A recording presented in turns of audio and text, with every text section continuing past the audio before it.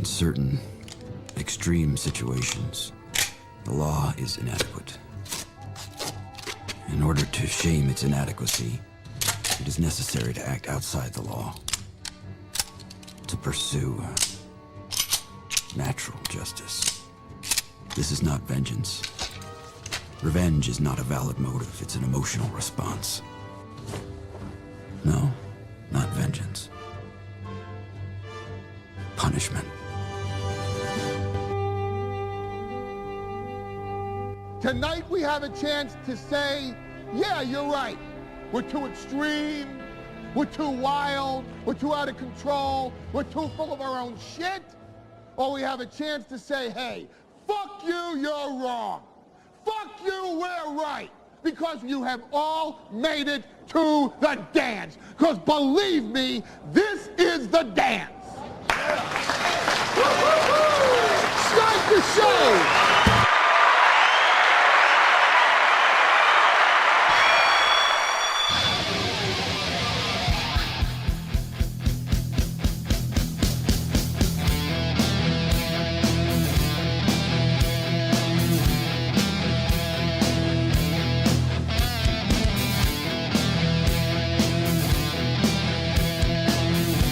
Good morning, everybody, and welcome to the Steel Toe Morning Show. Oh, God, what a morning I've already had. Oh, it's been so eventful. I've been awake for 35 minutes, and it's been incredibly eventful already. I had my first allergy attack of the season. That was lovely. I love sitting here setting up the stream through watery eyes and a sneezing face. It's a lot of fun. You just can't stop sneezing. Yeah. I don't know why it's happening. Just going through tissues and for an unawesome reason. Well, welcome everybody. We've got a great show for you today. I'm very excited about it. We're following up a perfect Monday with a perfect Tuesday. Why the hell not? Hell yeah. Why the hell not? Go ahead and turn up your mic. I don't know. Maybe when you I was talking a little quietly. Maybe when you and Digger do a show, do you dick with your mic at all? My overall volume, but not my your volume output. Right now. Your volume is so low. All right, yeah, I'm gonna bet I know what this issue is. Hold on one second. Your volume is so low that it's actually. I'm looking at the meter right now, and it's alarming. All right, hold on. Let me. Fuck, come on. How about a little, pizzazz? How about a little, hey, a little show? How about I'm trying to fix it. How about a little, bada boom? I'm seriously, I'm getting pissed off. Okay, whoa, there we go. Whoa, he's mad. No, dude, my volume output on my computer keeps resetting to 26. I'd throw it out the window. I want to throw my computer out the window, but I kind of use it for everything that I do. I'd set it on fire. Teach it a lesson. Teach the machines that you don't need them. It needs you. No, it's not the machines. It's Microsoft. Like they've said it. So like I freaking hate Windows. Windows is quintessentially a freaking puppet into your computer, and Bill Gates' dick slides in whenever he wants. Wow, we're shitting on Bill Gates today. Yeah, dude, they copy your keystrokes. They do all sorts of shit. I put my computer to sleep last night. My settings are oh my God. the same. Does it have arthritis? Is it 13? No. I didn't like old Yeller put it to sleep. There's a thing that like intelligent people do where they real quick sleep before so you don't burn out circuits. Real quick before you elaborate, they didn't put old Yeller to sleep. Oh. They took old Yeller out behind a barn and shot him in the head. What a horrifying... That was a movie for kids. Old Yeller was a little kid's movie. And the movie pretty much ends with them taking a dog out behind a barn and blowing its fucking head off. Because it's a mercy. It's a mercy killing in the book. When I was a kid... Right, Catcher in the Rye is what fucks them up. When I was a kid... Well, that's not for kids. The Catcher in the Rye. When I was a kid... The scene in Napoleon that, for some reason, I laughed so hard when I was a kid at that scene in Napoleon Dynamite where the farmer just blows the cow's head off. Because it was just so random. I was into just like random humor back then. The kids are taking a bus to school. Napoleon Dynamite's just sitting there. Then all of a sudden, this retarded farmer can barely figure out his break stock shotgun. He finally... and then just blows his head off in front of a school bus full of kids. I don't know why that was so funny to me back in the day. But it was. And Old Yeller, they're taking a poor dog out behind the barn, and they're just blowing his head off. And that's supposed to be, hey, kids, we got a great... Isn't that a Disney movie, Old Yeller? I believe so. Yeah. And they just... Hey, here's a Disney... It's kind of like we showed the kids... Honey, I Shrunk the Kids this weekend, right? Mm-hmm. You know, we made dinner, and then afterwards we watched... Friday we watched Oliver and Company with that wonderful Billy Joel song that I totally didn't listen to 3 or 4 more times yesterday. And then Saturday we watched Honey, I Shrunk the Kids, and that's kind of a terrifying movie for children. Like when they have the big bee and the big ant, and I was like watching it as an adult. I was a little terrified because I'm like, oh my God, look, when they shrink them and they get out of the garbage bag and they're in the backyard, and I'm like, oh my God, anything would eat them. Yeah, it's kind of a like terrifying. Small and frail. Yeah, it's kind of terrifying when it's not like Ant-Man, where he's small but he has human strength. Right. They're just tiny and weak. Kid falls into the pollen. I get like some of that shit fucks me up now. When I was a kid, it was awesome. And now as an adult, I get like... You saw the kid fall into the pollen and you just started breaking out with my eyes started watering and I started like, yeah. Oh, no. I watch, I watched Honey, I Shrunk the Kids when I was a kid. I'm like, this is one of my favorite movies. I watch it as an adult. I pop a Zysol. Because I'm just like, this movie is stress, for God's sake. Find a Disney worker and beat their ass. Let them figure it out. Why? McBuster says Napoleon Dynamite is Taylor Swift and Aaron is gay. Groundhog Day. Wow. You know what? Maybe we're all off to an unfunny start today. It could happen. You know what? Why don't we shut it off? Why don't we start over? Because from the fans to me and to Johnny's mic and everything else, we're just off to a bad start.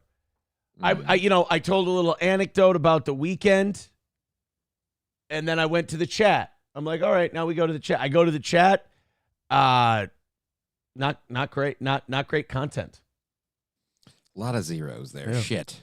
Coltrane says, see you tonight. Yeah, I think maybe, You know what? Let's try this again tonight. Here, let's try this. We got Chernobog in the Rumble chat, and we've got Red Scoper in the Rumble chat, and they don't have memberships. So let's gift those memberships. Let's start today with a huge rally, and let's not even do money things today. Let's just, everybody's throwing in hundreds and thousands of dollars, and we're just good without even asking. I like that. That would be great. Jive Turkey says, you want to fuck... Oh, yeah, this is a good one. You want to fucked up... Jive Turkey, saving the day, renewing their membership for 34 months. Says, if you want a fucked up childhood movie, Watership Down. Have you ever seen Watership Down? No, I don't think I've heard of Watership Down. Oh, man. It's a... Oh, my God. Will that one give you nightmares as an adult? It's cartoon rabbits, and they're just being slaughtered. They're being murdered. It's like there's a scene where the rabbits are just being hacked up. Oh, why would we do this? I'm definitely gonna fuck up the YouTube with this, but let's just pick a random spot. This is called Watership Down: Most Disturbing Violent Scenes.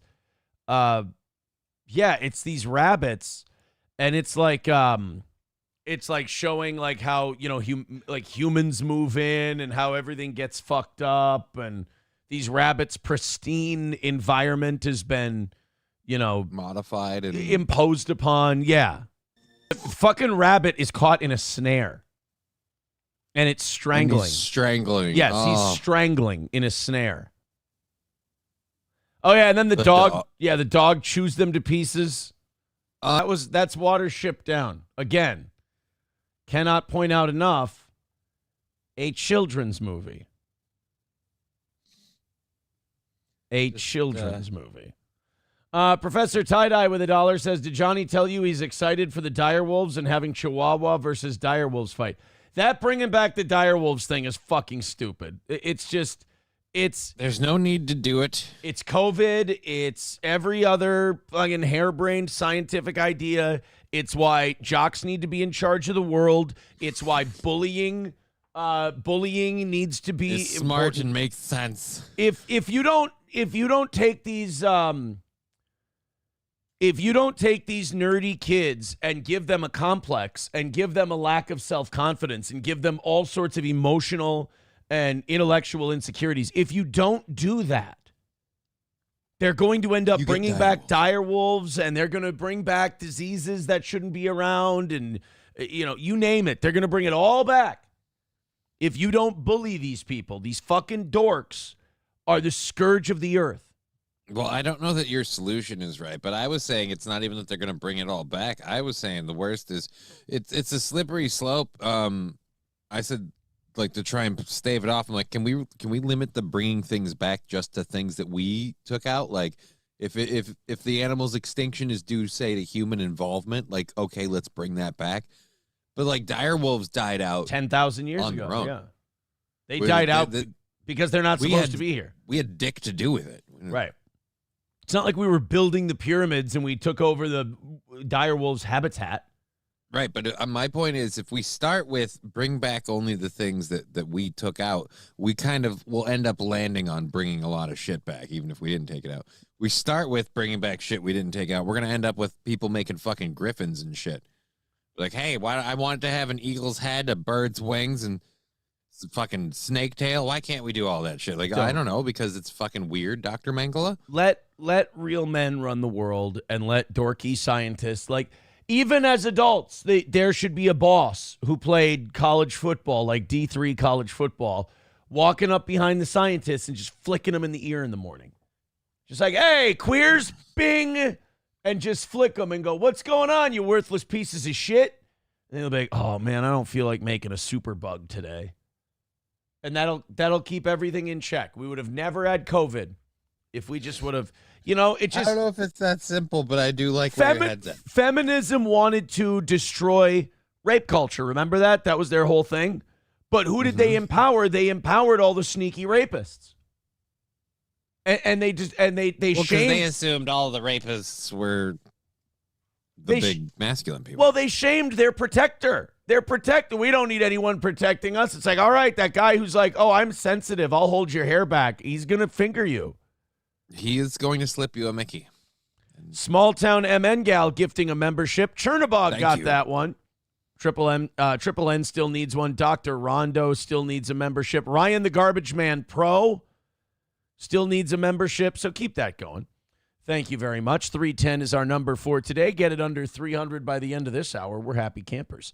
Nova says 95% of all species of animals has already gone extinct. Yeah, there's no reason to not let things go extinct. Just let them go.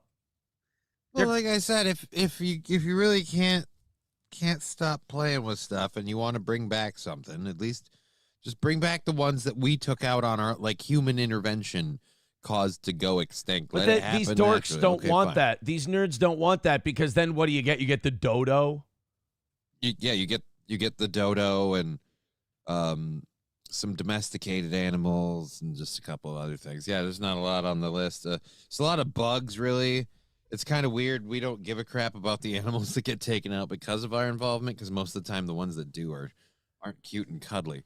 I'm telling you right now, if Jurassic Park had never been made, they'd have done dinosaurs already. The only thing that stopped dinosaurs from being brought back was literally Jeff Goldblum is the only reason we don't have Tyrannosaurus Rex right now. If it weren't, damn it, Jeff, I want that to happen. If it weren't for Jeff Goldblum, dinosaurs would already be back. Jeff Goldblum saved us from these fucking psycho dorks bringing back the Mesozoic or the Triassic era. Approachable says, to be fair, humans overhunting prey aided the extinction of dire wolves and saber-toothed tigers. Ooh, comment. I really don't know if that was quite the case. I feel like the dire wolves and the saber-toothed tigers could have also hunted the people, but I don't think there's nothing that's out of balance at this point. It's been so long that I'm like those people. It's kind of like slavery. You can't change it. It happened. It wasn't great, but we're moving on. And right, yeah, that's a great example. Like slavery happened a while ago. Nobody's asking you to bring back black people. But no, it's one of those deals where, like, unfortunately, would I like to see a woolly mammoth someday? Yeah, I sure would. But you know what my rule has to be because of these fucking psycho nerds who run these science you can't hubs? risk what'll happen. Zero. I have a zero tolerance policy towards bringing anything back. I think I might even be against cloning. Because what's cloning? Cloning's just going to lead to organ farming. Cloning is scary because that'll lead to Arnold Schwarzenegger already told us that'll lead to people just replacing themselves with clones, and so it's like you get these weird tyrannical assholes. It's like we're gonna take him out and bring freedom. Like not really because he backs himself up every day and he'll just release the clone. Yeah, if we ended up with cloning, you'd end up with The Island. You'd end up with Ewan McGregor and Scarlett. Ooh, Ewan McGregor and Scarlett Johansson, circa 2005, though. I mean, there are worse things to be. Can we check Scarlett Johansson's age? Why? Because I might have just fucked up. Yeah, 2005. Oh no, we're good. She's 2 years older than I am. Whew, almost to the day. Do you think I have a shot? Not in hell. I'm a younger man. Yeah, but was it Colin Jost? Yeah. He makes a lot more money. What are you trying to say? He's funnier. He works out more. Let me see something. Colin Jost. Great hair. Great hair. Gotta give the guy that. Great hair. Yeah, you're probably right. I don't have a shot. Not while I'm sporting the Matt Gaetz look. Not at all. Oh, dude. Although, who knows? Maybe she is. Maybe one of her secret joys is fucking internet drama, and then she I don't. The Parable of Steel Toe, and maybe I don't know. Maybe Alex Stein that would can have get to me. Be it. She would have to be like, well, I can save him. Like that's got to be where she's coming at it. Okay. I don't see it working any other way. Yeah, baby, you like a man with a record? You want to see a picture of my dad? I mean, okay. There. Weird and random. Let me show you a picture of my dad. Let me just bring it up here. There we go. There's my dad. It's unknown Hinson. You don't know? Don't we look exactly alike? Well, I'd say definitely in the hair. Yeah. There is a resemblance for sure. My dad. No, that's Danny Baker. He was the drummer for Billy Bob Thornton's band. God, I went and saw him live at Raleigh's. Oh, yeah, dude. We Billy Bob's band, fucking the guys, the Boxmasters. Daniel Baker was the drummer for the Boxmasters until COVID came around, and he called Dolly Parton a cunt, and then he had to quit his band. Daniel Baker, Dolly Parton. He was on the Squidbillies as well, and he got fired from that. After 15 seasons and 100, there he is. There's Unknown Hinson. That's the character he played, was Unknown Hinson, when he wasn't drumming for the Boxmasters.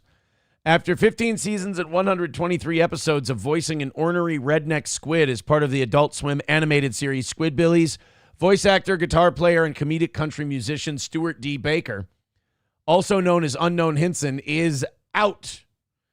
I want to see if we can find... Oh, yeah, here it is.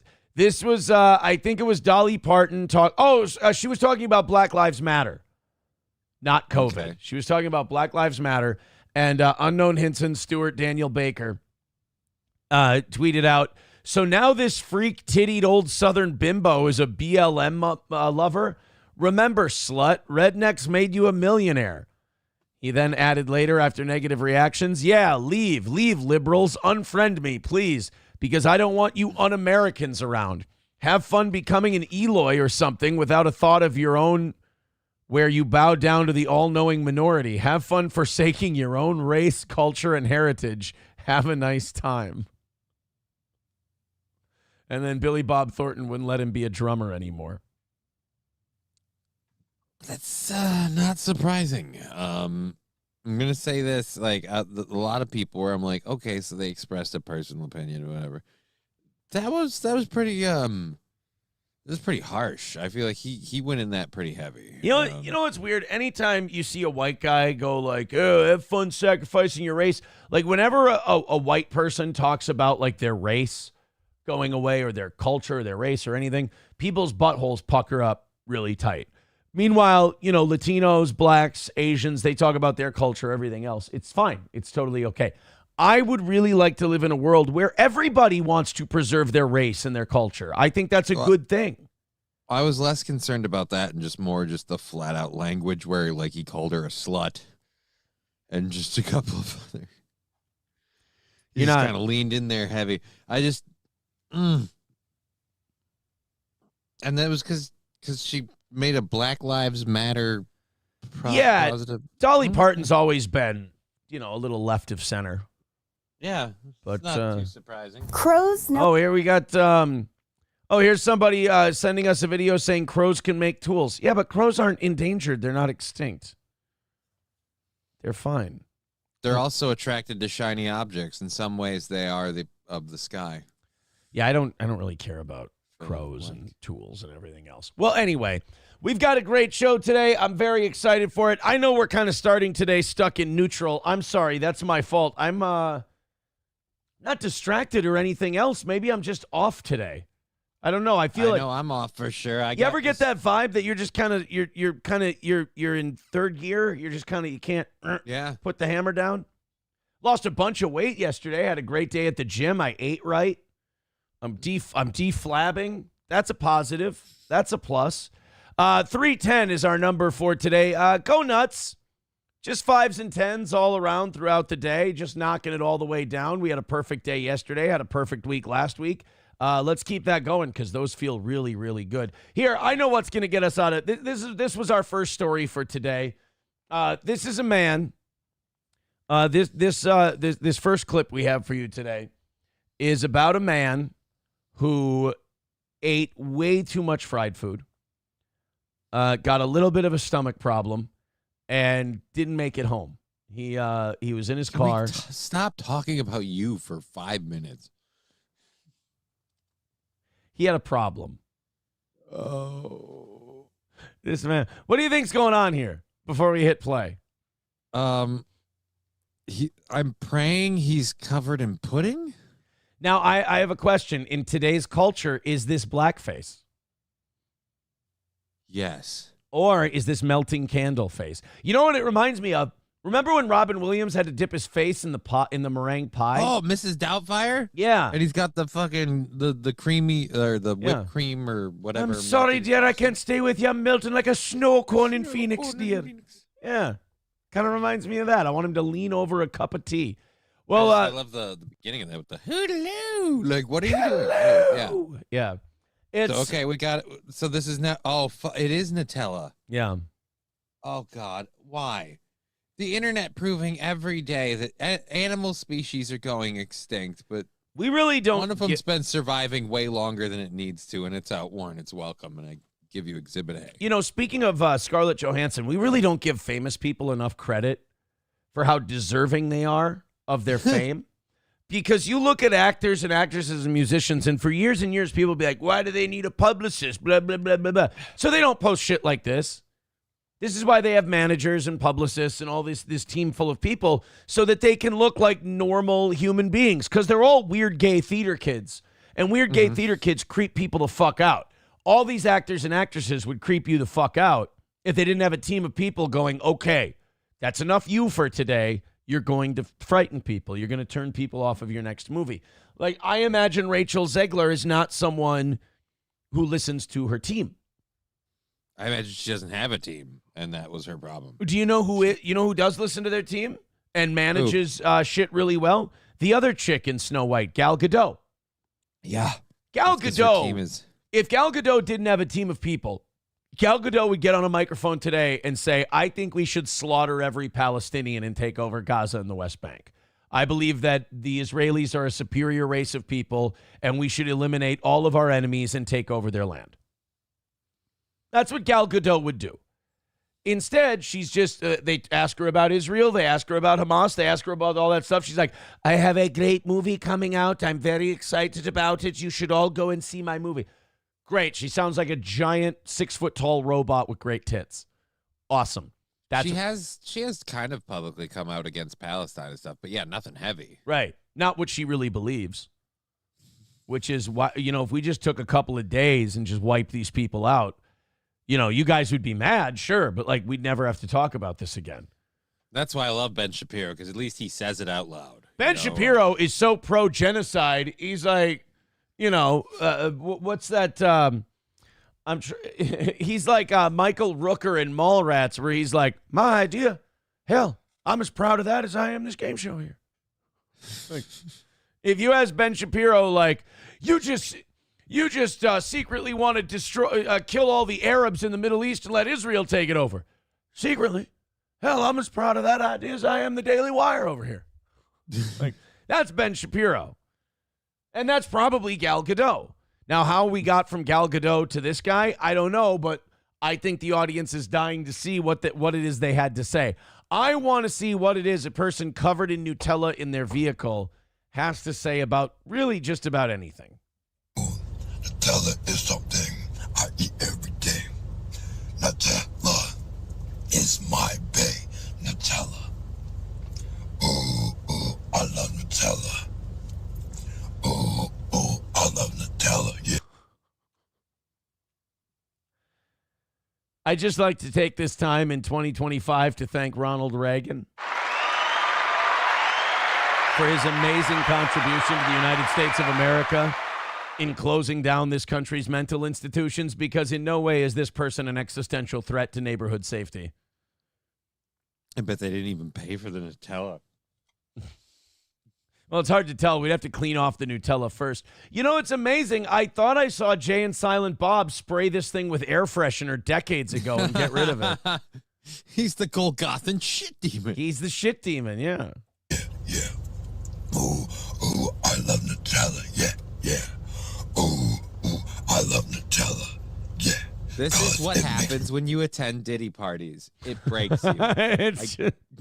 People actually don't know this. This is Jay-Z behind all that Nutella. He's just like, you know what? Fuck it. I can't take it anymore. What we've done is unforgivable. Better. I love Nutella in any type of weather. I like Nutella. Yeah. Ooh, I like Nutella. Nutella tastes so good. This is, again, how important is internet fame that you're willing to do this to yourself? This is, the new Tub Girl, right? Oh. And to be honest, now, I think we know based on the delivery of this song and everything else, at least this isn't blackface. Yeah, it's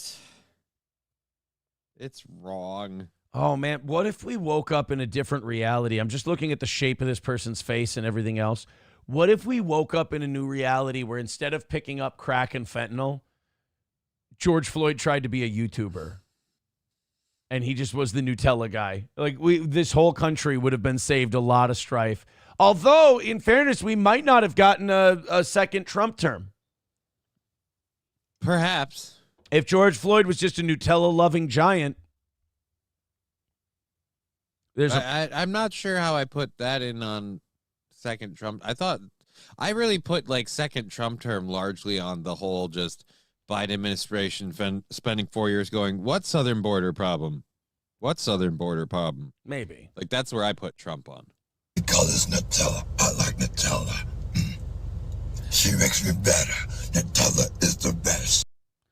I think that's the end of the clip. I think I got the vibe of the song.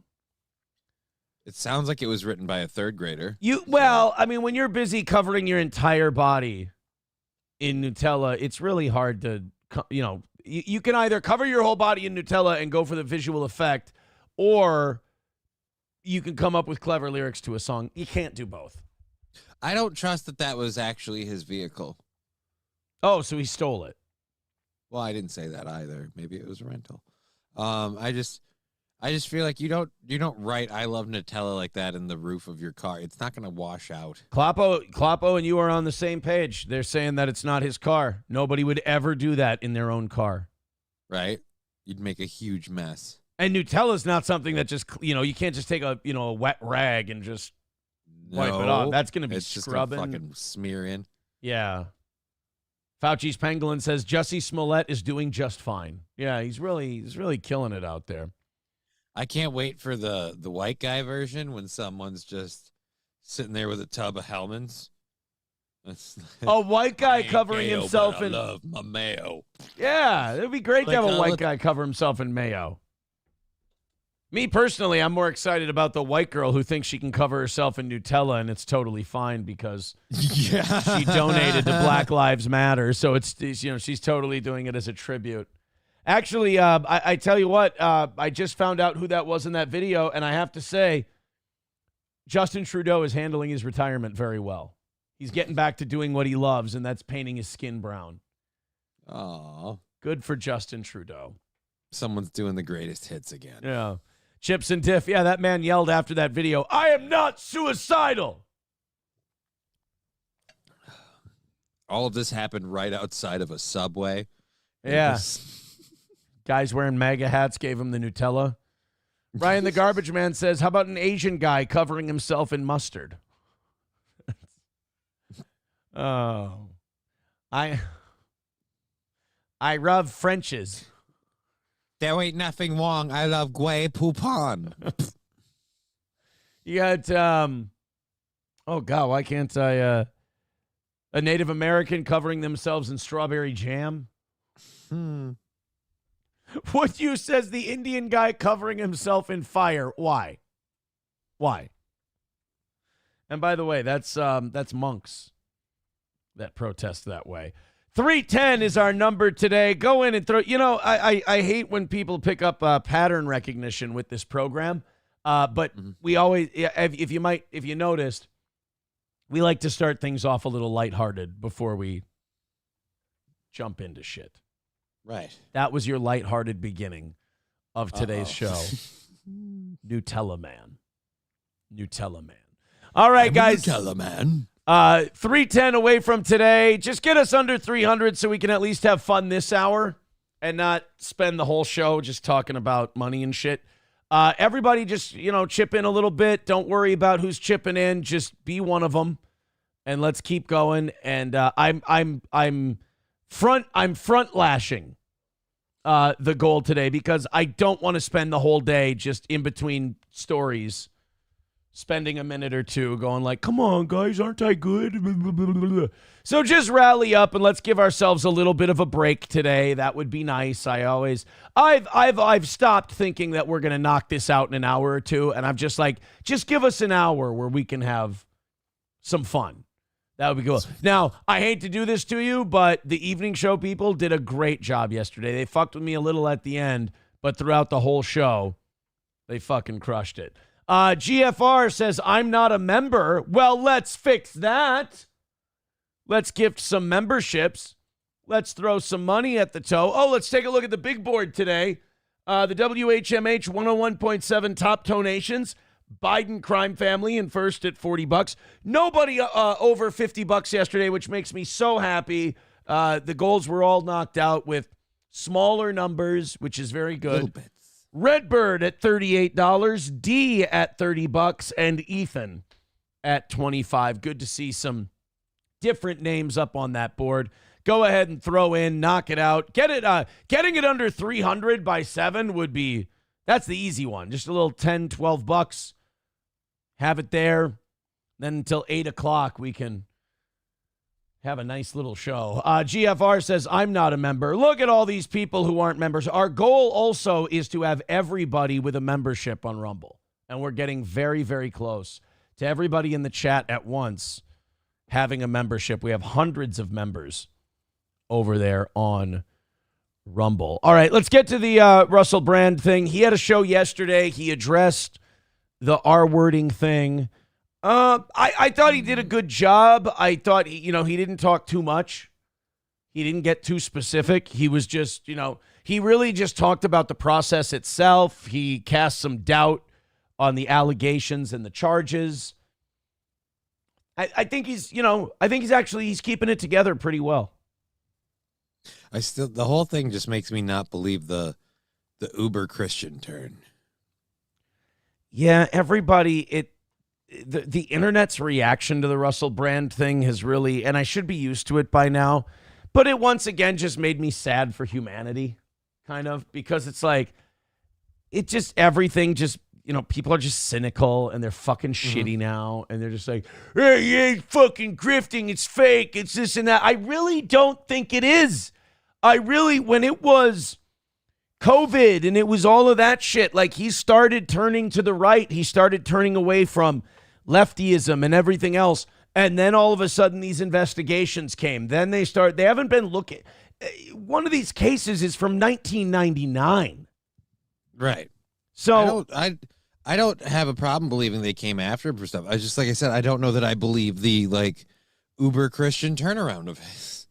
Just with the timing of it, it just seems strange. It seems odd. And again, this speaks to the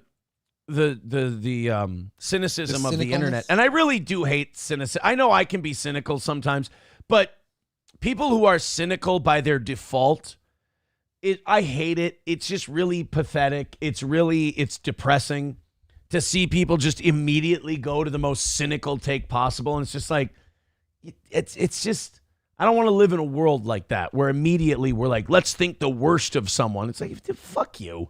And honestly, the Russel Brand religion thing to me makes sense through the guise of he's an addict. And one thing addicts do when they're trying to get clean is they turn to religion. They turn to God. There's a reason 12-step programs are still around. That idea of turning yourself life over to God as you know him is effective for a lot of people because they like the idea of not being in control anymore. Because they've seen what happens when they're in control. They've seen what happens when they take the wheel. And they go, wait a minute, you're saying I can give that all up to somebody else and let them drive? That sounds like a great deal to me because I've made a mess. It leaves me more time for drinking. Your officer, I wasn't driving. God was. But so Russell, people going, oh, Russel Brand, the God thing is a grift. I don't know, man. Like he got off drugs. He got off alcohol. Some people need that. Maybe. Some people need to go. We'll see how it pans out.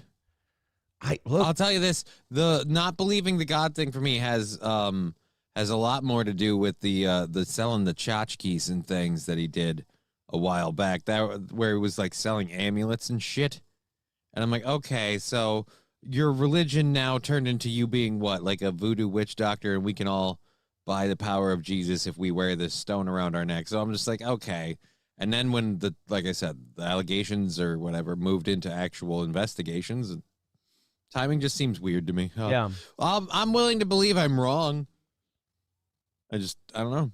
I don't think he's sincere. You don't think the religion, you think the turn to the right stuff is sincere, but not the... I think the turn to the right stuff is sincere. I don't think the religion stuff is sincere. I think that's more of a humanize himself, humble himself, make himself more approachable to people because, again, like you said, all the stuff they're bringing up is from like 1998 and early 2000. It's just they really have nothing more than he said, she said. So that's really where your best defense is again, like a good buffer of public belief of, well, he's a decent guy. And even if he's not now or wasn't then, he is now. I'm not saying that his like conservative values are going to change. I'm just saying if he is as Christian as he said, that's impressive to me. I think it's played up, and I think as soon as all of this is done, especially if it goes in his favor, the religious part of him is going to slowly kind of tamper down, and we're just not going to come back to it. Waylon with $5 says, when we hit the goal early, you still talk money with little hints and suggestions. You can't fool us anymore. We do it for Johnny. I don't care if you fucking do it for Joseph Goebbels, as long as the number gets down to 0 at the end of the day. Jayfish with $1 says they turn to publication of their baptisms in their tidy whities. That's true. But that's the cynical part, is people go, oh, they're in their tidy whities and they're publicizing it. Okay, let me be the non-cynical guy. And I have a gift. of being able to do both. I can be cynical, but I can also be Pollyannish about these things. Let me give you the other side of that. You're like, oh, why are they publicizing it in their tidy whities? Because they found God, they found the Lord, they're very happy about their newfound faith, and they want to proselytize. A big thing about being born again is proselytizing. You're supposed to spread the message of Jesus Christ. You're supposed to go and tell other people about the good news. So publicizing it is kind of part of that role of being born again. Evangelicals are very preachy people. That's the way a pyramid scheme works. You know, you get yourself in the door, and you got to pull in 5 or 6 people behind you. The older I get, they each get a couple people, and there you go. The older I get, and the more I listen to people, the more I'm convinced this country needs to turn to God. The more I'm convinced, like I'm going to become, I can see it by the time I'm 50, I become like a super preacher. Because, like, honestly, I'm watching humanity turn away from God, and I'm watching them embrace their own judgment and their own brain, and I'm just watching shit get fucked up. I'm watching the arrogance of humanity go, we know better, here's what, and they just fuck it up. God made a mistake. Yeah, I'm supposed to be a woman. They fuck it up. Like, I'm sorry, but the adults, when I was a kid, turned out to be right. The further away we got from God, the further man embraced his own arrogance and ignorance, the more shit got fucked up. Do you think in the country where on Sundays men and women wore dresses and suits and hats and went to church and then went out to breakfast afterward, in that America, do you think we get all the trans stuff and all the marching and all that? No. God would not allow it. I hate to admit it because I was and am still for like gay people, like having marriage and everything, but everyone kept saying like slippery slope, you open the door for this, and a lot of people are like, oh, you're just a bigot, you're whatever. I'm like, you know, you can say what you want about that then, but if you look at things now, tell me where they were wrong. Like, where did we? I'll tell you this, I was for gay marriage when I was in high school. If you asked me today, I'd say let's not do that. Well, your big argument today is, again, why do they need to get married? Everybody can. Before then, we all had the same level of rights. Right. Everybody had the exact opportunity to get married, which was zero. Everybody had the same rights to get married. Every man could marry a woman. Every woman could marry a man. It's not like straight. If you're a straight man, you can marry a guy. Nope, nobody was allowed to marry a guy. Straight people, gay people, they had the same rights. No people were being given more rights than another person, because I'm sorry, your sexual preference is not something that we need to carve out a special exemption for in marriage. Yeah, but nobody's stopping you from exercising your sexual preference. Nobody, you're allowed, if it's consensual, you can pee on somebody. You're allowed to do that if you're a piss fetishist. Check with San Francisco circa last year in April. And if you're a homosexual, you're allowed to fuck a dude. You were always, you were always, sodomy laws back in the old days were something. But you were, for the most part, you were allowed to fuck a guy. You were allowed to fuck a girl. You were like all that stuff. Marriage was something that a man could do with a woman. There was never any right being taken away from anyone. And the weirdest part is the civil unions thing was the first solution to that, where people are like, well, now you get all the same societal benefits as a married couple. But that wasn't good enough because it wasn't the exact same word, and it wasn't forcibly doing no, we have to be the exact same thing as them. But you literally aren't. You aren't, yeah. And that's the hypocrisy of the gay rights movement, is we want everything that everyone else has, but we still want to be different. Well, which one is it? Are you just like everybody else, or are you different? Because I'll go with you if you say you're different. Okay, cool. You're different. Von Kaiser with $5 says, for Goebbels. Oh, see, I said you could knock out the goal for Goebbels, and here's people throwing money at us for Goebbels. For Goebbels. Thank you very much. Hey, we hit $300 before 7 o'clock, so we're ahead for an hour and 15 minutes. Now, wouldn't it be nice to not worry about any of that? So get it down to 200 in the next hour and 15 minutes, and we don't have to worry about it. Chevrolet JB with $1 says, were you not in a super family the last time you were in church? You know, I love these comments because it's like, Aren't I the one? Like, who's been louder about how wrong all that was than me? Like, I've been louder than any of you. In about fact, you how were wrong that the one was. saying like that it was both inappropriate and wrong, and then doing that kind of was a revelation to you. So I mean, Yeah. you're really kind of being not just practicing what you're preaching. You're being the I was the one. You're being the parable. I was the one sitting in the church holding open the Bible going, they're fucking yelling at us. Like, this was back in like January or February. That preacher knew what the fuck was going on. People were already coming to them then, and they picked a fucking Bible reading to make the whole church basically turn around at me and go, What are the odds that we show up in church and the passage that they decide to read covers literally every little thing that church was suspecting was going on? You're fucking deluding yourself if you think that So you're wasn't. sitting there just going, and then you've got, 3 people with you going, what? You got fucking, a drugged up guy with a cult complex. So they're fucking prudes. They don't understand. It's like, no, you're vile human garbage. I'm vile You're being human. degenerates, ass fuck. Come on, handcuff yourself right here. Let's go to the bottom of the ocean. Come on, fucker. You ain't good. You ain't. And the best part of this is anyone that wants to be like, no, it's all good. They're just prudes and they don't understand. Right. And as time went on, you surely didn't suffer consequences for what you might call degeneracy, right? Yeah, Nova says, you only said it was wrong after. Nope. I was the guy opening up the book going, they're fucking talking about us. Like, I was the guy who was getting yelled at by the Coke heads for saying the Coke is bad. And let's probably stop because you're destroying yourself. This wasn't you before this. You've become I don't a know if different this is person. societally acceptable. Dick. Yeah. So, yeah. Nova, if you're looking for a W, it's worse that I saw it and hung around for a couple more months. That's way worse. Brittany Boo says, I'm so glad you pulled your head from your ass. Believe me, it feels good. Those first couple months of having to go through that and acknowledge what a piece of shit you are and that you have to, that's hard. That's difficult because you have to look at yourself. You have to try to look at yourself in the mirror and you have to go, oh, good morning, you fucking piece of dog shit. What are you going to do today to build it back up, you fucking bag of rubble? You asshole, you vile vermin. And then every day you get a little further away from it and you go forward and forward and forward.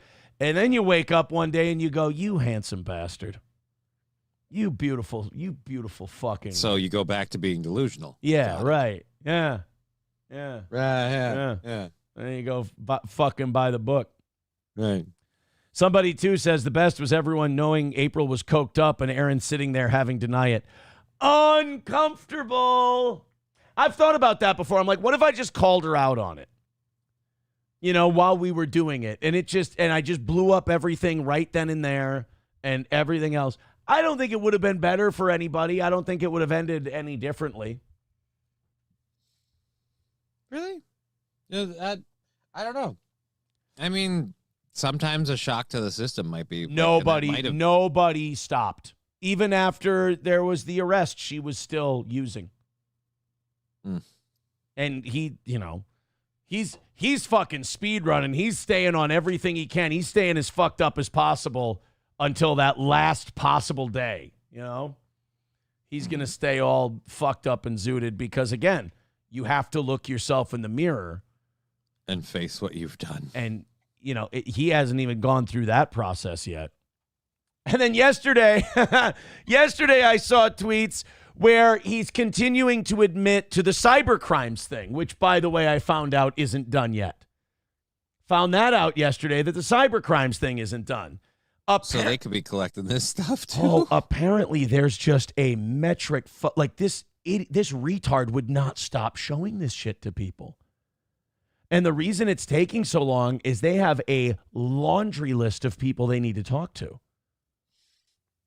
And holy shit.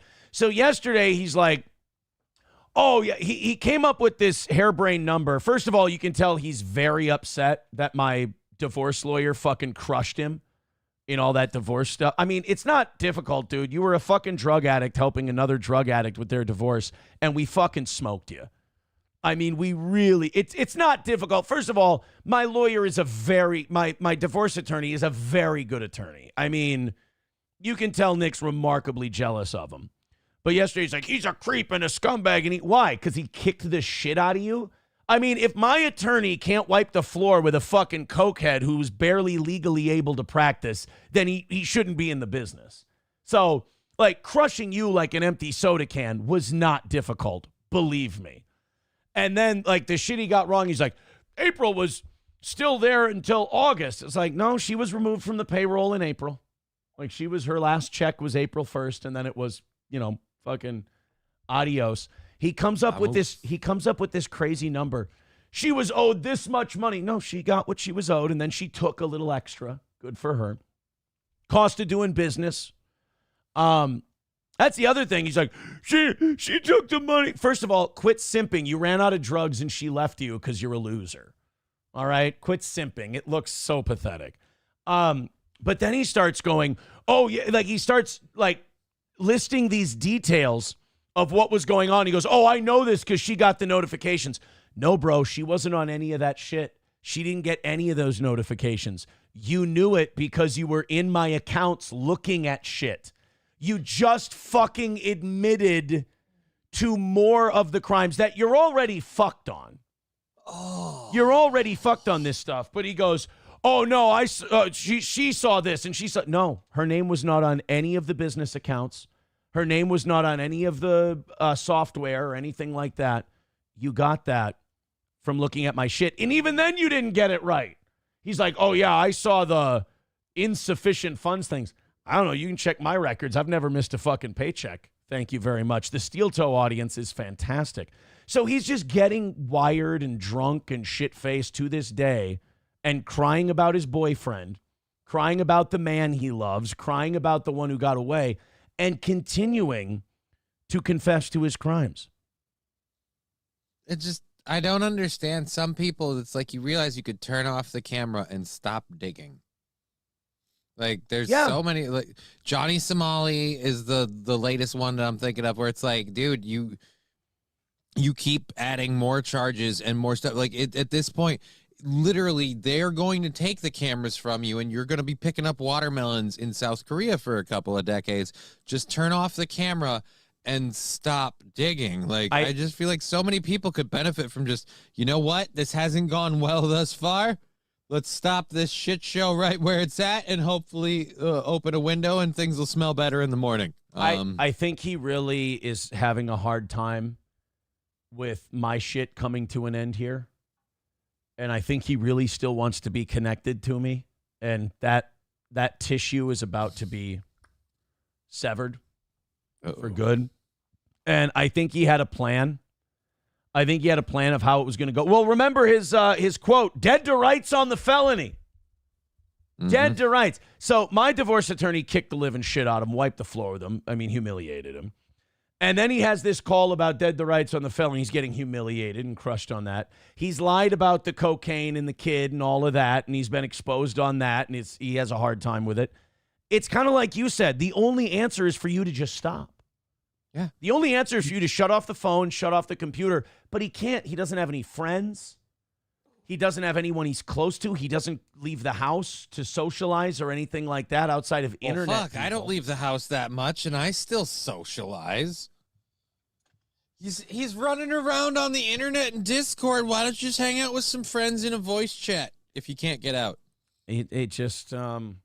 Well, and I think, I think when you have the mental illness that he does and the personality defects that he does, someone telling you no and walking away from you is a severe bruising to the ego and damaging to the ego. And it causes, can't take it. It causes a psychological break. And I think that's what you're saying for sure. I think that's what you're seeing now for sure. It's unfortunate. But it's a great case study. I mean, it's a great warning. It's a great learning lesson for if you do nothing else. The parable of Steel Toe. Use it as a learning lesson. King Kong Dong says, one of the biggest signs was when I called out April and she wanted me banned from the show. Only been listening for 10 plus years. Yeah, for sure. Your audience, especially the OGs, noticed and will call you out when something goes astray. Well, they certainly will. That's for sure. But yeah, I found out yesterday that case is still going on, and they got a lot of human beings to talk to. I just found out today from you that there was a split ski in that thing. I didn't hear that. I don't keep tabs on anybody, but just so she left and went on her own thing. Hopefully, she's in a better place. Let's just say that it might take a while because of who's in charge of the investigation. Oh. Let's just say it may take a while because Kash Patel's organization has bigger fish to fry, but they'll get to it. Not shitting you on that one, by the way, in terms of who's in charge of the cyber crimes case. That's not good. Honestly, I didn't know that was going to happen. And I didn't know until I was updated not too long ago that was who was in charge. I'm like, holy shit. I didn't because that's surprising, but not like unbelievable surprising. It's just like, whoa, that's escalated. Ooh, boy. Right. So, depending on what Kash Patel tells the Minneapolis office they need to focus on is how quickly that whole situation would go. And the names that I was asked, because they ask you, they're like, all right, here's the update. Do you have any information on this person, on this person, on this person? The names they gave me that allegedly received this information, I didn't recognize some of the names. There were so many people that this shit was doled out to. That's really, really bad for the person who did the doling. Yeah. So, you know. They're like, what can you tell me about this person? And I'm like, well, they host a podcast. And what can you tell me about this person? Well, they host a podcast. And this person hosts a podcast. Then they start getting into, well, what can you tell? How do you know this person? I'm like, I have no idea who the fuck that is. And like, how about this person? I'm like, I have no idea, One of them, I'm like, well, no, that guy, live streamed my arraignment. I know who that guy is. And then they're like, well, how about this person? I'm like, yeah, that's another name. I'm like, gee, they just start listing people. And I'm like, how many fucking people do you need to ask? We're almost done. We're almost done. So. Holy Christ, man. We'll see. Yeah. Oh, God damn, man. Yeah, I saw it. And I when I first heard about it, I was like, Jesus, I didn't. Just kind of you talk about this stuff, and I just want to say this. I don't know if I've said before, but I am so grateful to the universe that I'm someone that doesn't get invited to parties. Oh, man, my lack of a social life is really... Oh, no, I don't have a lack of a social life. I have a very active social life. It's just a lot of it requires ramp access. And so some of it happens, a lot more of it happens online than in person. But it's just kind of a thing where, I just, I'm not the guy that's like, hey, I'm going over. We're doing a thing. Why don't you? Yeah, no. All right, cool. We'll tell them another time. And it's just, what? It's good. It works. I've thought of this before. I'm like, the sword of Damocles that's about to be out from over my head now. Mm-hmm. That sword hanging over my head is one thing. You kind of get used to it, and you forget it's there. But the idea of a federal fucking investigation that could take a long fucking... I would never want to live with that. Oh, dude. Because you're sitting there, it's like Ransom. So much worse. It's like Ransom. You're sitting there wondering, is today Jimmy Shaker Day? Just goddamn worried. Today's Jimmy Shaker Day. And honest to God, I thought it was on the back burner until I got the update. I really did think it was on the back, it wasn't a thing anymore until they're like. And so then you find out not only is it a thing, it's a bigger thing than we thought. Jesus.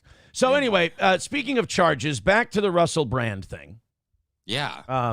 Nick. Dick. So Nick, maybe we stop with the drunken tweeting about what you saw when you were observing my account secretly. Not a good idea. And then blaming it on April. How about that? How about a guy who's willing to throw anyone under the bus at any time? Oh, that's going to be great. Hey, Nick, you wouldn't have saw anything from any bank accounts because of her. She wasn't on that account. Oopsies. That was my family, by the way, when I started all that up. They're like, only put yourself on that company, only put yourself on that account. I'm like, well, why wouldn't I? Fucking don't. My lawyer at the time, too. My lawyer was helped me set up the S Corp. He's like, just yourself. And you're like, oh, but she's great. And like, they're the ones giving you straight business advice. You know, they're giving you legal and business advice. So they got to kind of slap you across the face and go, I know, you love her, you think it's great, but I've done this a time or two. Trust me, only put yourself on it. I'm like, all right, sounds good. So here's Russel Brand commenting on the charges. By the way, $300 away from today. Hey, let's go. Was that fun tea? Did you like that tea? Yeah. Is that a fun tea segment? I like to do a tea segment every now and again. It wasn't bad. I hope you liked the tea. I hope you guys liked the tea as well. Streamlabs, PayPal, Venmo, Super Chats, Rumble Rants, if you'd like to pay for that tea, as it were. All right, Russel Brand responding to his charges. Hello there, you awakening wonders. Thanks for joining me today for Stay Free with Russel Brand. And how long will I be free for? And I'm going to address as best I can the... Also, I'd like to go on record making my prediction a couple days into this. He ain't going to jail. Oh, God, no. It's the events in question happened so long ago that if we're talking jail time and stuff, that's where you need, like, legit like video and physical evidence that depicts him being like a controlling person.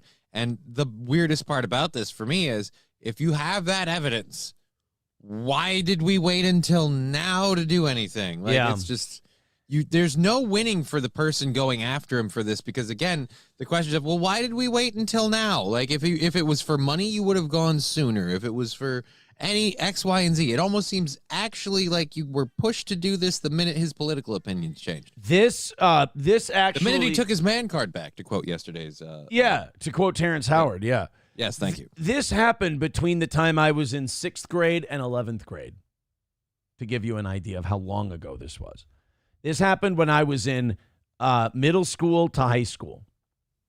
That's the events that he's being charged with. So... I'm going to say this right now. He doesn't talk in this clip like a guy who's worried he's going to go to jail. He doesn't talk like a guy. And I get it. He's a professional actor too, sure. But like, if you can send someone to prison on a he said, she said with no witnesses, no evidence, no anything. Like Mike Tyson was sent to prison because there were witnesses in that case who were like, I walked into the bedroom and it looked like a fucking crime scene. There was blood everywhere. She was crying. Desiree Washington was really upset about the whole thing, and he did things that, you know, she didn't want him to do. Like, Mike Tyson was convicted because enough people said, yeah, that was not good. That was a naughty, naughty boy. You know, Mike did a bad thing. In this one, there's literally an allegation from 1999 and an allegation from 2004. If we can throw people in jail based on that, we're in trouble. Yeah. We don't have the system we think we do. So early 12 seconds into this video, I'm going to tell you right now, Russel Brand is not going to prison. He's not going to be convicted. The charges of sexual assault and rape in the UK that have been made against me. What I feel... Rape in UK. I was charged with rape in UK. I didn't expect that one. Born down in a dead man's town. I fucked her in the ass and then charges came down. Brown. Oh, let's go with the legal charges angle, but could be super disgusting and talk about poo on the penis. It's a classy You started show. with the Nutella clip. You brought this about. Yes, I did start it. I had a woman in Edinburgh, then they served me with papers and I said, oh no, I was charged with rape in UK. I was... That song and many others coming out very shortly from his Secret 4 album set that he's released. I used to fuck everything in sight, then they investigated when I went to the ride, yeah. Charged with rape in UK, I was... Look for the new hit from Bruce Springsteen for the new Russel Brand movie coming out. When looking at it with my heart as open as I can manage, is that knowing that there are people that to whatever degree and for whatever reason willing to participate in a... I had a woman I backdoored in York. They charged me when I stopped being a lefty dork, yeah. Charged with rape in UK, I was... venture of this nature means that I recognize that I must have in some ways caused harm. In those giddy and hedonistic days, those ludicrous dark days, those days where I was part of a culture that then seemed... I've really stumbled on some bad luck. Yeah, and I did too much, doggy, now. Now my life is fucked, yeah. Charged with rape in UK, I was... to warmly applaud and celebrate Epicureanism, the relentless pursuit of pleasure, a kind of casual godlessness, the kind of godlessness that leads to the erection, forgive the word, of false gods everywhere. 1 minute this is your idol, the next minute this is your idol. Fall down, bow down and worship at their corporate and consumer altars. This is why, like, and people can disagree with me, and I know it's fashionable on the internet to be cynical, especially when you don't know the people. This is why I kind of believe the religion thing with him, because he did have a religion before. It was a religion of consumption. So the guy does actually need... he was in a way he was a golden calf. He was a religion. Yeah. A lot of people real like, you know, when you were a star like he was for a limited period of time, literally it's almost like you could make anything happen by saying it, but at the same rate too. And this is the part he's alluding to, which is where I don't know if I believe the religion angle as much, but I totally believe the idea that this whole situation came about because, like you said, he started shifting more to the right. Like he even said, you're part of a culture and a society over there that's okay with the kind of hedonistic life he was living. He's left that society. Now all of a sudden they're coming at him with receipts. But so he just seems like a guy who needs something to worship. He needs something to follow. And it was consumerism. It was consumption. It was drugs. It was alcohol. It was sex.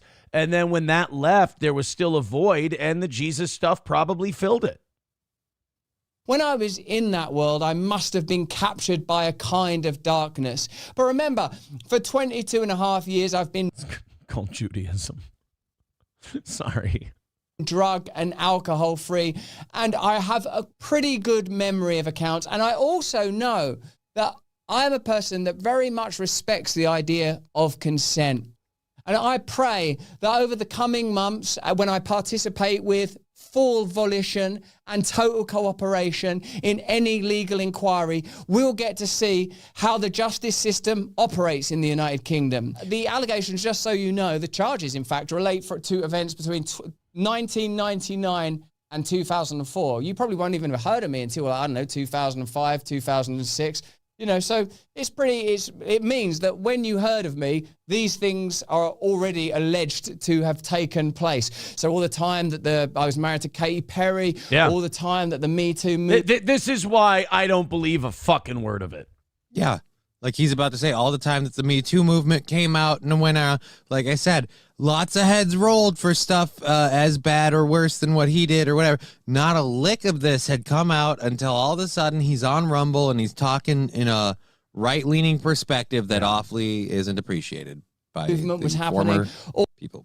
All the time. Well, remember when I was talking openly about the coronavirus and the corruption during the coronavirus era? It's interesting to me that once I was on the radar of the deep state and many of their affiliates within media, because the media and the government are not... This is where people are going to roll their eyes and they're going to cringe at him. I think it's more... I don't think this is the deep state machine, and maybe they're one and the same, but this is more the Hollywood machine.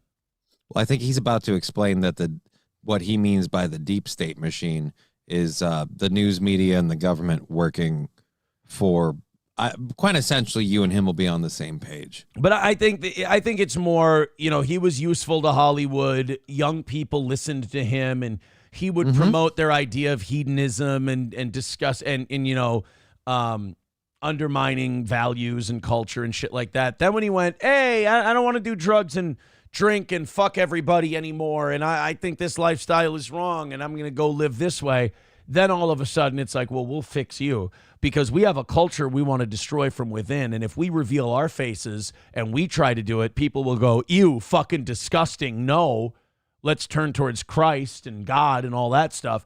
But if we do it through you and we put your face on it, then we can get in and we can undermine the culture and its values and destroy it from within. So you turn your back, you get made into the biggest guy, which he was for a while, and then you betray your position and you want to take that back, they will fucking destroy you. That's why the smartest thing he did is he didn't do that immediately. He kind of slinked away slowly and quietly and kind of just faded off, and all of us were like, whatever happened to Russel Brand? And then the big thing of him returning and being big on Rumble. Like I said, he got big on Rumble, and he was talking against a lot of stuff where you're like, wait, Russel Brand said what? And then this shit came out. Charlie Sheen was always a drug addict, a philanderer, a retard, and a piece of shit.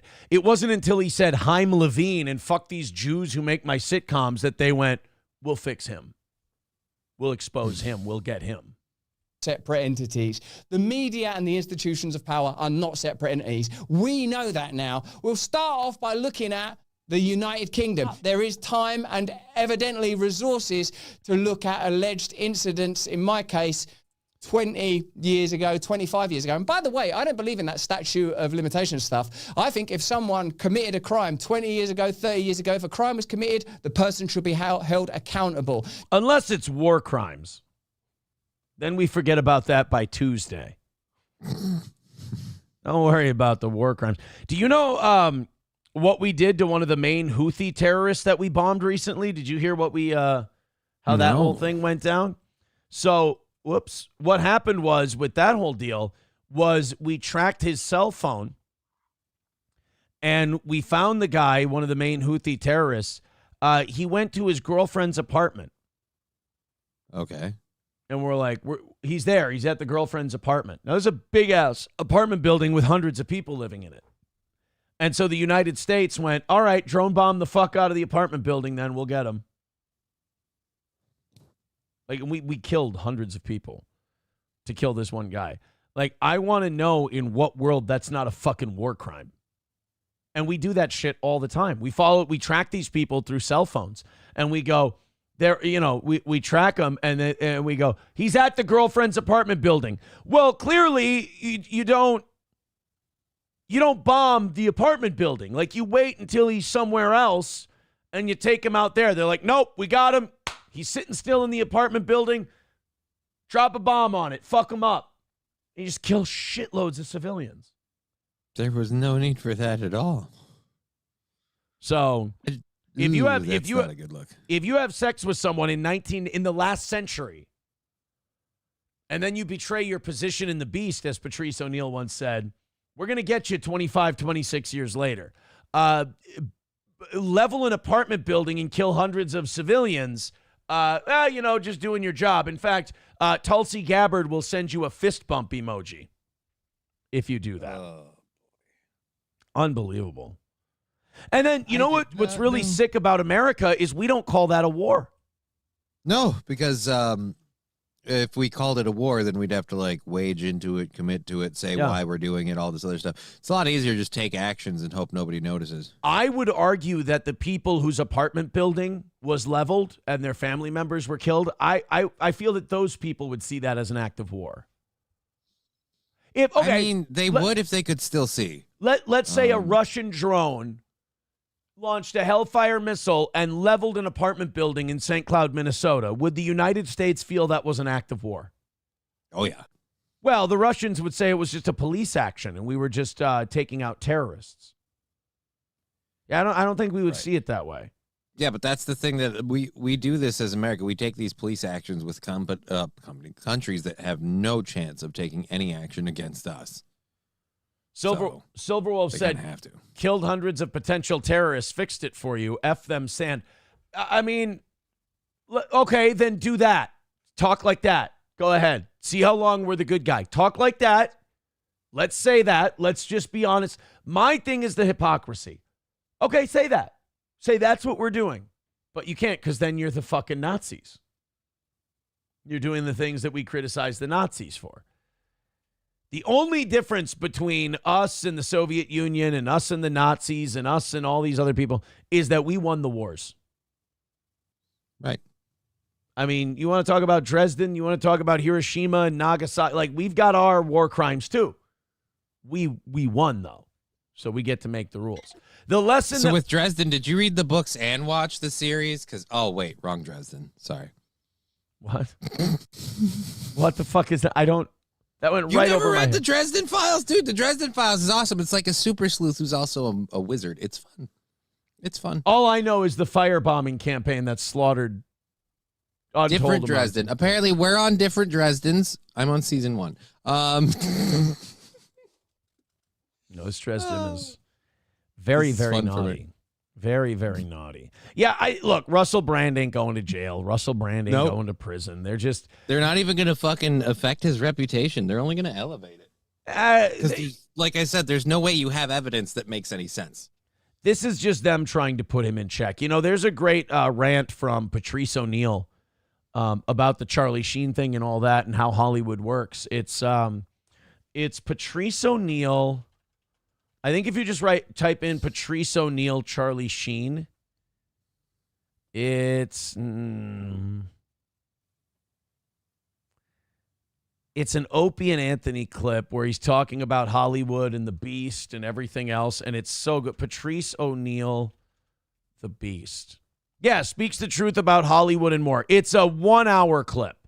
So obviously Holy we can't do Jesus. it here. But he talks about how, you know, his own experiences doing movies and then not returning favors and these cartels in Hollywood and who you owe allegiance to if they do you a favor.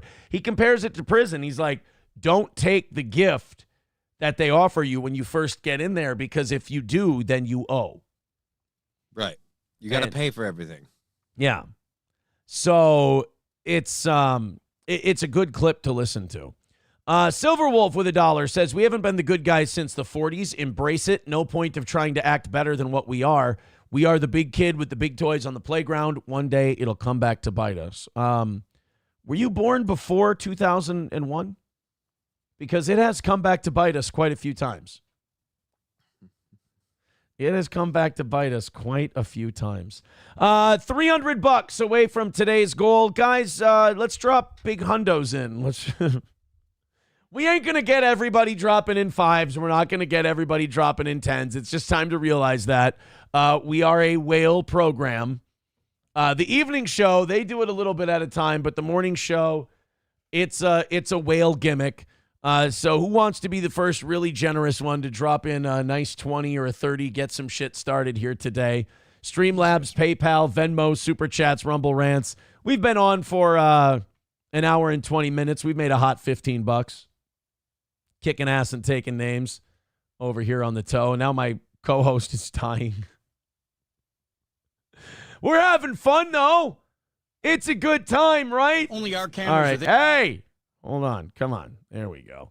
Let's do this one next. More trouble at school with this next one. The only good thing I can say about this next story is at least the teacher wasn't trying to fuck the student. The teacher wasn't just trying to have sex with the student, and then we've got a court. I mean, at least this one went pretty hard in the paint. Let's check out our latest crooked teacher story while you guys prove me wrong and rally up with some funds for the old toe so we can knock out the gold today and feel like we're doing a real show instead of a telethon. Our cameras are there when 44-year-old Stephanie Demetrius appeared virtually before a judge, accused of hiring a teenage student to gun down her husband. I mean, that's better than fucking them, right? You fuck them, there's all kinds of psychological problems, you know, it causes issues with intimacy for the rest of that kid's life. It's like, at least this one was just, hey, you know, how would you like A's for the rest of the semester? All you got to do is cap my husband. Now, look, are we dealing with a whole nother set of psychological issues that you're now putting that child through? Yes, of course. Terrible thing. Glad they caught her. But she's not a rapist. And that's got to be worth something. Who is the juvenile involved in this case? Have a seat in the back. I'll have your attorney have a discussion with you, okay? Police tell us Demetrius, a teacher at the Academy for Urban Scholars High School, offered... Oh boy, I'm sure that's not a rough one. I'm sure that school is just teeming with opportunity. The Academy for Urban Scholars High School. I'll say this. That school is either a place where like really gifted people in shitty high crime neighborhoods go so that they can have a chance to get the fuck out, or it's like a really nice name for an asshole's last chance kind of spot. $2,000 to the unidentified boy to shoot and kill her estranged husband. This particular teacher was attempting to groom this young person into committing murder. Court documents show Columbus police have a recorded conversation between Demetrius and the teen where she tells him when her husband would be home, but their 4 children would not. Hey, there's a lot of things that this woman is doing right. Look, the whole like trying to get a kid to kill my husband thing. That's morally specious. But she's not fucking him. She didn't blow him. She's waiting until the kids aren't home so they don't see daddy get murdered and the kids aren't in danger. I mean, as far as murder for hire deals go, she's one of the more considerate ones. Police say she paid that teen a $250 down payment last week. That's it. Dude, this kid learned. This is obviously not a school for gifted kids because he would have known better about negotiation. I'm only guaranteed $250 if I murder your husband for you. Come on, teach. I know that a teacher's salary is not that much, but how much is this killing really worth to you? $250? You need to add at least You're a going to couple do life zeros. in prison for murdering somebody for $250? Do you think you'd go to jail if you're a high school student and you kill and you can prove that your teacher made you do it and they gave you money? Do you think you could find a sympathetic enough prosecutor or jury that maybe you'd stay out of jail, or are you fucking going to jail? I think you're going to jail until they hear 250 and they go, oh, this guy's a moron. Yeah. Okay. Oh my God, this man's He got duped, Your Honor. clearly Nobody this man signs up for 250. Man clearly needs to be in an insane asylum. He's stupid. We're unsure of the specific reason as to why this teacher chose this particular student. Investigators learning about the alleged murder for hire plot when the teen's mother found something on his phone and called police. Without their help. And I'm sure the mother was like, oh my God, his teacher is DMing him. This is not good. Oh God, she just wants him to kill someone. Oh, thank God. Oh, thank Christ, it's murder for hire. Ooh. Oh God, at least she just wants my kid to kill someone. I mean, I'm still going to put a stop to this clearly, but oh, thank God she's not trying to fuck my son. That's oh. How far we've fallen. Demetrius, could you come here, please? You're not going to kill your teacher's husband, are you? Oh, thank God, honey. I raised you so much better than that. You didn't let her touch your hoo-ha. All right, good. Good boy.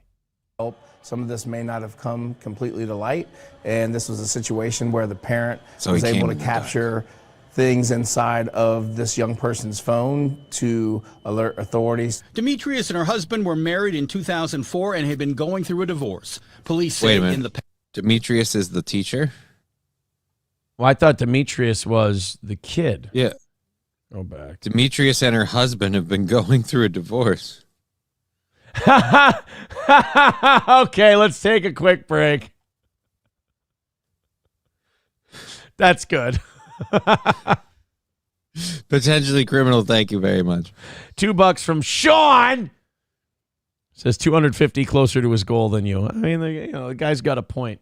It's always When a you're weird. right, you're right. Yeah, You're right. Well, you're right. Look, it's one of those things where Steel Toe usually knocks it out every day. It's just how the audience decides they're going to make us squirm for it. That's all. I ain't going to beg you. I ain't going to beg you. I got to have a little more Merle Dixon in me. I got to fucking watch the way I say shit. I really do. Aaron, when the guy's name has Dix in it, don't say in me after the Merle Dixon. I ain't begging for Dixon. I ain't begging. Shall we continue? Yes, sir. Thank you, Sean. His phone to alert authorities. Demetrius and her husband were married in 2000. You're right. Whoa. Wow. The audacity of this woman to pay someone else to kill her husband. Do you know how fortunate you are that someone actually said yes? Demetrius is, like, I know it's a made-up black person's name, but it's still a guy. But it's usually a guy's name, it's right? a guy's made-up black person name. Somebody really was hoping they'd have a power forward basketball star. Right, yeah. Somebody's dad was only hanging around because they thought it would be a point guard and even gave it a point guard's name, and unfortunately... Whoopsie daisy. Well, she could still rule in the WNBA. right. Yeah, or hold on for that dream. Or she could be a waitress and make the same amount of money. 2004 and had been going through a divorce. Police say in the past, she's been accused of trying to stab her husband, run him over, and even set the home on fire. Wait a minute. In the past, and this lady was still a teacher? So this shit is like a Mad TV Spy versus Spy sketch. Guys, she tried to burn down her home. She's tried to stab her eventually ex-husband. And, the local school district is like, we don't see a problem. She tried to hit him with a catapult launching a giant boulder, and he said, meep, meep, and ran off to work. So then she got up and she looked around, and then all of a sudden the boulder fell on her. She was chasing her husband. He ran into a tunnel. She ran straight into the same tunnel, but fell flat as a pancake because it was a painted wall. One time, she strapped herself to an Acme rocket to catch him, lit it, and then shot right past him and crashed right into a brick wall. It was really... And then when the smoke cleared, she just was all just soot and ashes. Oh, no. Then she crumbled into dust.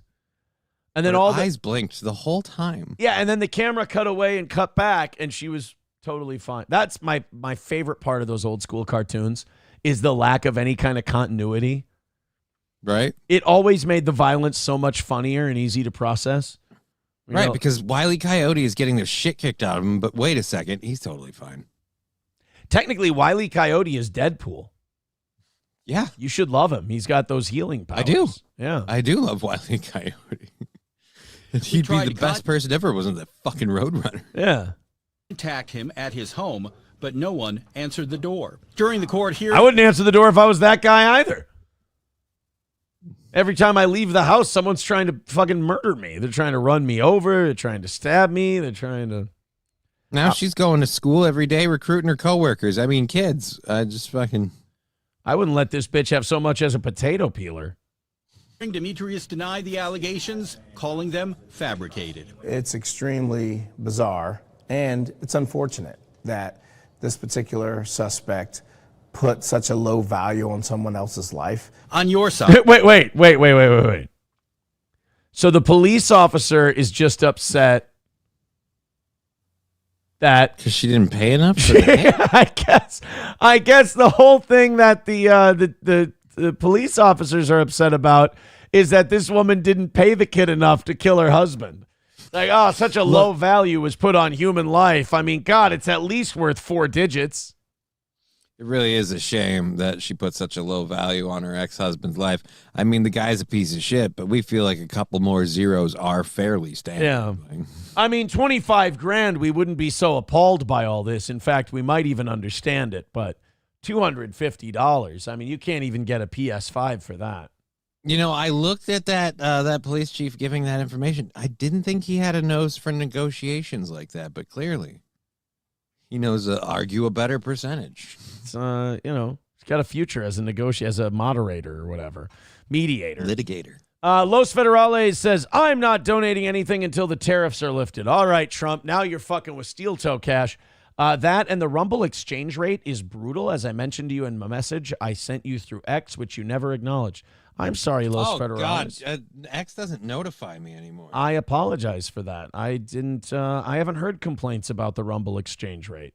Oh, yeah, I addressed that on Friday. You sent that to me, and I put it up on the screen, Los Federales. Okay, thank God. Like you sent me Zigzag with $2 says, don't miss this Bitcoin sale. $5 from the Grand Poobah says, can you even get a new pair of Jordans for $250? You know, I haven't checked the price of Jordans lately. I'll take a look. $5 from Professor Tie-Dye says, okay, I've swapped sides. I'm Team Johnny is awesome and Aaron is the nerd. can I at least send you the first Dresden audiobook instead of your GAT music? I think he means gay, although I do listen to some GAT music.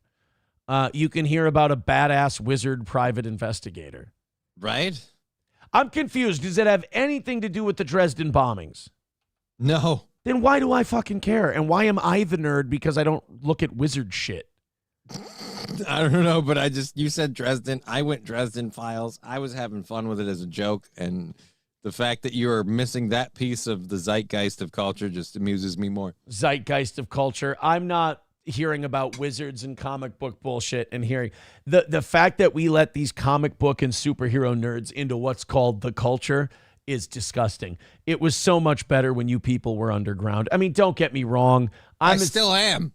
I'm susceptible to I'm in a Marvel. basement right now. I'm susceptible to a Marvel movie as much as the next girl. Don't get me wrong, but I think you don't understand its beauty. I get it. Mainstreaming comic books and mainstreaming this stuff has been detrimental. It's been bad for us. And okay, so of the two of us sitting here, detrimental, let's look at lives. Okay, history buff. How oh, are if you doing had versus legs, me? you'd fuck as much as I did.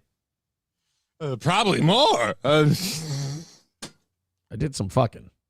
Well, I have too. Just not lately. Or in the last decade. But I mean...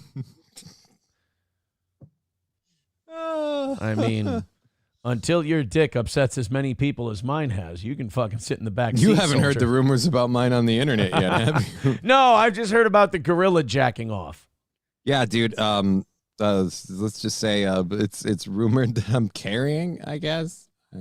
Oh, that you got a big dick on you? Is that the rumor? Yeah, that's the rumor. I'd kill for that one. I know. I didn't know how I got so lucky. Well, I guess, wait, mine is big and bendy and it's like a crazy straw, I guess. That's the rumor. Mm-hmm. So I guess I'll take that. Mine's ginormous, but doesn't work. It's like playing pool with a rope, but you get it. It's all right. That's what Johnny calls fucking. He goes, what are you doing today, Johnny? Yeah, I'm pushing rope. I'm pushing rope.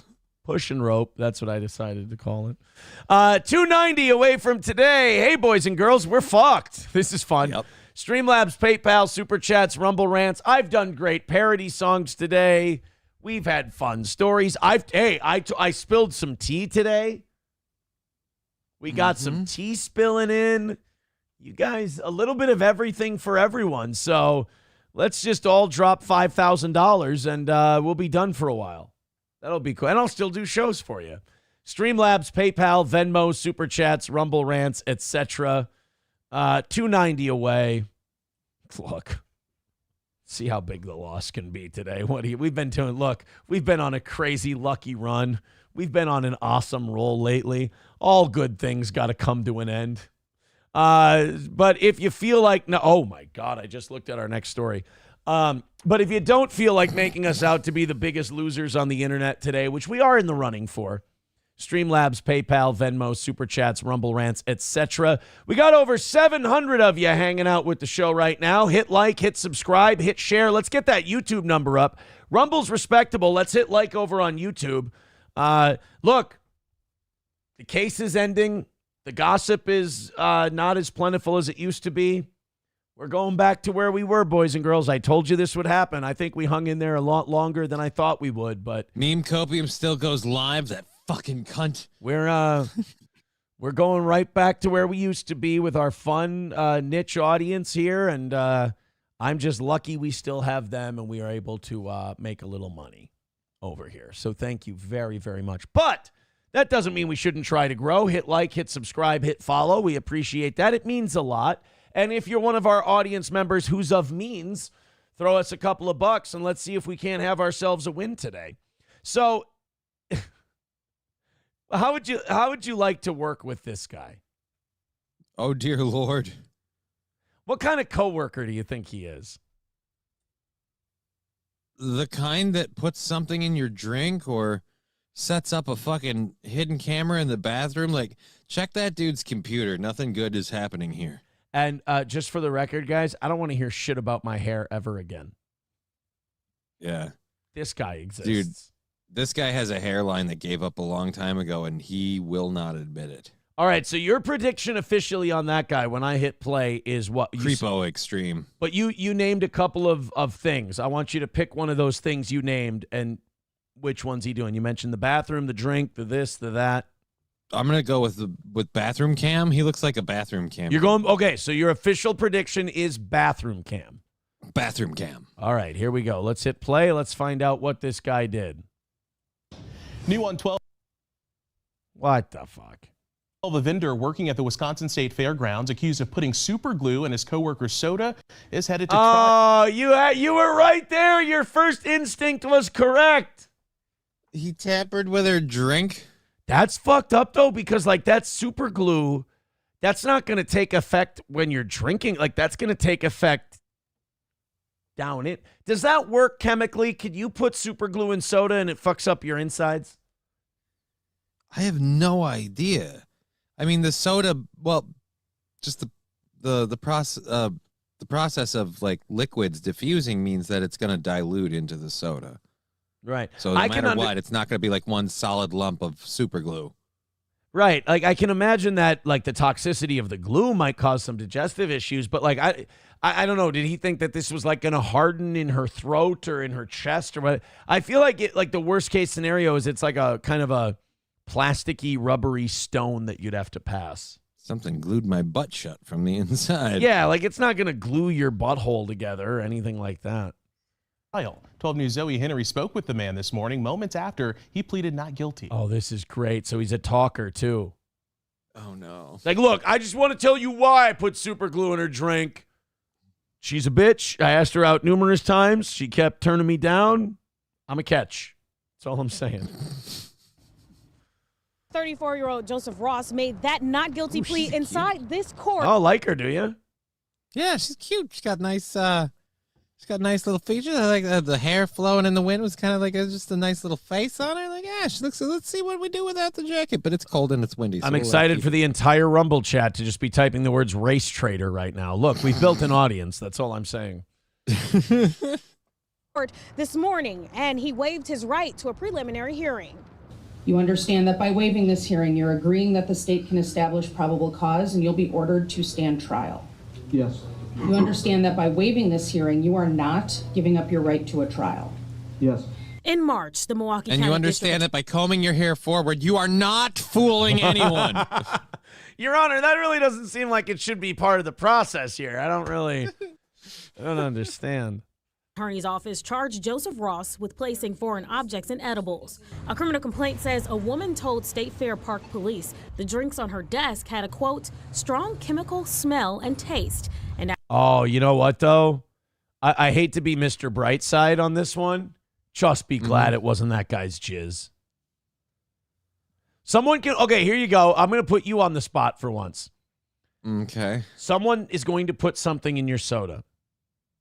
They're going to put jizz or super glue in it. Which one would you rather have? Super glue. Before you answer too quickly, let me state the pros and cons. The jizz will just dissolve into the soda. You'll never taste it. Okay? Says you. It's just a load. They dump a load in the soda. You're not going to know. Know this from experience, do you? I wouldn't know. The super glue, it's going to harden. It's going to be chemically. You're going to get, ironically, kind of a cummy taste or scent with the thing. You're still going super glue. I'm still going super glue for two reasons. You fucking homophobe. It's not like you're gay. They poisoned you. Right, but here's my point. One, I don't know if I believe you on the not affecting the taste thing, and I'll have to live with that knowledge. Two, I would like to know my drink has been fucked with, and the super glue's more obvious. But it's yummy. Oh, sorry. I meant there's rule. There's just I don't know if you're making. Look, the point is It's like beautiful melted man butter in a cup. It's the element which brings life. Sub-Zero. Sorry. Am I the only person who thought the fifth element was supposed to be jizz? Why the fuck am I $290 away from my goal when I'm dropping Mortal Kombat references out here? Yeah, original movie Mortal Kombat references. I think you re-earned yourself that nerd card that guy took away earlier. All I'll take all kinds of cards if we're not $2.90 away at 8 o'clock. That'd be nice. Especially the MasterCards. 20. Let me tell you something. $25 in 2 hours really has. You know, you guys can say, "Oh, Aaron, what you do for a living is easy." Not really. Every day, a value and worth is put on what I do. And if you don't think that fucks with you psychologically when you're 2 hours into a show and you've made $25, you don't know how this works. if you don't think that there's a trade-off, I mean, yes, you bust your ass and you work harder than I do, 1,000%, not denying that. But imagine every day there's a scoreboard above your head and you know exactly what you're worth. And that if you don't fold your hands and go pretty please with sugar on top, give me what I don't deserve, you're worth about $10 an hour. It's like if all of the professional NBA and NFL contracts were constantly in a state of flux based solely on the performance of last night's game. Yeah. I'm one catch for 6 yards right now. That's what I am. Streamlabs, PayPal, Venmo, Super Chats, Rumble Rants. After she drank them, she would get sick. The woman told police she set up a camera on her desk and caught her coworker, Joseph Ross, putting something in her drink. According to the criminal... You know what, though? I'm sure she watched the video, and she's just sitting there crossing her fingers. She's like, keep your fly zipped, keep your fly zipped, keep your... And when it was super glue, she was like, oh, yuck, that's why I don't feel good. But at the same time, she's like, at least his dick didn't come out. So there's a little bit of a bright side to it. It's kind of like the teacher story we just did. I mean, yeah, it's wrong to ask your student to murder your husband, but at least she didn't fuck him. Yeah. But could she at least pay him decently? Like, I get it that money's tight, but Jesus. She underpaid, and that's why she got $250 in this fucking economy. Yeah. Criminal complaint, police searched Ross's office and found superglue. This morning, Ross pleaded not guilty. 12 News asked him and his attorney about the plea and the woman's video. Excuse me, sir, you just plead not guilty. Is there a specific reason? So his attorney is sitting there going, shut the fuck up, shut the fuck up, shut the fuck up, shut the fuck. And remember what this woman said. He spoke to news cameras after his arraignment. So the attorney's like, no comment this morning. No comment. He just... And you can tell this guy is chomping at the bit to say something. Let's find out where he goes. Also, he's a retard. Like, they're doing this to a retarded person. He does look awfully down. He looks retarded. You're saying you didn't do it? The woman got you on camera, though. Listen, bitch, I'm a public defender. I'm trying to do my fucking job here.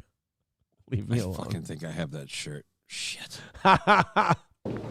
With Ross waiving his right to a preliminary hearing and pleading not guilty this morning, he is expected to go to trial, and his next court date is expected for May. In Milwaukee, Zoe Henry, WISN 12 News. Johnny has a crush on you. Johnny thinks black girls are cute. Sam Show hates you now. Black girls are cute. Sam Show thinks you're a piece of shit now. Oh, well. Sorry. I hate to break it to you. Sam Show thinks you're garbage. I'll have to learn to live with it. Coltrane with $1 says, I have a new truck coming in soon. No money for you. New boot goofing. I understand. I get it. MSO says, if you donate to Steel Toe, the terrorists win. Well, guess what? America is fucking riding high this morning, my man. 285 away from today's goal. It's 745, not 785. 285 is our number. We're about 2 hours into today's show. We've made $30. Uh-oh. Come on, guys. Let's bang this out so we could just do the show. I'm not even asking you to bang it out, guys. All I'm asking you to do, make me feel like we've got a chance.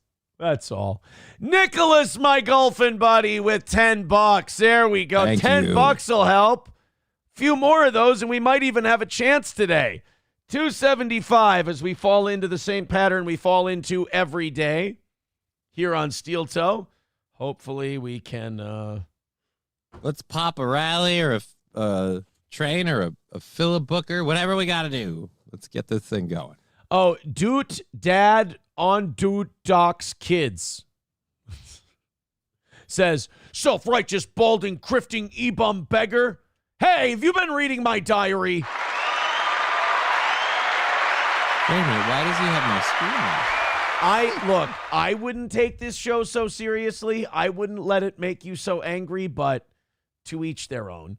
King Kong Dong with $5 says, Johnny, this is so you don't tip your cone into that chocolate sauce.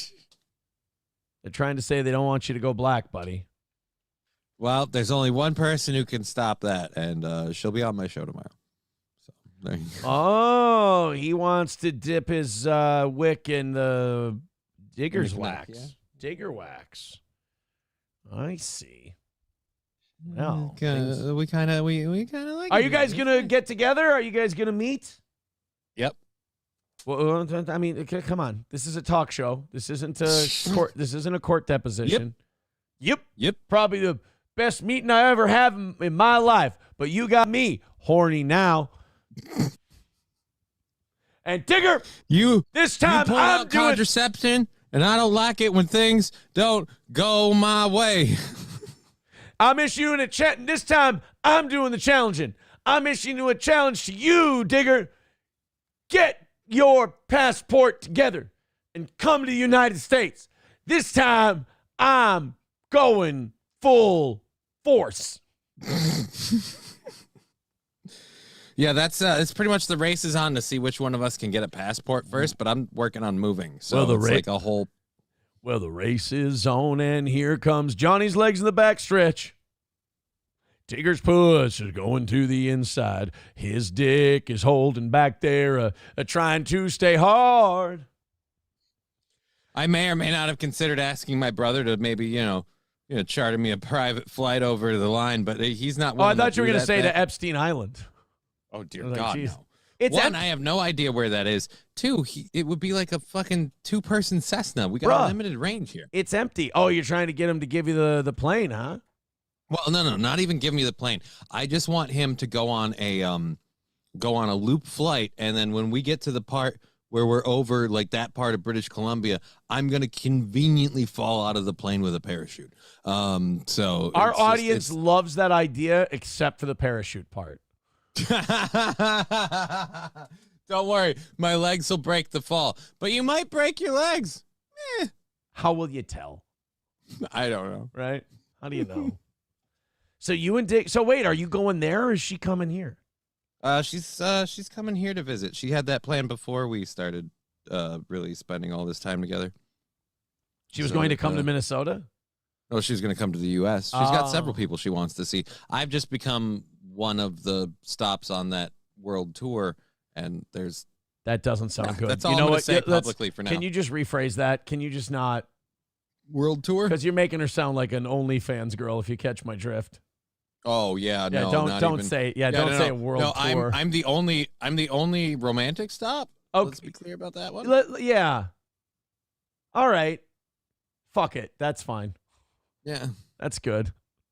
She's visiting friends that she's known for a while. She's visiting friends in the good old US of A. It's smart for her to come here and you not to go there because it's fucking Canada, and what is there to do? And they'll try and kill me if I go there. The minute they see that wheelchair, they'll be like, hey, this land was made for you. Yeah, if you had a mailbox, it would be full on day one. Yeah, wheelchair, huh? Have you ever thought about letting us kill you? The worst part is, like, if I lived in Canada, so many times I would have been like, yeah, fuck it, let's just do this. Just the minute they're like, all right, so about the whole, like, dick doesn't work on command thing. Like, all right, I'm done. We on command? Does anybody's dick work on command? Don't beat yourself up. Mine doesn't work as well as everybody else's, apparently. What is it, like turning into the Hulk? You go, you wouldn't like me when I'm horny. Yeah. Like, it's not like someone can be like in the middle of an armed robbery and it's like, get hard. It's like, I'm sorry, man. My blood flow's restricted. My vessels are tight. The platelets are thick. This is not a good time for me. I'm not a big Harrison Ford fan, but color-wise, my dick is probably more Red Hulk, so. MSO. Says, Aaron, are you unaware that she's doing a meetup at Stoney's? That pisses me off that I wasn't told about a meetup at Stoney's. We talked about this before. Oh, did we? You wanted to make it a big thing at the time. You're like, oh, we can do a thing, and we'll put on a comedy show. I'm like, I don't think we want to roll all that into one thing. Yeah, it doesn't sound like me. No, we did this literally on your show a while ago. Did we? Yeah. I don't remember. Not surprising. Somebody told me I sent a text during this show one time. No idea what they're talking about. No idea. Leah gifting a membership. Who got it? Would you got the membership? There we go. Thank you, Leah, for gifting a membership. That's worth a cool $5. Coltrane with $5 over on PayPal. Hey, guys. Rallies are great. Nice Keep it going. Says, I don't want to get your hopes up, but here's a couple pennies. Hey, we love pennies. Pennies add up to dollars. Dollars add up to goals. So that puts us at 260. Hey, 10 minutes left in the hour. We can get to 200 by the end of it. Huh? Yes, sir. Doesn't take much to give me hope. You saw like 20, 30 bucks ago. I was like, what a fucking, we're done. Today's shot. 260, we can do that. Couple of you dropping 30 in. That ain't even that crazy. Go ahead, everybody throw in 5 or 10. We'll get under 200 by 8 o'clock. You guys have got this. Streamlabs, PayPal, Venmo, Super Chats, Rumble Rants. I believe in Toe Hendry. All right, let's continue. People talking about the Digger meetup. We've got you want Roots and his positivity? Yeah, what's Roots? Roots is a great person. What's Roots got to say? Roots says, it ain't gonna last. That's a good start. Oh. She'll pity fuck him for sure. There's been times in my life where that would have been just aces with me. Dude, I'll take it. I don't care. But the second a dude walks by, he's put walks surrounded by ellipses. But the second a dude walks by that catches her eye and gives her the time of day, she gone. Oh, okay. Basically calling her an opportunistic whore. Oh, that's mean. Well, he doesn't even know her. That was my interpretation, so that's my fault technically. Oh, I'm sorry. Sam Show says, Johnny, she dumped her last dude. She still parties with just because he smelled bad. You're good, Johnny. I mean, smelling bad is a reason to dump somebody. I mean, smelling bad is something. Smelling bad is something you can fix. If you don't address it, I mean, you're just kind of being a cunt. Yeah, dude. Like, how long did this dude smell bad? Like, I feel like one. Like, you just have to tell me I smell bad once, and then like when you tell me the one time, unless literally it's life threatening, I'm gonna just drop what I'm doing and go take a shower. Like, no, they said I smell bad. I gotta fix this. I didn't even know. Now that we're mentioning smells. I'm having a really, you know how sometimes I have thoughts during the show? Uh-oh. Like right now I'm scratching my collarbone because I know I shouldn't vocalize this out loud. Too late. You've 2 years to go. I'm really trying to hold this one in. I even thought about texting it to SP, but I held off now because people are talking about things smelling bad. Uh-oh. That now I'm... What? I went to the gym yesterday, right? Okay. And I went in the sauna at one point. And the sauna was empty when I went in there, but then like 3 people came in, like almost immediately. Okay. And one guy sat right down next to me, and he was black.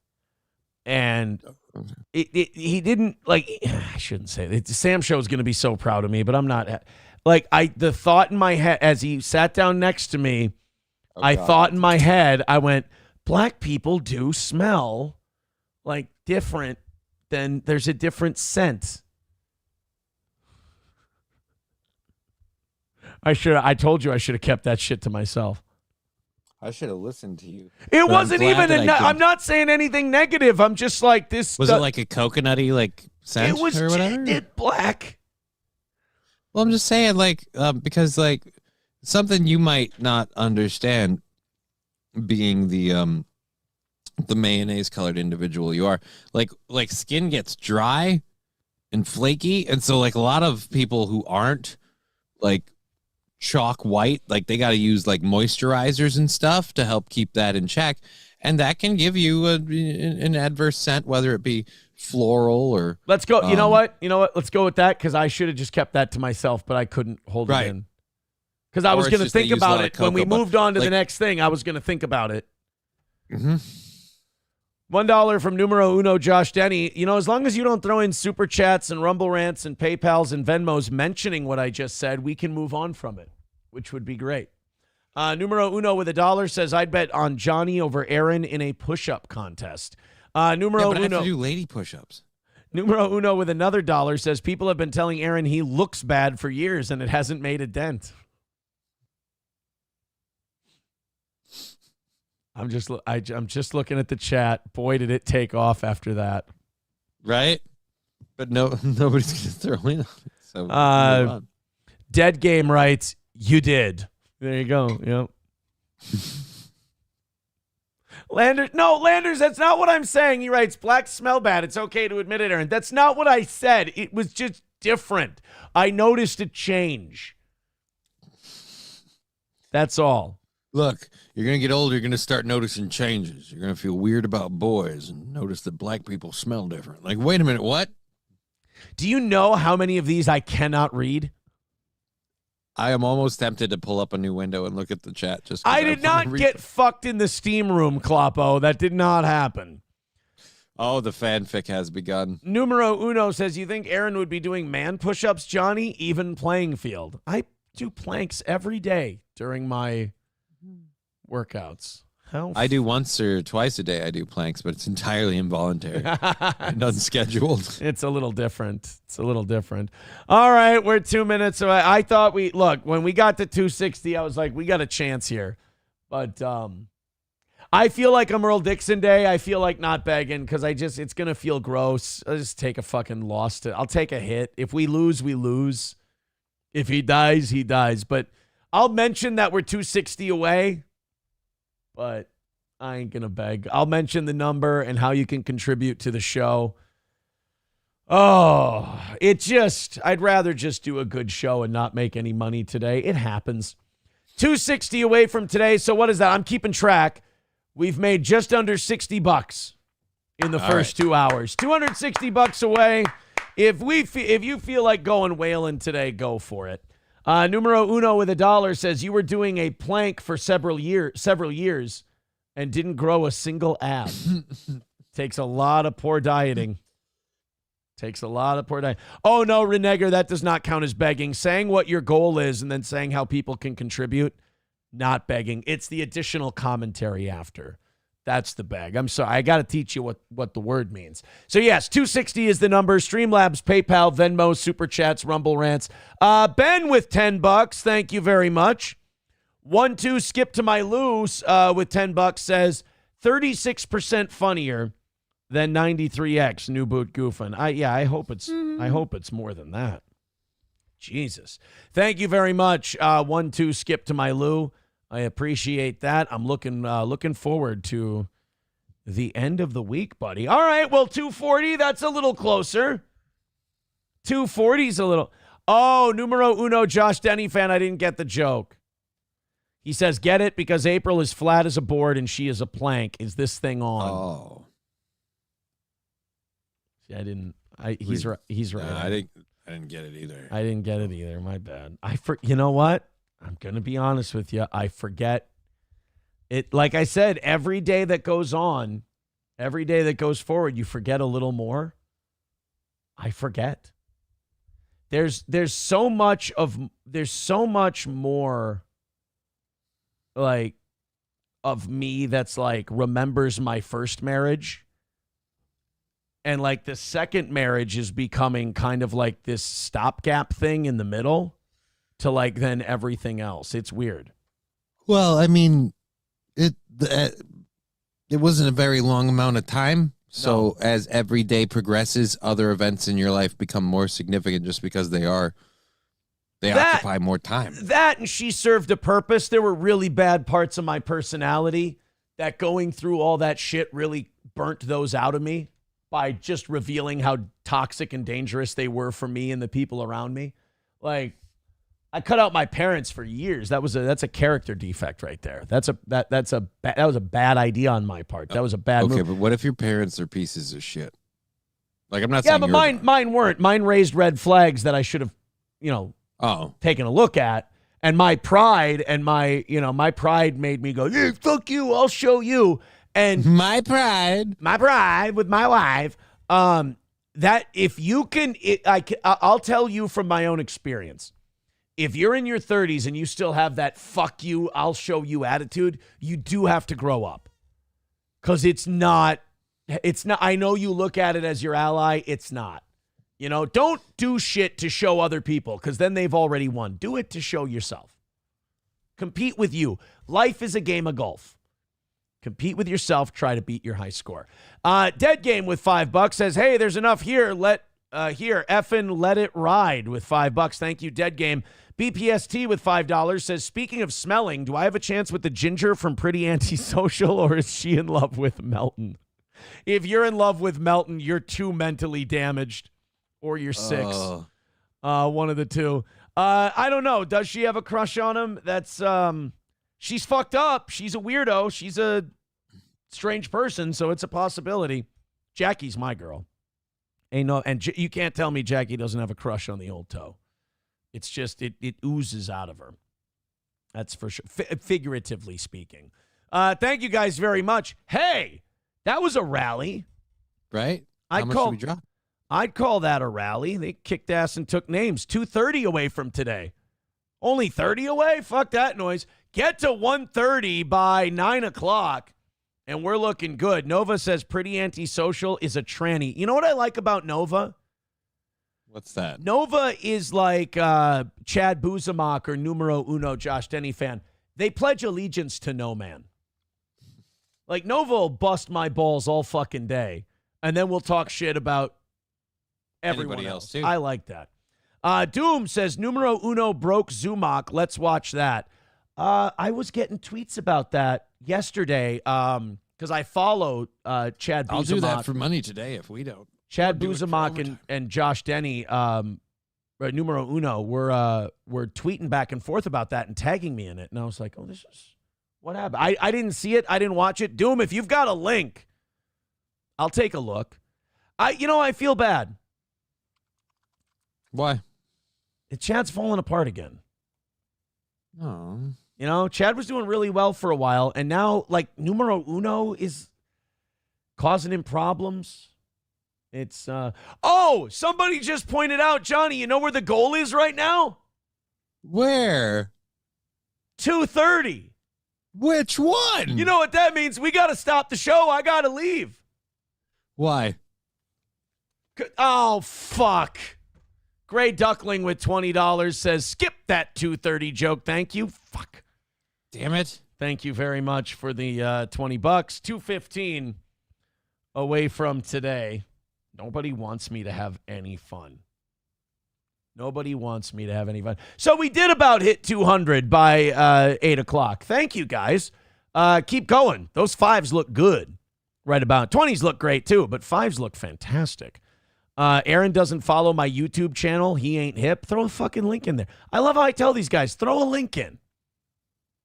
Oh, there we go. There's Doom throwing in a link. All right. On the line. Stevie's Chad Zumok Unleashed. Deleted footage of Chad talking to himself.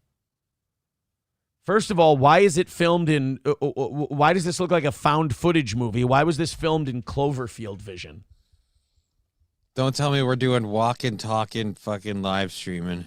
Walking, talk. I love that. Can we please call Chad streams that from now on? Walking, talking, live streaming. Stream talking, dream walking. Chad's calling Uno's name again. Storms breaking. Chad ain't shutting down. He's yelling at Denny. He's on. All right, let's watch Chad Zumok Unleashed, deleted footage of Chad talking to himself. Now, Chad disappointed me greatly recently because we were helping him. We were telling him, look, just admit that you shut down the stream of Kevin Brennan's traffic court hearing because you didn't want to get in Ethan Ralph style trouble. You thought better of it. It was a smart move. The right play, buddy. It was the right play. Just don't lie about it. And he ended up taking our advice and doing that. But then he got mad at me. And here's what's really funny about this. One thing you got to give the toe, even if you hate my guts. YouTube, are you listening? When I say I don't live this after the show's over, I'm telling you the truth, and I prove it every day. I ain't going to say this is gay and then, then go live it, But Chad did something recently where he was correct, by the way.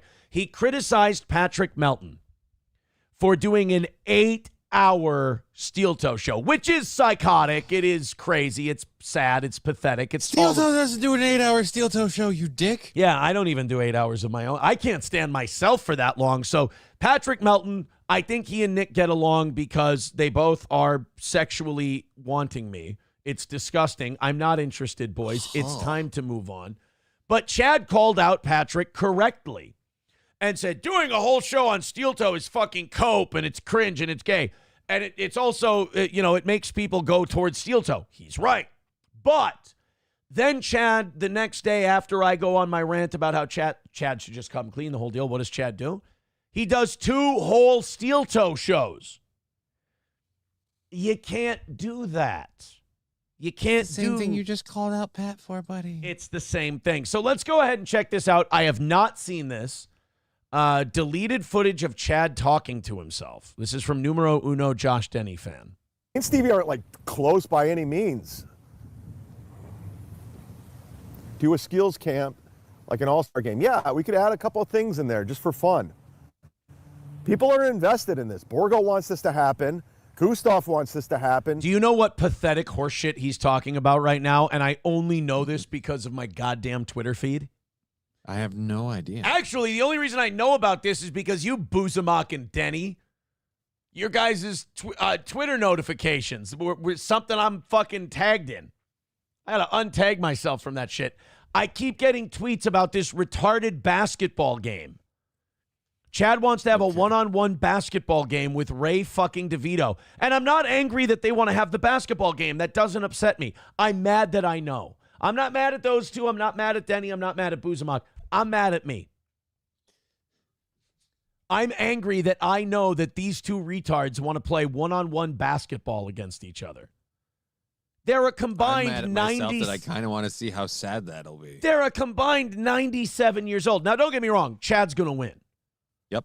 Chad seems like, he's older and he's not in the greatest shape, but he looks like more of a jock than Ray DeVito is. He's definitely more athletic than Ray DeVito. Ray DeVito strikes me as Steve Carell in The 40-Year-Old Virgin painting the soldier figures and go, I'm making your red pants blue.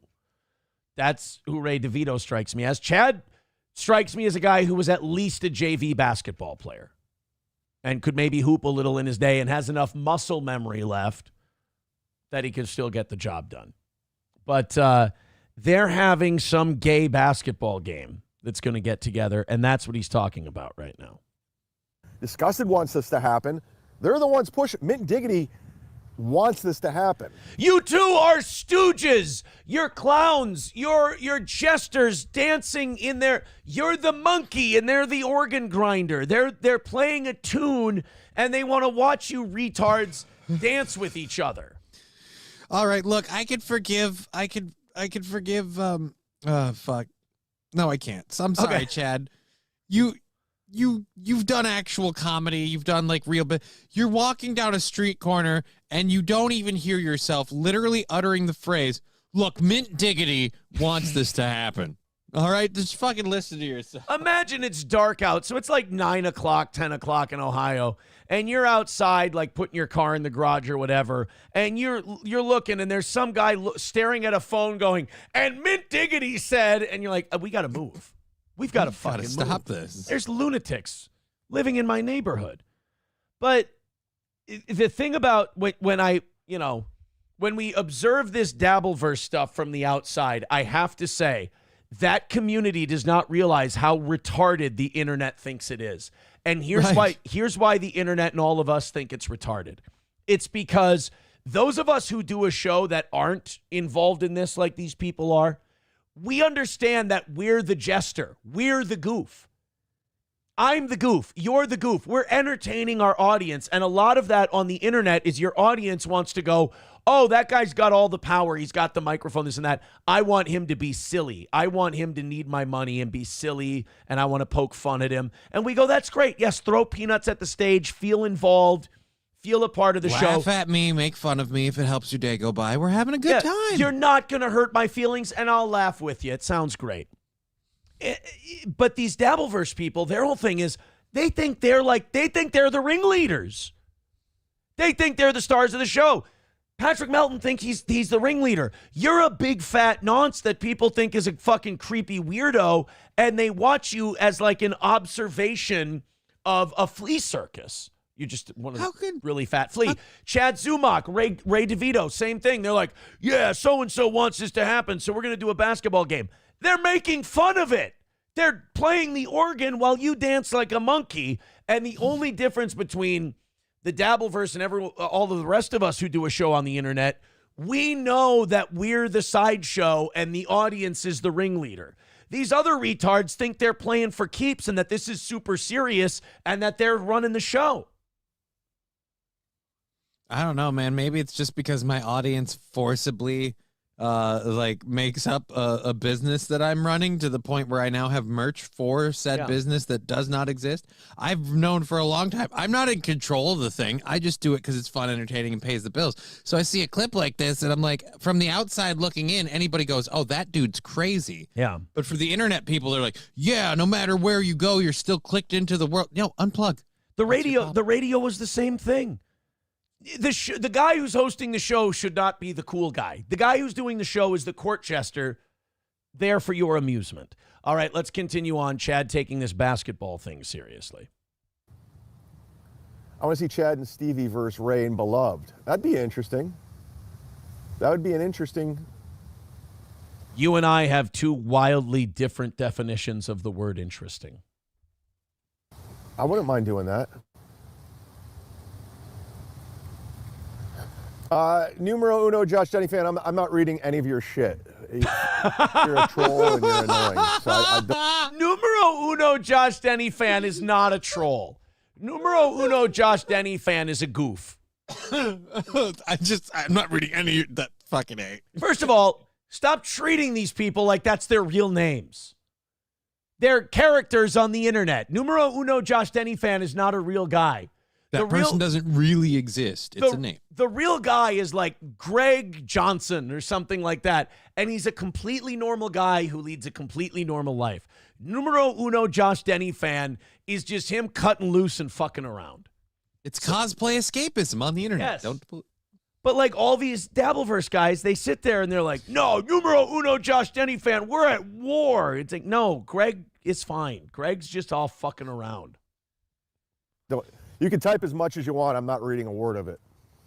Numero uno, Josh Denny fan, I promise you I will never stop reading your shit.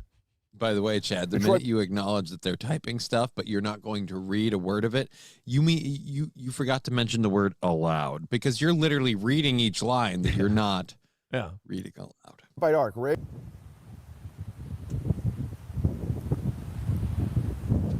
I'm getting reports that somebody blocked Numero uno Josh Denny fan. That's fine. Breaking news, you're on TM Zumach. We are getting word that Numero uno Josh Denny fan has been blocked. These are early reports coming in. The reports are coming in furiously. We cannot confirm or deny these here at TM Zumach, but Numero uno Josh Denny fan could very well have been blocked in the chat. Any of you touch Numero uno Josh Denny fan in the chat, I touch you. Wait. What? Sexually. No, that's not what I meant to say. Black people smell different. No, that was a thought I had earlier. Don't care. He's a troll. It's not a troll. I can give a shit. So here's what a troll is. A troll is someone who talks about your family and just takes it way too seriously. And he's taking the piss. He's a goof. Yeah, if they're going that far, yes, block them. Those are crazy people. You need to get they don't understand. They've blurred the lines too much and they've cooked themselves retarded. But as long as you're just keeping it about me, I'll always laugh at you. Trolling's gay. Trolling's like you need something to do. So you just laugh and you have fun with those people. Moderators, you do what you do. I'll never tell you any different. Doesn't Joey C live next to the airport? I don't know. This is the other thing. I pride myself on going, all right, enough of the bullshit. I keep seeing tweets and YouTube things keep popping up because Stephen Bravo follows me and I follow Stephen Bravo. And he's got this thing with this Joey C. Now, I've done a thing with Joey C. He's harmless, whatever. but people are giving this Joey C guy a hard time, and then people are covering it like it's a thing, and I'm like, nope, Aaron, you can know about the Chad Zumach stuff, you can know about that stuff, that's fine, but you got to draw a line somewhere. I draw a line. I'm not watching a minute of this Joey C shit.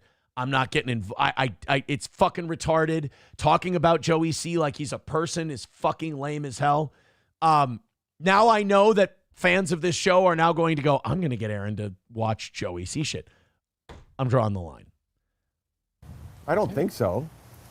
Guarantee.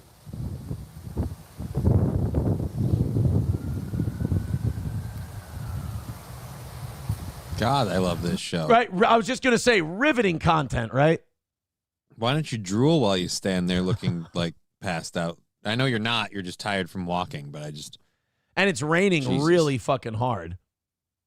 Although, you know who's been messaging me as of late? Mike. No, wait. Let us guess. Wait, don't just go. Who? Hey, you know who's been messaging me a lot, Mike? Let us guess. Although, you know who's been messaging me as of late? Kate Meany.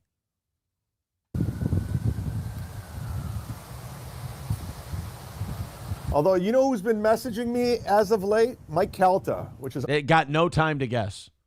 Thank Christ, I was worried he was going to say Stuttering John. Yeah. Oh, God, Jesus.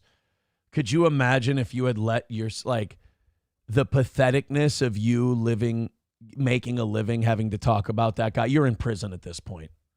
You're in prison. It's odd. Because Mike's always up to something. You can't blame me because I get blamed for everything, even when I don't. I'm not blaming you for anything. Dick Fitzwill says, Bubba knows Jake Hudson. Who doesn't? Chad, do you still hate Gino and Kiki? No. I'll always have a soft spot. Can I say this better pickup? It's getting boring as shit. Like this says deleted losing footage shit? of Chad talking to himself. Can you trim this video down to just that part? Because this is unwatchable. For Gino, because I used to live with him. Kiki can get a little grifty sometimes, but I don't hate her either. Oh shit, it's raining. When has Kiki ever said something that she had to take back later because she was manipulated by a sociopath drug addict and his side piece? When has that ever happened to Keanu, that she was manipulated by two master manipulators and then had to walk it back later? That has never happened. Wasn't there a whole thing with a butthole picture? Hey, you be nice. I gotta go. It's raining. It's raining. I gotta go. Oh, so so this is where you should trim it, is to right here. Yeah. So apparently it's raining, I gotta go. So he's turning off the stream, but he didn't turn off the stream. Okay, these are fun moments, right? Yeah. Where a guy's like, I gotta go, and then he doesn't go. Let's take a listen.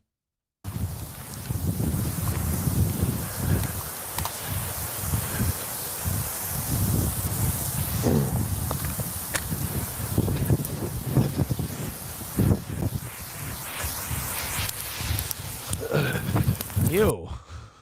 That's two grunt. I let the first grunt go. I didn't hear the first grunt thing, Chris. Oh, dude, we're grunting. Oh, fuck. Oh, fuck.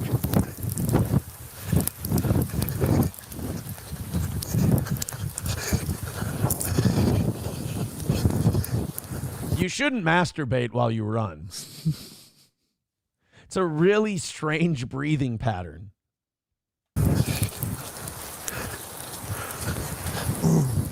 There's another goddamn... Enough with the grunting. How hard is life, my friend? Okay, now I want to see this asshole run up and down a basketball court. Right? It sounds like he's not going to do well for it. If this is a light trot running out of a rainstorm, I want to see what a 3-on-3 half-court game looks like. Oh. They're going to have to switch to horse by halftime.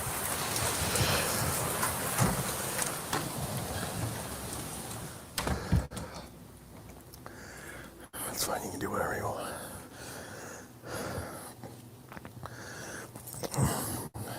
Ew. That's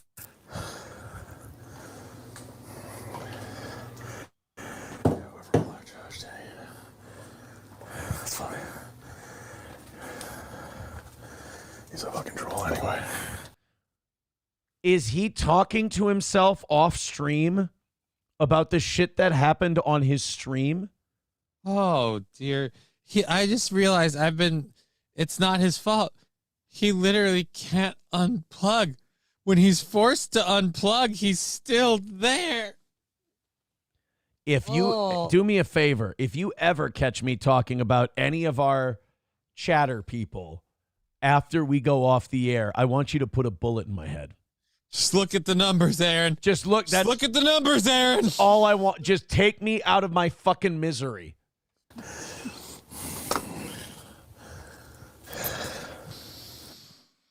Is that it? And there's the end of the stream. Okay. Yeah. All right. Ooh. So Chad was talking to himself after the stream was over about numero uno Josh Denny fan. Ooh, that's cringy. I mean, there's worse, you know. It doesn't surprise me. I had a moment like that this Saturday, but I don't think it was that bad.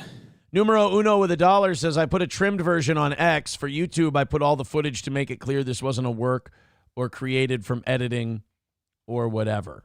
Yeah, but we could have used the trim version and taken your word for it and linked the full one for any doubters. I trust you. I sat there for a while eating boring. Oh, geez, sorry. I trust you. We didn't make any money during that clip. Sometimes I play stuff like that from that world to prove to people, I'm like, guys, this doesn't make us any money. Like this doesn't earn any traction. This is not a draw for us. This is not something that our show, that anyone gives a fuck about. So I'm going to go ahead and say, while we made no money, not another win for the toe, another point proven for the toe. See, Coltrane says, this show hasn't been very funny today. These internet people aren't helping. I'll take my OG ass somewhere else. Good luck with the goal. See? There you go. I'm proving once again, this audience does not give a flying fuck about any of this retarded girl stuff. We are 2:15 away from today's goal and 37 minutes away from 9 o'clock. I don't blame you if we don't knock it down today. It was a betrayal for us to go and play that. I thought maybe we'd get something out of it, but unfortunately it was exactly what I thought it was. Overplayed up girl drama. It's just fucking sad and retarded.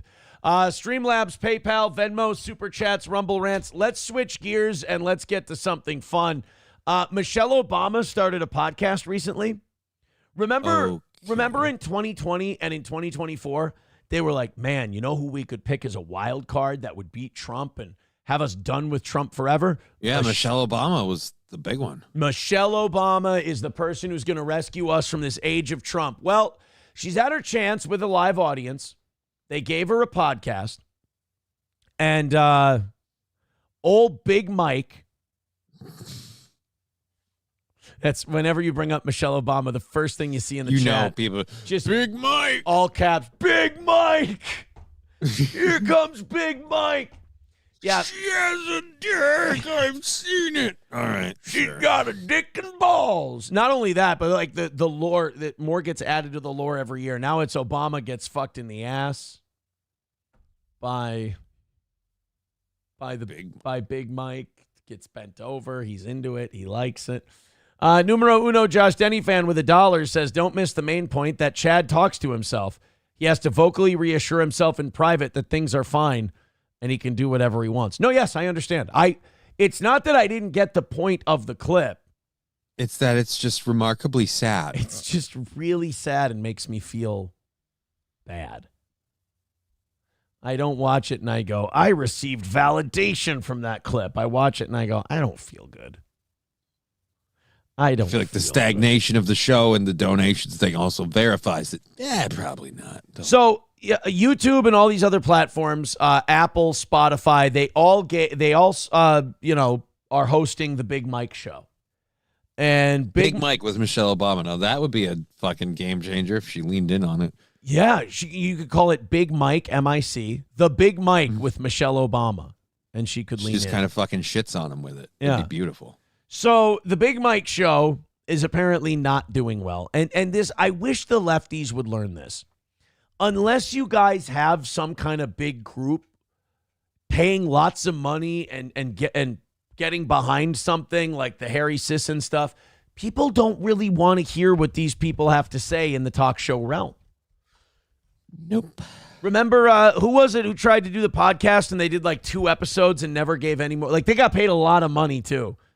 And Meghan Markle? Meghan Markle, thank you. Meghan Markle got millions of dollars to do a podcast. She did 1 or 2 episodes and then never anything else. Just walked away with the money. There was the same thing. They got to deal with Netflix to make some programming. They never did. And they didn't do shit. And they just got a bunch of money for it.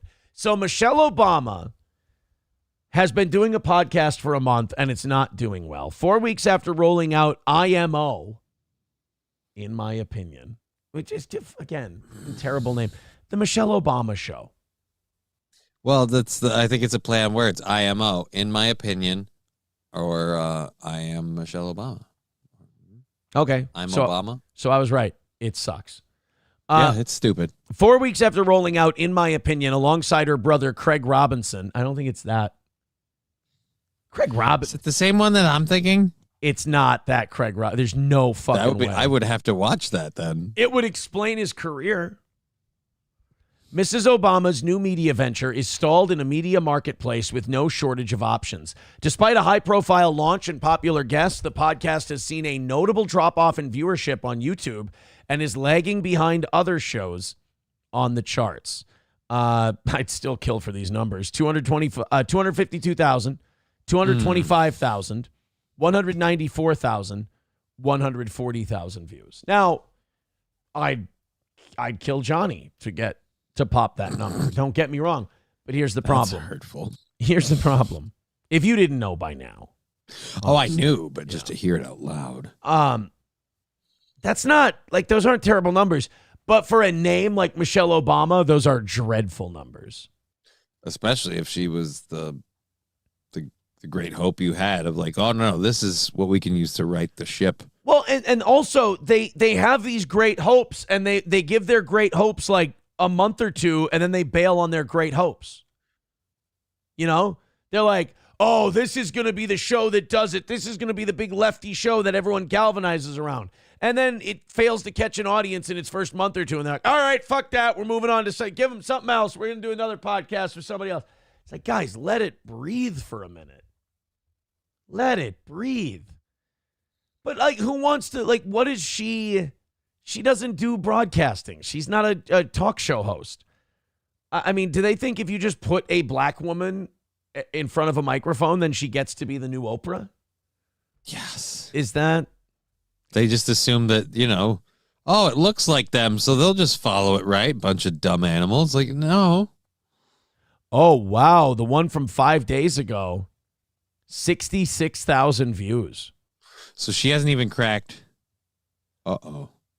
Because that's a stark drop. Holy overall. shit, her clips.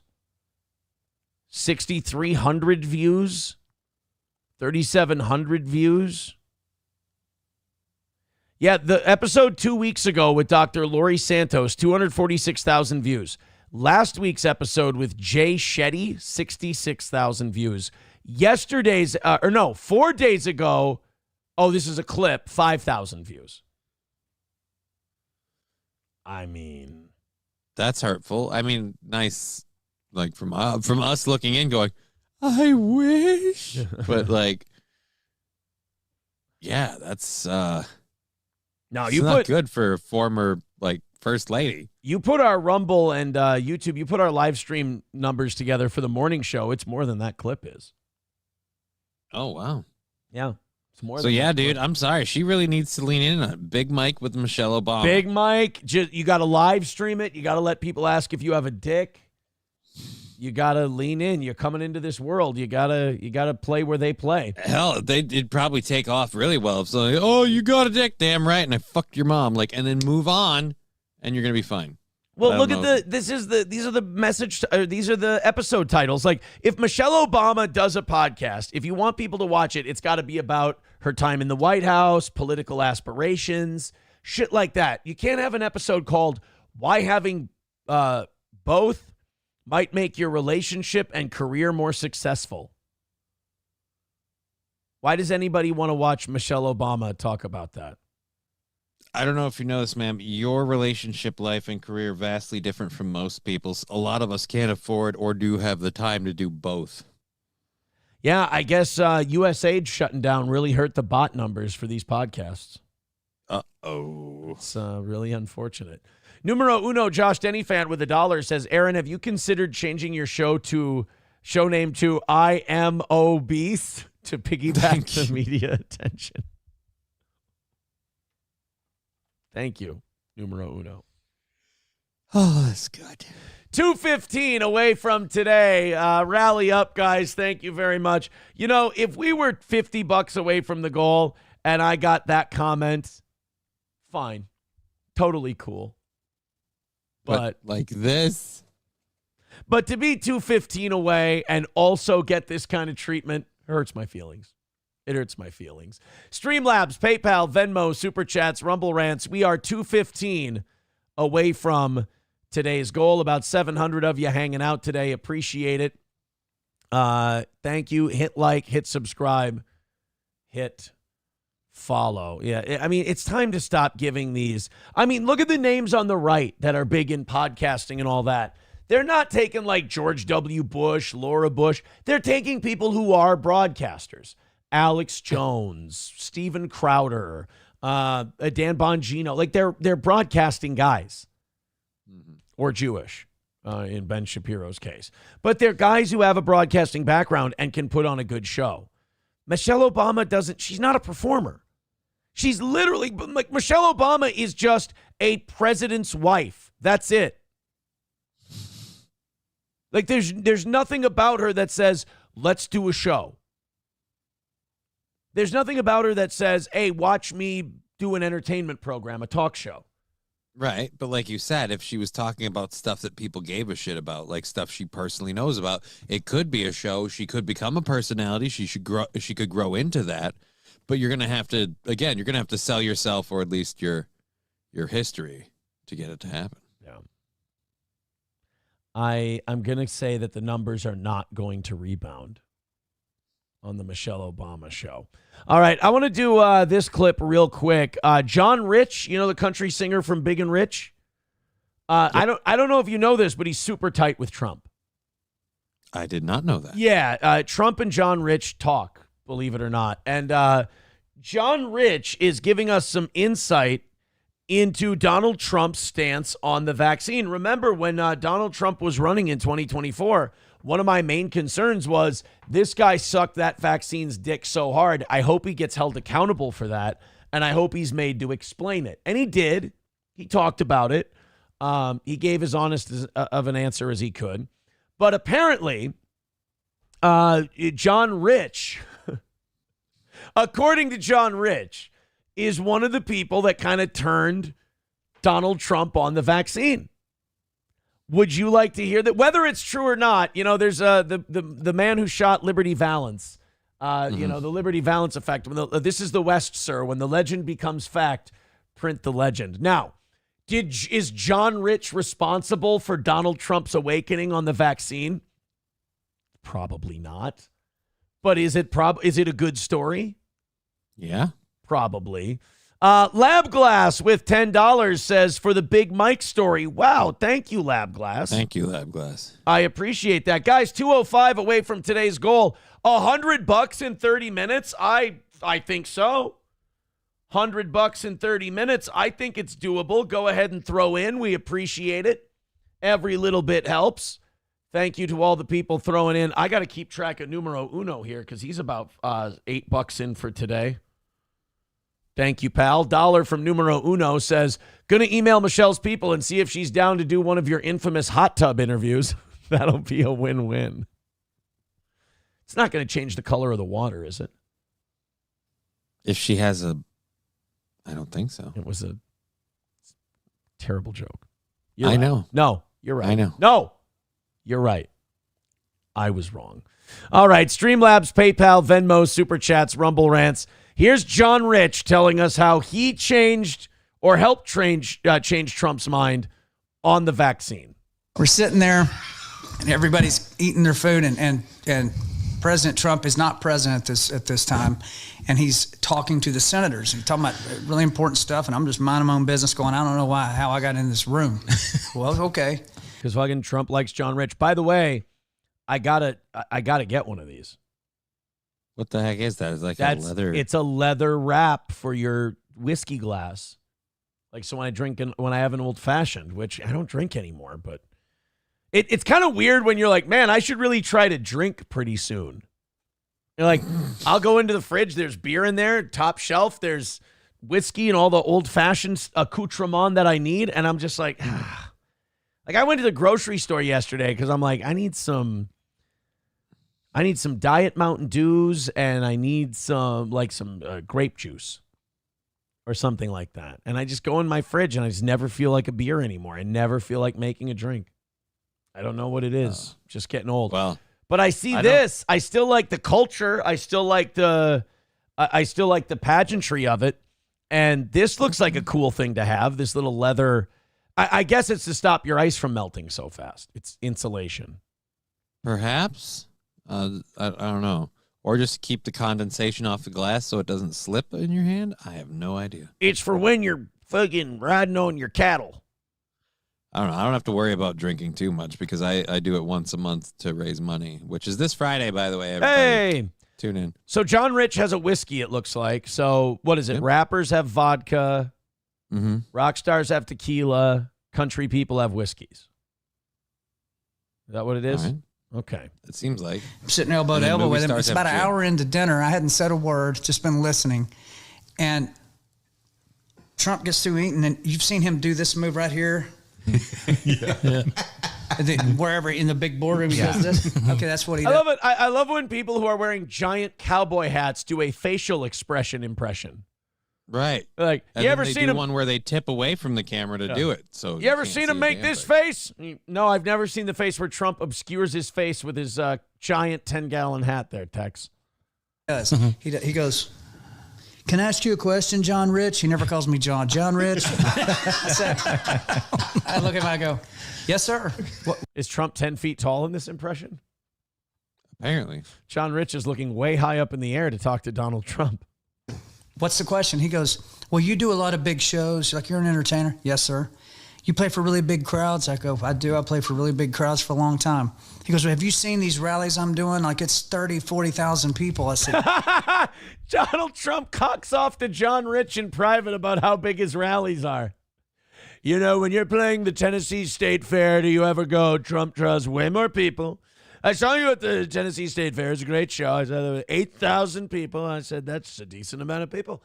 But I was doing 35,000 people, and I got shot in the head. John Rich, you perform in front of large crowds. I filled Madison Square Garden. I didn't know that Donald Trump was Daniel Plainview now. Fucking, I can't do a Donald Trump. It's like, God has decided I'm not allowed. I win your swing state, Kamala Harris. yeah, it's unbelievable. He goes, so here's the question. Why are people booing me at my rallies when I bring up the vaccine? This is the question from the President of the United States. Well, because he knows, who knows vaccine skepticism more than a shit-kicking hillbilly, right?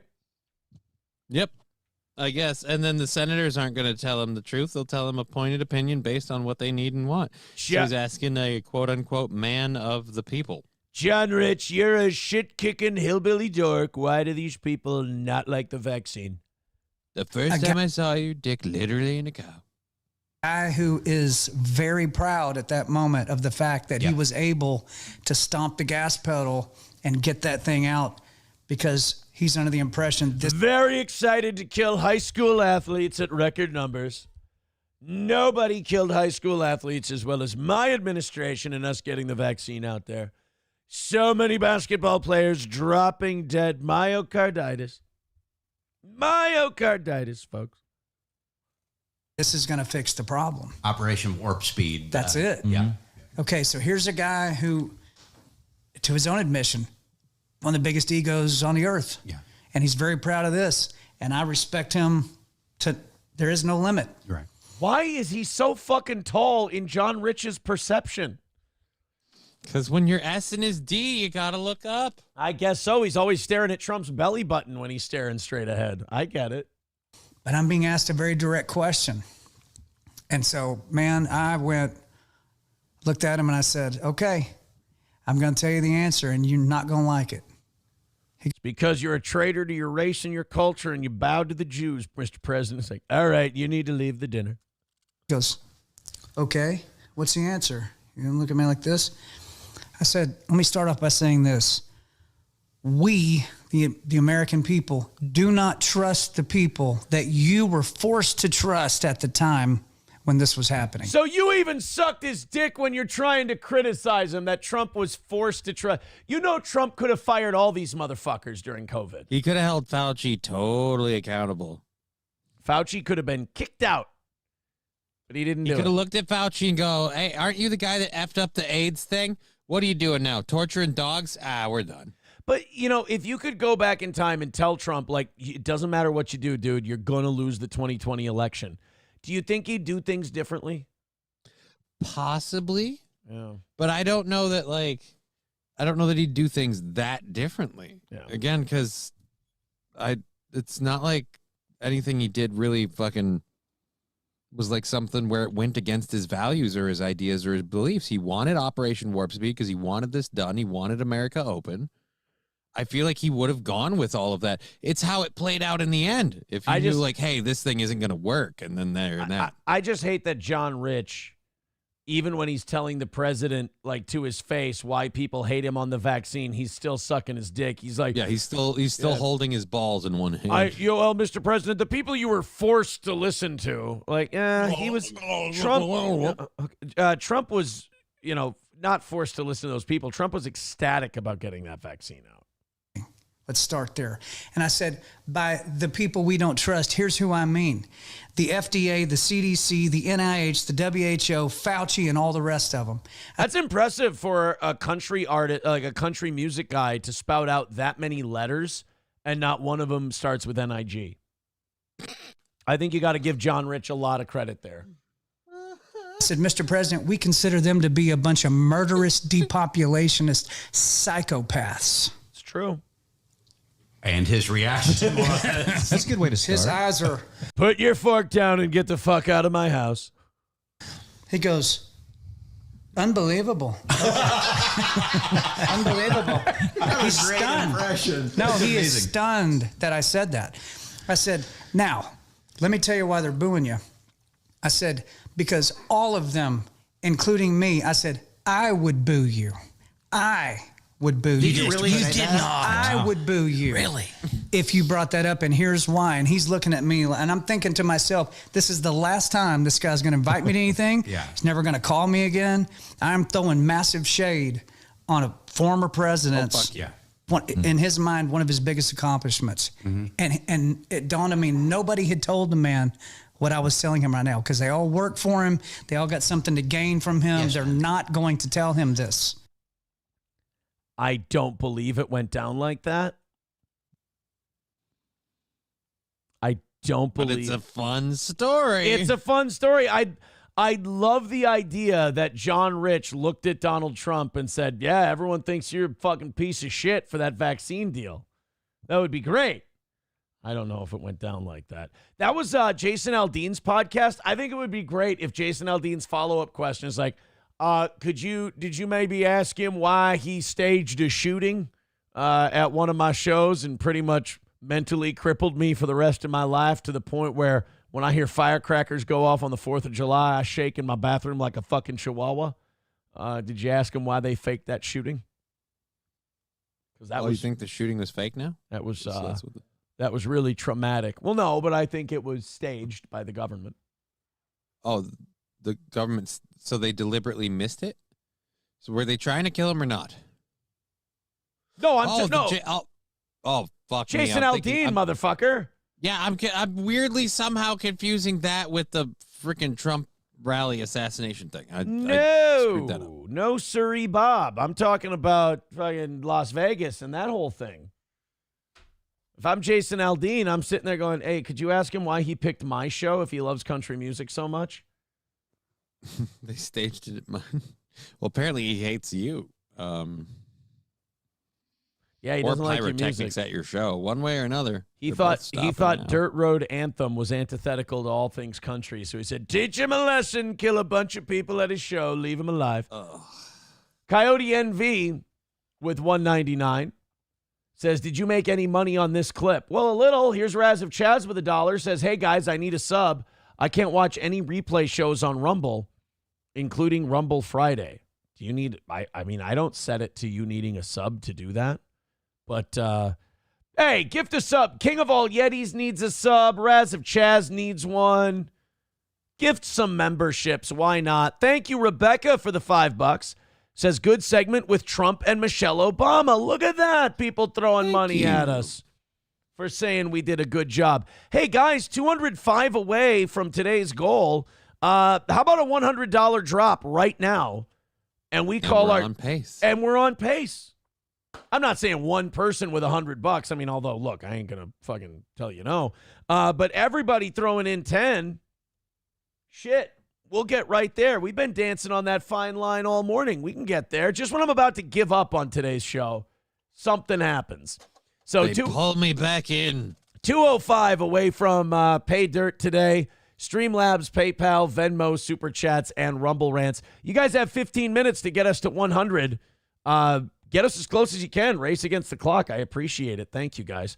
All right, let's talk about our pals at Stoney's Bar in downtown Rockville. July 26th is going to be the big anniversary day.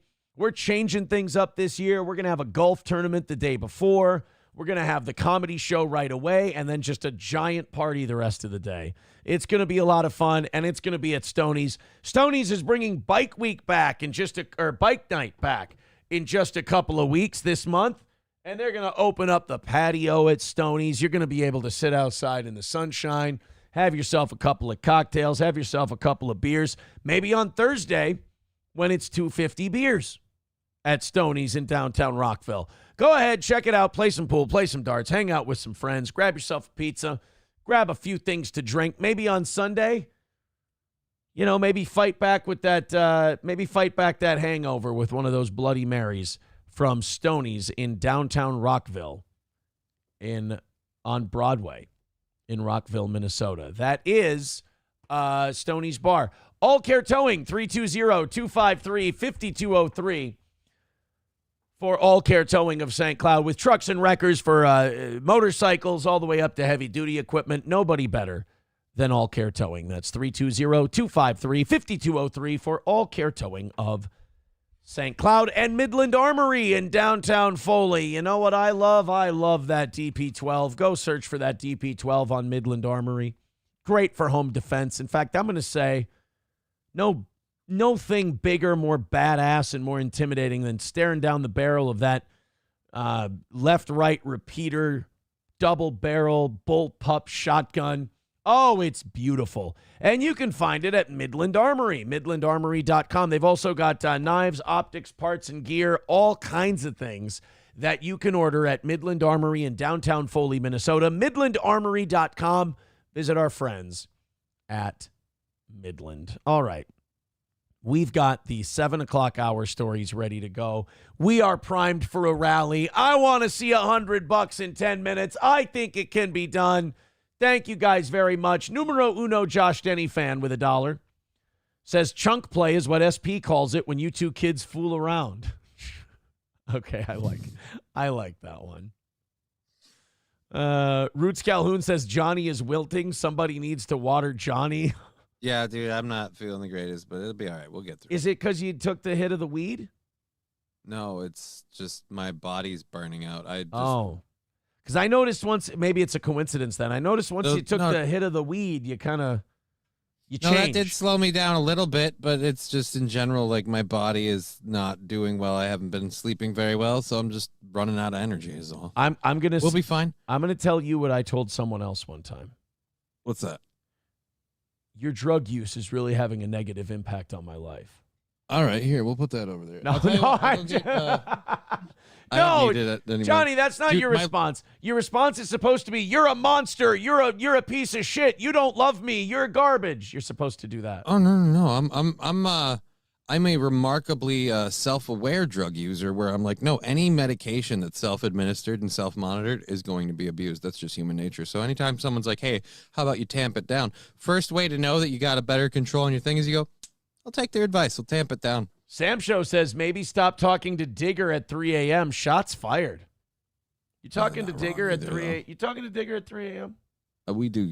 I do stay up late talking to her sometimes, and last night was one of those evenings. But I didn't stay up late to talk to Digger. I stayed up late to play a video game. I have quote unquote homework, and I've got side projects I'm doing, and both of them, fortunately for me, require me to play video games. We're gonna miss by a big number today. Yep. We're going to miss by a big number. Numero uno, Josh Denny fan with another buck says, DoorDash Johnny some Celsius powders. Actually, I was about to say, I'll go in the other room there and I'll go get a cup of water and I'll throw a splash of my Energy Mio in there. I'll perk right up. Ooh, Energy Mio. Right? Yeah, we'll do that. You know what? I'll stop with all of these substances and the drug use stuff that I use medicinally to keep these freaking linguini legs mobile. I will instead drink water with over-the-counter medications and a shitload of caffeine. Yeah, I mean, why would you stop doing illegal drugs and drink water? I mean, that would be horrifically unhealthy. What are you, a freaking normal person? That's disgusting. Numero uno, Josh Denny fan with another $1 says, did Johnny accidentally stay logged on Sam Show's computer? How's he know this stuff? Thank you very much, Numero uno is a one-man rally right now. $200 away from today's goal. $100 in 7 minutes. That's the rally we're looking to do, and the only person answering that rally is our friend, Numero uno, Josh Denny fan. Match him up, everybody. Match him up. Hit like, hit subscribe, and hit follow. All right, you guys want to watch black people fight at McDonald's? I really don't.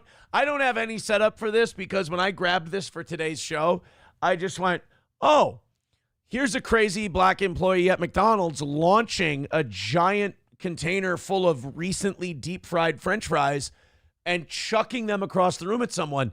This should be promising.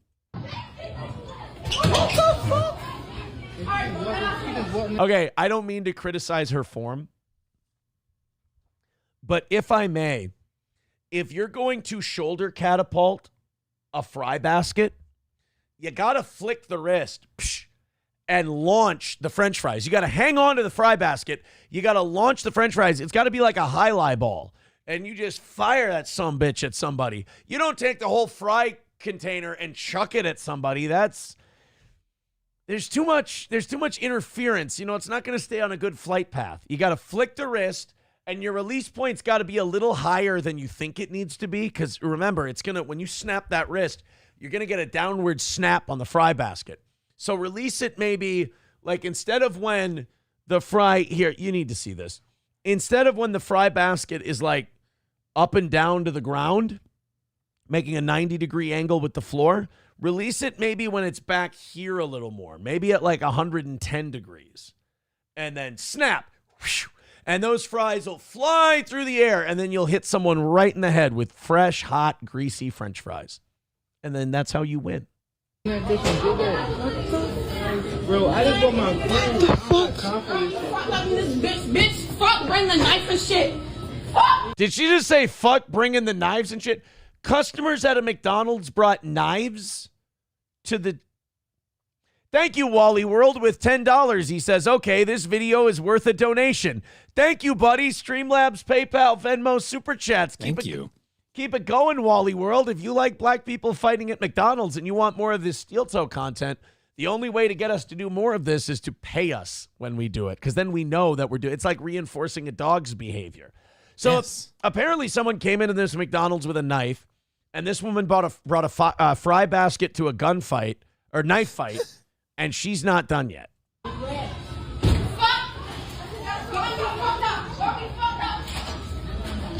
Dude, I will give black people like hood rats this. One thing hood rats do is they'll walk down a knife-wielding maniac.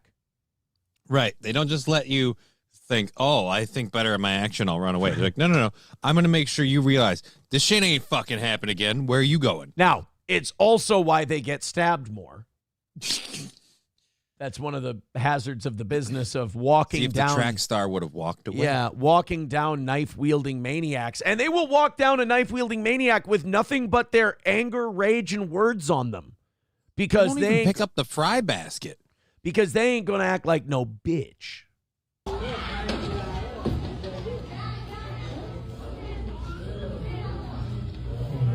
Fucking sweatpants everywhere. I mean, thanks. Did our jeans done? Are we done with jeans? Are we just wearing sweatpants everywhere? Come on. Those aren't even sweatpants. Those are like those yoga pants things. They're so tight, I swear I can see the outline of her underwear. What are you doing? What are you trying to get pregnant at work? Jesus, calm down. You know, are you trying to score dick while you're working the fry pad at McDonald's?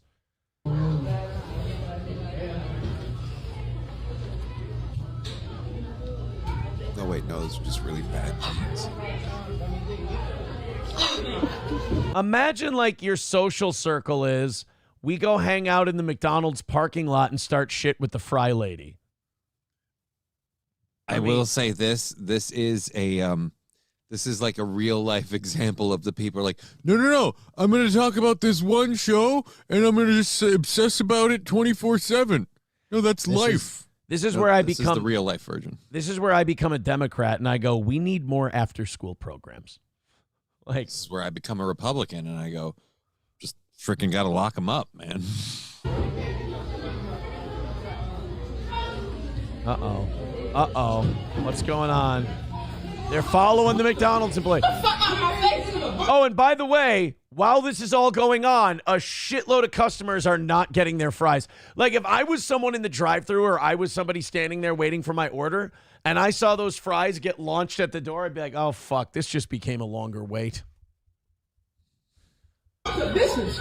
To be honest, what is niggas lying for? I feel like I should be taken through this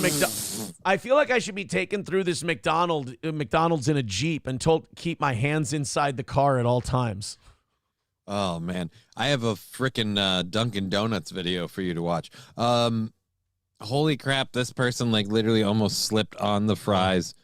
Like, so this whole thing would have been hilarious if that person biffed it right there. You talk about going out like a bitch. I mean, imagine you're there bowing up to the McDonald's fry person. You slip on a French fry and crack your head open. That's an L.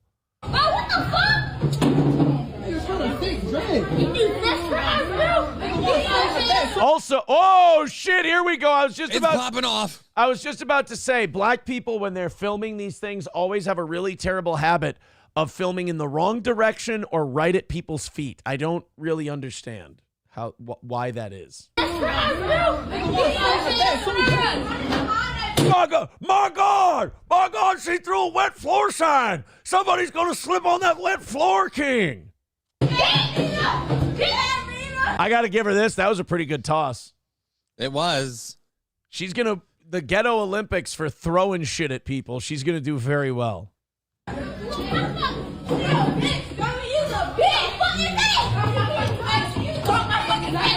Oh my God, you know how many people are waiting for a value meal and you're just chucking the fries at strangers?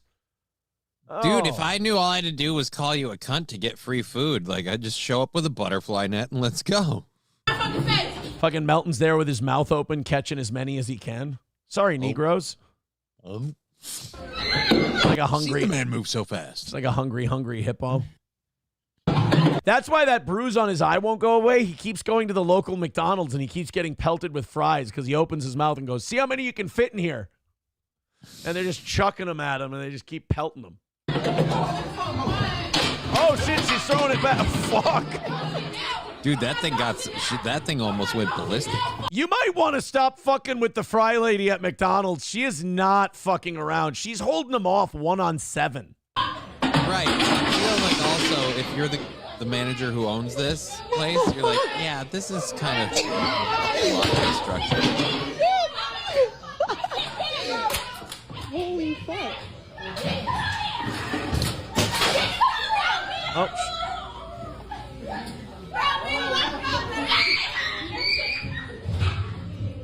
she just grab her shoes and leave? Like, fuck this place, I don't give a fuck. God, I just wish there were better cinematographers in the black community. Because it's really frustrating when I want to watch a beef.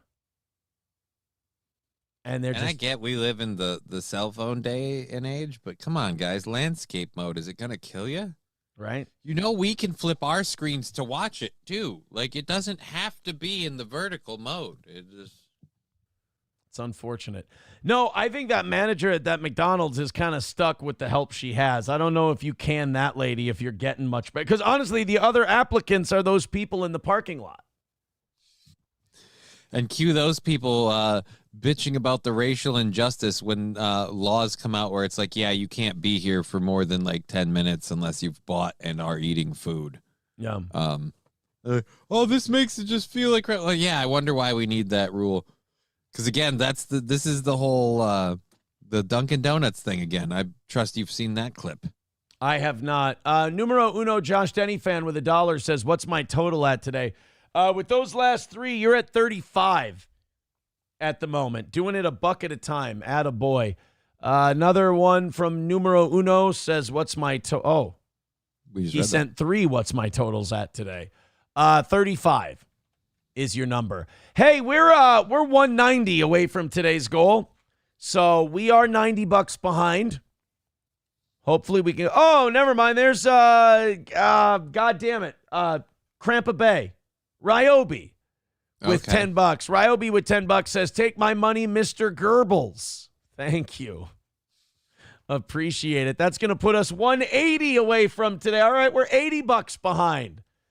Keep it going, guys. $180 away from today's goal. It's doable. It's winnable.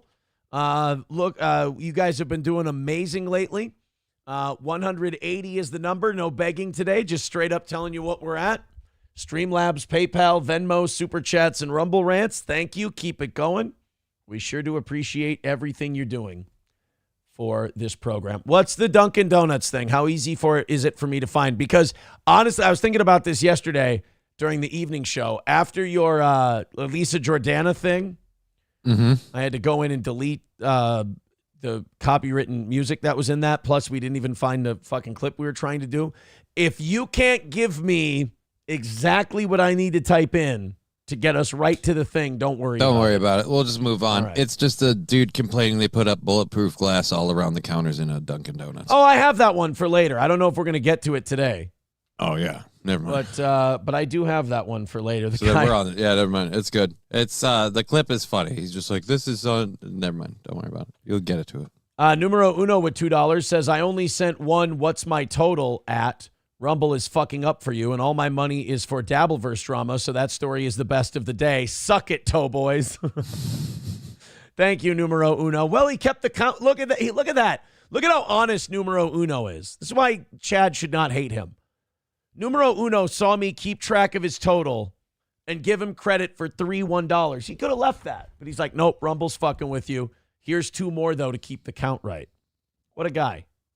It's a decent dude right there. What a guy, this Numero Uno. You know Josh what you'd Denny be fan is. if you blocked him? A piece of shit. I think if you block Numero Uno Josh Denny fan, you are human garbage, if I may. Let's go ahead and keep it up. Thank you.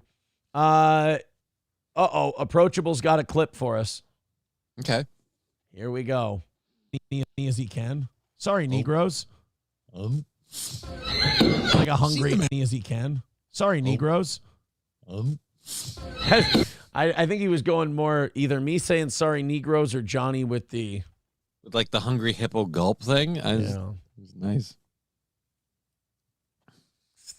Or it's just a man on drugs biting at imaginary dots in the sky. One of the two. No, I was doing. You were painting a scene about him opening his mouth and them throwing fries, and for some reason I just thought of like a hippo, like we're hungry hippos. Well, we may not have your guy losing his mind over the bulletproof glass thing, but what we do have is a couple of good old boys in Indiana beating the living shit out of a guy over a bar tab. Okay. Couple bouncers at an Indiana bar decided they were not going to negotiate with a man who would not pay his tab, and You know, this is the trouble with being security or a bouncer at a bar. You get to wear a shirt that says security. You get to be a bouncer. But because of lawsuits and all that other stuff, you're kind of limited in what you can actually do nowadays. Like, it ain't Roadhouse anymore. You can't just beat the living fuck out of people. But sometimes you employ your buddies, and sometimes your buddies decide that they're just going to deal. That shit don't fly here, friend. Yeah, they're going to deal with this like they would deal with somebody fucking with their pal. And they're just going to stomp the shit out of them. Let's take a look. You tell me if these are, judging by their mugshots, if these are guys you can count on to enforce standards at your bar. Here's one of the good old boys. Oh, no. You fucking with that guy? No. You ain't fucking with that guy. How about this guy? Oh, dear Lord. He knows where the bodies are buried. That guy looks like this ain't his first mugshot. This guy looks very comfortable in this setting. So there's the two guys who beat the shit out of the guy over unpaid drinks. We're going to give you the dollar amount in just a second. Here's the actual incident that they captured on camera, which means lawsuit time. The bar owner is going to be in a heap of trouble over this one.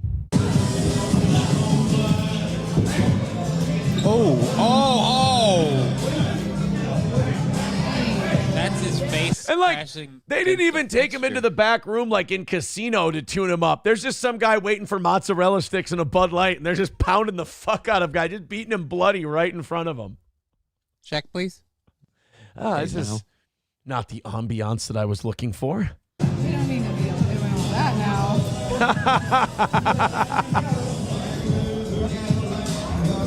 Oh, they got to stomp and they got to stop and stomp the shit out of him some more.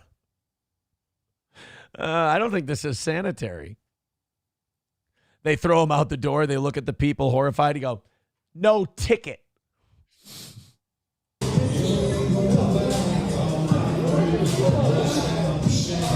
There's something about two hillbillies beating the fuck out of a guy to slow country music that just kind of makes sense.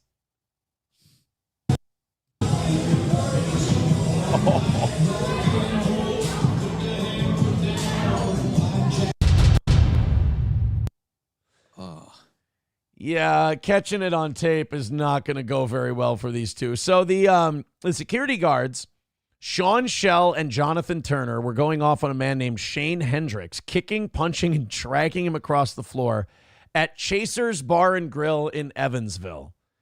He was accused of a confrontation with a bartender over an unpaid tab. The guards didn't even try to escort him out first. They just started beating the shit out of the guy. So there wasn't like a wind up to this? Nope. It's just like, no, our opening speed is let's just fucking stomp the fucker. Just beat the shit out of him. That's it. Hey, by the way, thank you, Crazy Goffo, for rating our stream over on Rumble. Thanks, buddy. So what was the dollar amount? Guys, do me a favor.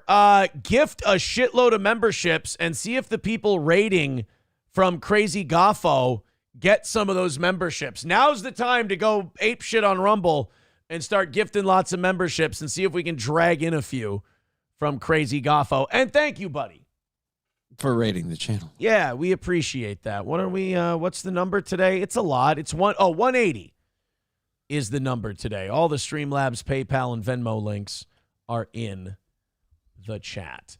An off-duty Evansville police officer working for the bar who had nothing to do with the attack was actually outside on the street helping someone else at the time. But he says he spotted a visibly bloodied Hendricks outside, made contact with him, and kicked off an investigation into what went down. The bartender claims Hendricks got aggressive, saying he threatened and lunged at her when she called him out for owing money over booze he bought from her. He still owes around $60 for the unpaid drink. So you got a fucking beat down over a $60 unpaid bar tab. Here's the local. Oh, my God. I think this local news lady might be taking over as the bouncer. Huh. My goodness. Let's take a look at this. Top story tonight. 2 arrests have been made following an altercation at an Evansville bar. As we've reported, a video circulating on social media shows a security guard at Chase Are all women named Haley Homely? Chaser's Bar and Grill, punching, kicking, and dragging a man out of the bar. It's 9/11. Make a wish. Oh, Jesus. I hope we hit the goal today. Last night, Evansville police have now arrested 29-year-old Sean Shell and 41-year-old Jonathan All Turner right, so not for much new felony information. battery in Ooh, connection felony. to this altercation. Both Shell and Turner are booked into the Vanderburgh County Jail. Yeah, felony battery. I don't think that's going to be. I mean, somebody whipping out the cell phone and filming it, that's not going to be very difficult to prove. No. Fel, you might be. You know what? You know what I would say, Johnny? What's that? I would say they've probably got them dead to rights on the felony. Oh, no, not dead to right. You don't want it easy because it's a strong accusation. You don't want to say that and then be wrong. You don't want to be dead to rights on a felony. That's terrible. Gray Duckling with $2 says, nice core, right? Shut up. Das Optic Nerve calling her the Mona Bista. Roots Calhoun calling her the Mona Lisa. You know what? You guys might just get overtime today, and I might just say, fuck it. You have been very, very funny. Numero Uno says, that's the kind of lady that headbutts you back and puts you in a coma. I never headbutted. Nobody ever accused me of headbutting them. Wally World with $9.99 says, another worthwhile video. Oh, and then Amanda Coulter, you know how I said if you go after private people, like that's the only reason that you should be banned? Yeah. Yeah. They did. They don't like that I have quite the attractive young lady.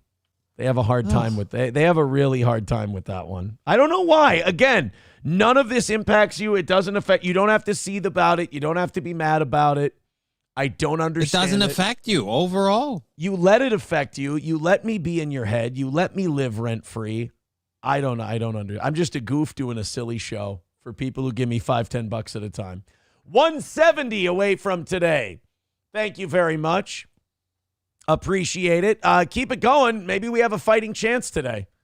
Maybe we got a fighting chance at capturing a win for the toe. Some big drops, and we're right back in the game. 170 is the number. Thank you, kids. Appreciate it. This is this next story is, every time we find corruption or we find like dirty politicians or anything, it's like this new crazy fuck. We got the teachers that are getting the kids to kill the husband and all these wild stories. Sometimes it's nice to focus on just old school dirty cops. Like the classics? The classics. New Berlin, Wisconsin. A cop there charged with misconduct, stealing drugs from a canine program. So basically, when the drug dogs find the drugs and are training to find the drugs, this guy goes, one for you, one for me, one for you, one for me. And he just, if you're a cop with a drug problem, I mean, you can feed it for free. That is one of the perks of the job. A sergeant with the New Berlin. Hey, I was charged with first-degree intent to distribute. Why is it down to third-degree possession? We're just feeling nice today. That, and we lost most of the evidence for some reason. We can't figure it out. Strange. A sergeant with the New Berlin Police Department was charged with misconduct in public office Wednesday following an 11-month investigation into drugs missing from the department's canine program. According to the New Berlin Police Department, Steve Dodson, a 20-year veteran of the force. So this is not his first time stealing coke. Do we know that that's what he went for? Well, I suppose it's the canine program. They don't really train them to hunt for marijuana. Dude, if you're getting in trouble for stealing weed, you're a loser. You're stealing marijuana? Really? Make it one of the drugs that's fucking worth it. Isn't weed... I didn't know there was a scale. Well, isn't weed cheap as fuck? Steal heroin, steal cocaine.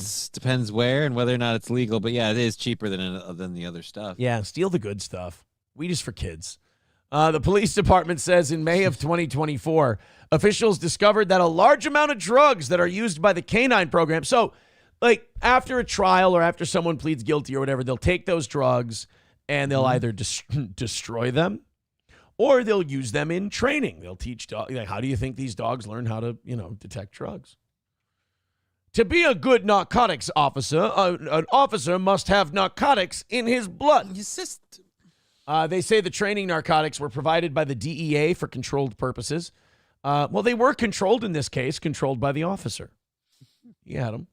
In an effort to enhance canine effectiveness in combating illegal drug activity, New Berlin Police Department says safeguards were in place to ensure the drugs were only accessible to select personnel.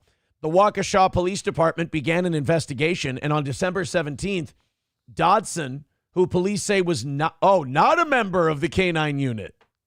Ooh. So he's like the math teacher who wanders into the history teacher's classroom to hit on her.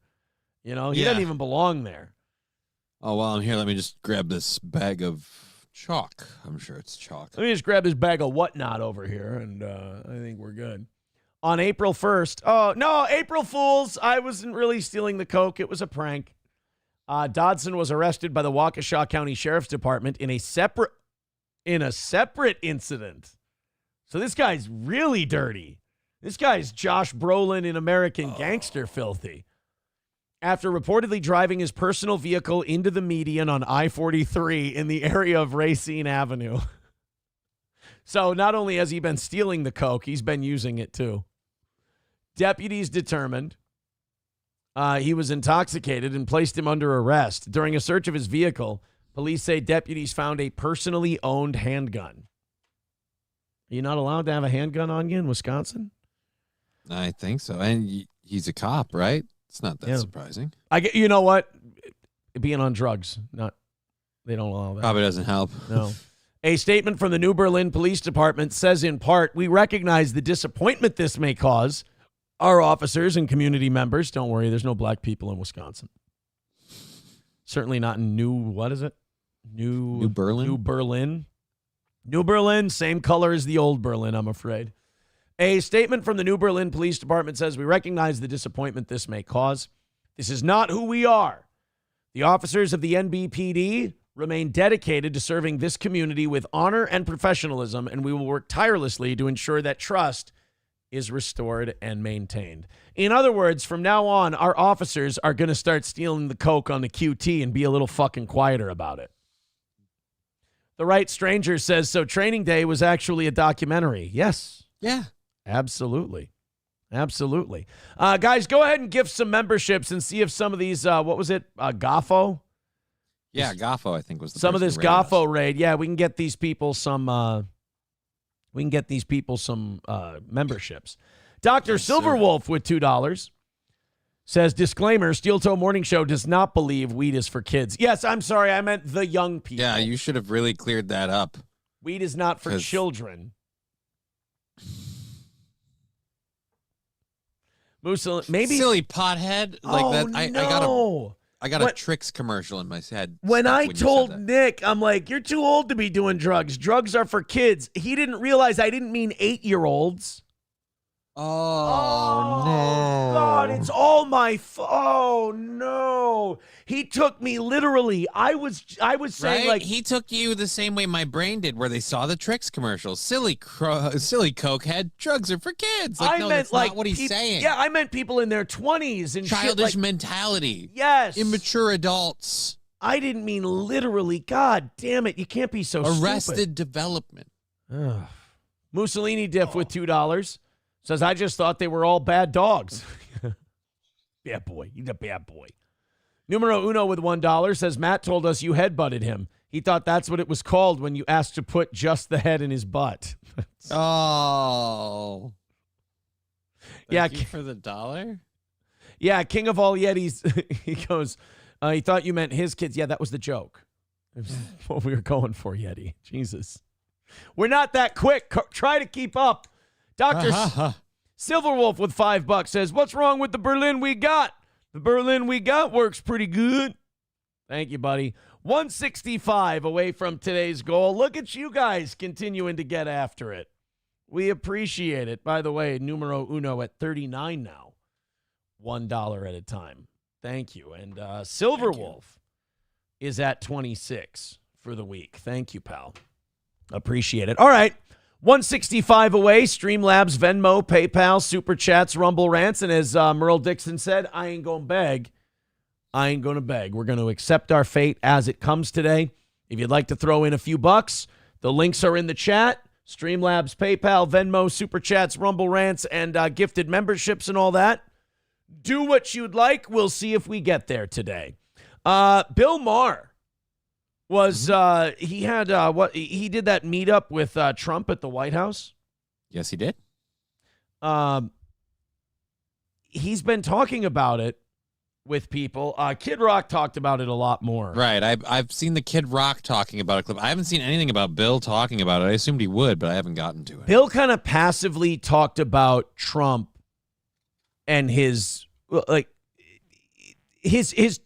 I don't know if his tune has changed, but he's talking about Trump differently. So instead of like directly talking about his experience at the White House, it's kind of coming out in the way he talks about the president. This is him talking to Chris Cuomo. Now, this is an interesting conversation between these two because Cuomo has admitted since I left CNN, I'm not as big of a lefty. Mm-hmm. And Bill Maher, of course, has kind of been that guy that kind of stayed still in his lefty place. And he's a liberal stick in the mud, and the party moved around him. Everything moved past him. So these two start talking about Trump, and honestly, it feels like Bill. I'm not saying he's going full MAGA anytime soon, but it certainly seems like Bill is starting to soften on Don a little bit. Let's take a look-see.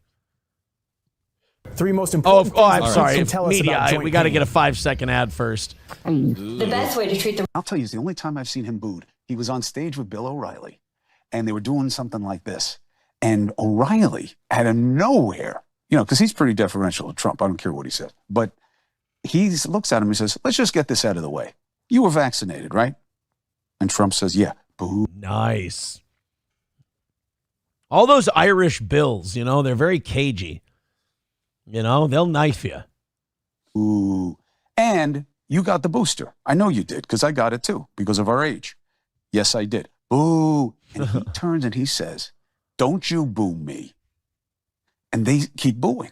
And he says, I'm all you got. Don't you boo me. I'm all you got. That is, in fairness, that is kind of gangster. I don't mean gangster in like cool. I mean gangster in like that's what a fucking gangster would do to the neighborhood that he owns.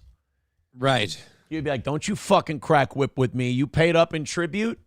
You kicked up to the boss yet? Don't you fucking boo me. But are we talking about who's saying that don't you fucking boo me? Don Trump. Or Bill O'Reilly?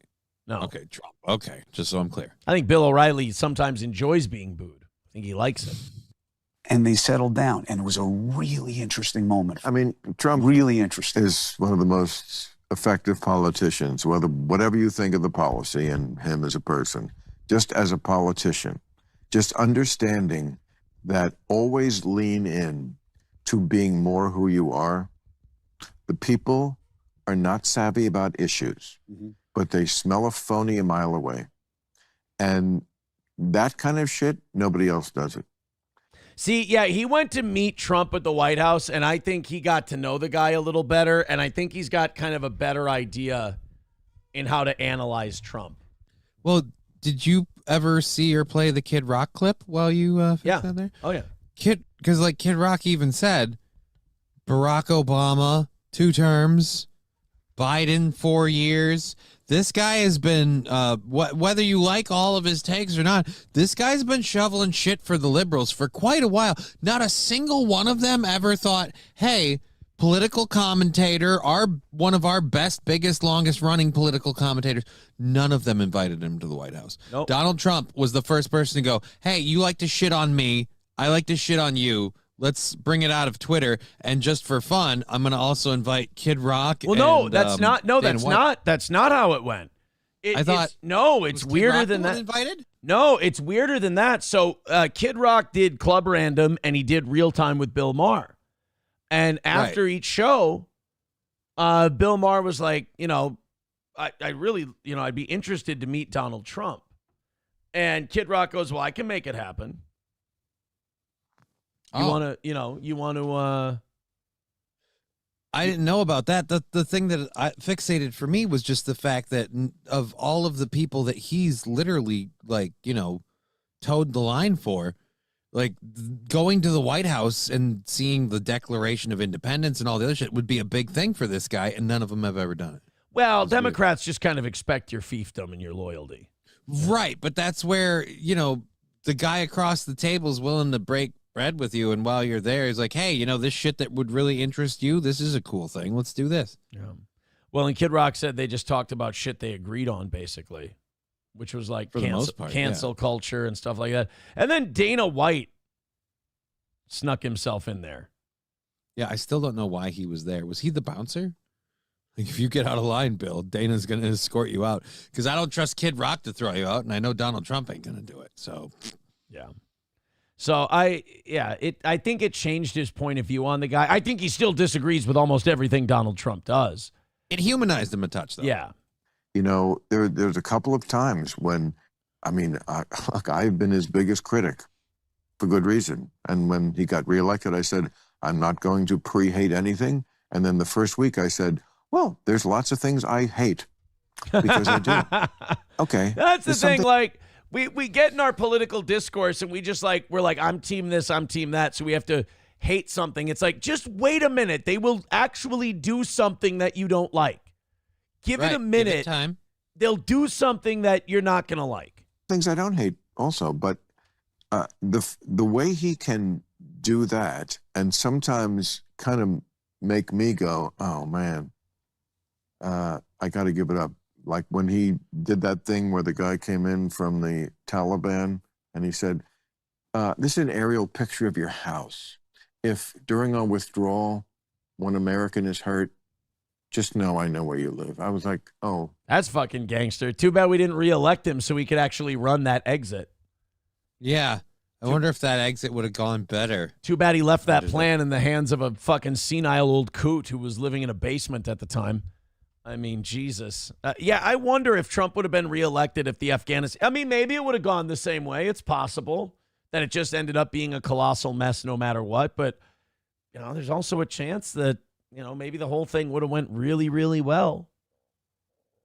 And we would have had a clean, safe exit out of Afghanistan. It wouldn't have been so embarrassing. Can we just play the music now? Because I don't care. It's Donald Trump and he's the worst person ever, blah, blah, blah. I fucking love that. Mm-hmm. One time they were doing something was going on and he said, you know what? When you come after New York, you got to go through me. It's like, oh, hometown boy. He has those moments that no other politician has. And the Democrats have to find that guy. I mean, what is it about that guy? Like, people go and meet him. And then all of a sudden, they're like, their whole opinion on the guy changes. He is an excellent litigator, negotiator, sort of. Well, not litigator, negotiator. So it's just, he has a knack for kind of wooing people to his side. Like, Bill Maher isn't toting, like, the line for Trump, but like I said, he has a way of humanizing himself with you if you sit down and talk to him. Yeah. He wouldn't be this successful at everything he's done. He's had plenty of shit that he's fucked up on. Like, dude, does nobody else, like, I remember way before the shows and everything else, when his Atlantic City shit went under, like, mom and pop businesses were suffering left, right, and sideways because he filed bankruptcy. And so he got, like, everything that happened with business bankruptcy. But, like, contractors and workers weren't paid to do their thing. Hillary Clinton brought it up when they were running in 2016 even. It's just that kind of, I remember all that kind of stuff. You don't still get to be him having TV shows and being as successful as everything else if you can't sit down with people who utterly fucking hate you and at least get them to go, well, all right, we can agree on some shit. Yeah. Also, you're dealing with the mob and shit when you're doing real estate in New York. So Trump's used to. Where do you get that hint? You come from New York, you go through me. Where are you getting the mob hint? I don't know. Where do you get that from? Right. Numero uno, Josh Denny Van. I guess I can address this since it showed up in the chat. Numero uno says, wow, Nick's new claim is that two of Aaron's close friends assaulted April. This is nothing new. This is something April has said. You see that? Is this? I think this is. Oh, yeah, it's anchored to the wall pretty good.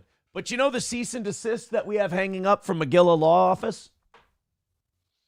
Yeah, what about it? The reason we have that cease and desist from Adrian Washington is that April publicly accused him of essaying her at Raleigh's the night April and I met. Oh. And Adrian Washington basically said, yeah, you're going to cut that fucking shit out right now or you're getting sued. Wow. So, yeah, I would. Here's Nick's problem. Nick's a really good manipulator, but he ran into another really good manipulator. And one of her great tactics is that when her back's against the wall or she needs something, let's say she's being kicked out of a situation that she wanted to steal for herself, she will come up with stories that will turn her from aggressor to victim. And one of those she used on me was Adrian did this the first night. I remember those things. Yeah. I remember those events. And then Nick doesn't have the fucking balls to come out and say it, but he's basically accusing Corey Adam of doing the same thing. This never happened. Corey Adam would do a lot of things. Corey Adam would never fucking do that. And whatever shit she told you to get in your fucking head because you had to kick her to the fucking curb or because she left because the drugs were gone or whatever the case was, you accusing two people of assault. And I'm going to send that to Adrian as well. But you accusing two people of assault because you got manipulated, the manipulator got manipulated is, I mean, you're desperate. I understand that Thursday is going to be difficult for you if this is all wrapped up. I know that you're still seething about me leaving, but you're also seething about the, dead to rights on the felony thing. To drag other people into it and do bitchy, girly hints, like be a man, grow a set of balls for once in your life, you fucking Nepo baby, and say what you want to say. You went through my emails, you went through my accounts and all that stuff, and you tried to spy on when I took April off the payroll or whatever, which was April, by the way. And also, off in April. You wanted to go through and look for these accusations and this other stuff. Name names then. Fucking name names. Have a set of balls for once in your life. Don't hide behind mommy and daddy's money. Be a man for once in your life. Stand on your own two fucking feet and say what you want to say. You want to say Adrian Washington and Corey Adam? I got bad news for you, buddy. You got fucking played. You got manipulated. You got worked over. Hey, look, you are a mark. Look, if I were the way she is, I would have done the same thing to you. I would have manipulated you and worked you over too. You're an easy mark. You don't have a lot of experience with women, with girls. You didn't date at all. You're not really a girls guy. You're not a woman guy, if you catch my drift. So you got worked over by a woman who was in a desperate. There's a pattern with April. It's when she gets in a desperate situation, she'll say anything to anyone to become sympathetic, to go from the aggressor to sympathetic. So she used that tale of woe. Oh my God, the things she told me about her ex-boyfriend when we first got together. Oh my God, what a monster he must be. No, turns out he's just you wouldn't believe. Turns out because they're not true. Turns out he's just kind of a normal guy. Turns out he's just kind of a normal dude. That's why he's your average speed douche canoe going about life. That's why he's married now and doing better than the rest of us. Good for him. People are like. So he sent you a thank you card. I'm guessing, like, whoo, got that. We've spoken. But oh yeah, when April and I first got together, she didn't tell me that she hadn't broken. Well, she told me she'd broken up with him, but she hadn't. Mm-hmm. And so that guy was messaging me and like, hey, are you sleeping with my girlfriend? And I went to her and I went, hey, what the fuck is this all about? She immediately starts going, no, here's what you should write back to him. Here's what you should tell him. Tell him this, tell him that. He's just crazy. When they give you a script, dude. Well, not only that, but she also went, oh yeah, he's just having a really hard time processing the breakup. We're actually broken up. He's just having a really difficult time and he's claiming that we're still together. Right. Well, that seems like a message I should watch you send to him. Yeah. To reaffirm me. Ooh. So she gave me the script to write out to the guy. So. And you got honey-dicked right into it. Yeah, no, so I understand how Nick got tricked into the Adrian and the Corey thing. He was honey-dicked too. Yeah. It happens, buddy. It happens to the best of us. Wally World with $9.99 says it's tea time. Well, that's all I got. Numero uno, Josh Denny fan brought that up from yesterday. Nick's still coping about, the one that got away. Look, man, I'm sorry both the Imholtz left your ass flat. I mean, they understood that you were valueless, and they got the fuck out of there and got on with their lives. Sorry. Ugh. And I see it's still really terribly affecting you. Oh boy, if they knew what was if they knew what was in the discovery in my case, oh boy, would you look even worse then. All right, let it go. Let it go. Bigot on socialist media says, I hope he's watching too. He's fucking hopeless. Of course he is. He's living on my every word. All right. Thank you guys very much for that $10. 160 away from today. Are we going to hit it? Probably not, but we're going to do a full show for you.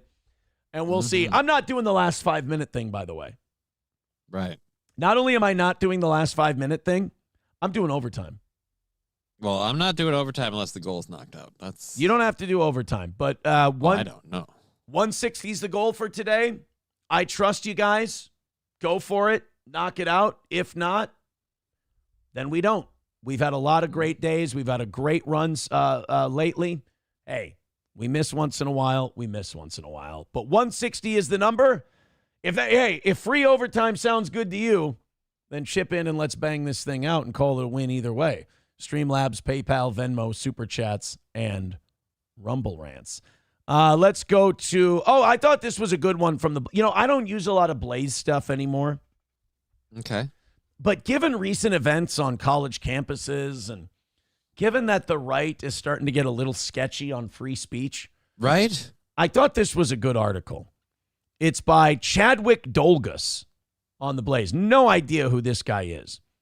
But he says, we say we want free speech until we hear something we hate.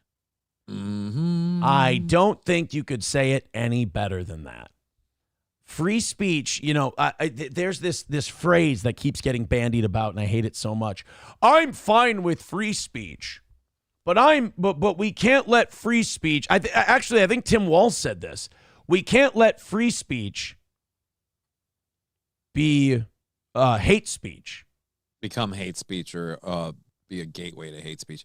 Yeah, he's definitely one of the people that's repeated that narrative and that bullshit. But that's the problem. Like, you don't understand. Free speech is literally all speech. Like, if you want free speech, it means we have the freedom to say, I got bad news for you. I'll say things you don't like.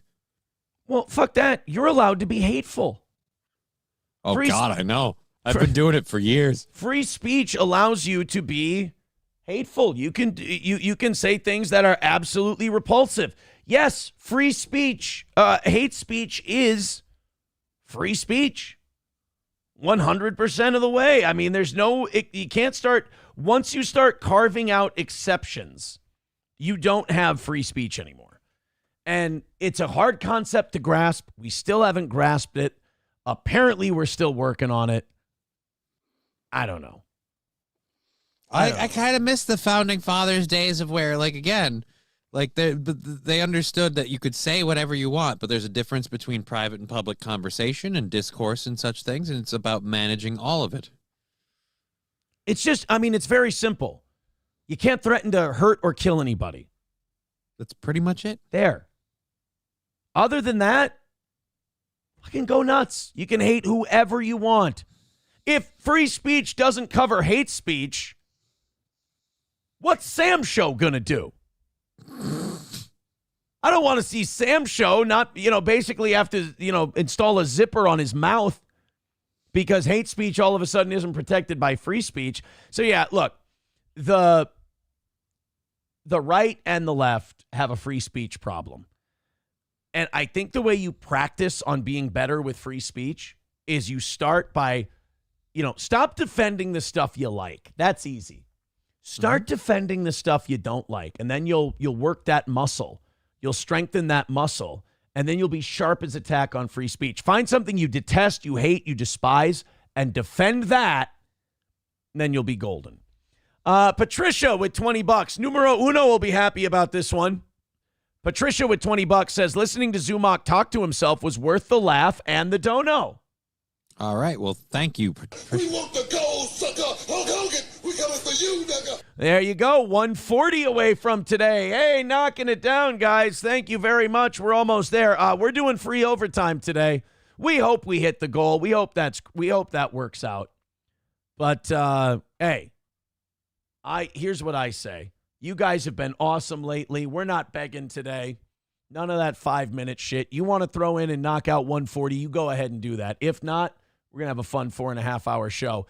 Johnny catching some shit in the chat. Let's let him go off. I'm going to let Johnny take the stick here for a minute. What did I catch shit for? Mersh ROTC says, I don't get. Oh, wait, no, that's not the. I want to go up here to this one. Here we are. Wow, he's not doing overtime unless the goal is knocked out, yet he doesn't mind staying up till 3 a.m, chatting it up instead of being responsible for his work/job. Johnny, go ahead. Mersh ROTC.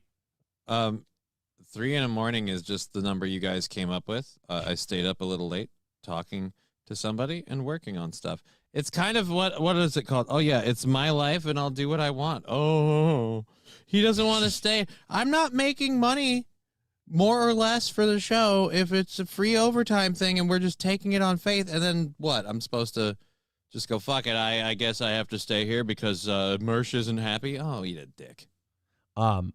Now is probably not a good time to tell you that if the Rumble Creator Program goes well enough, I was going to give you a raise.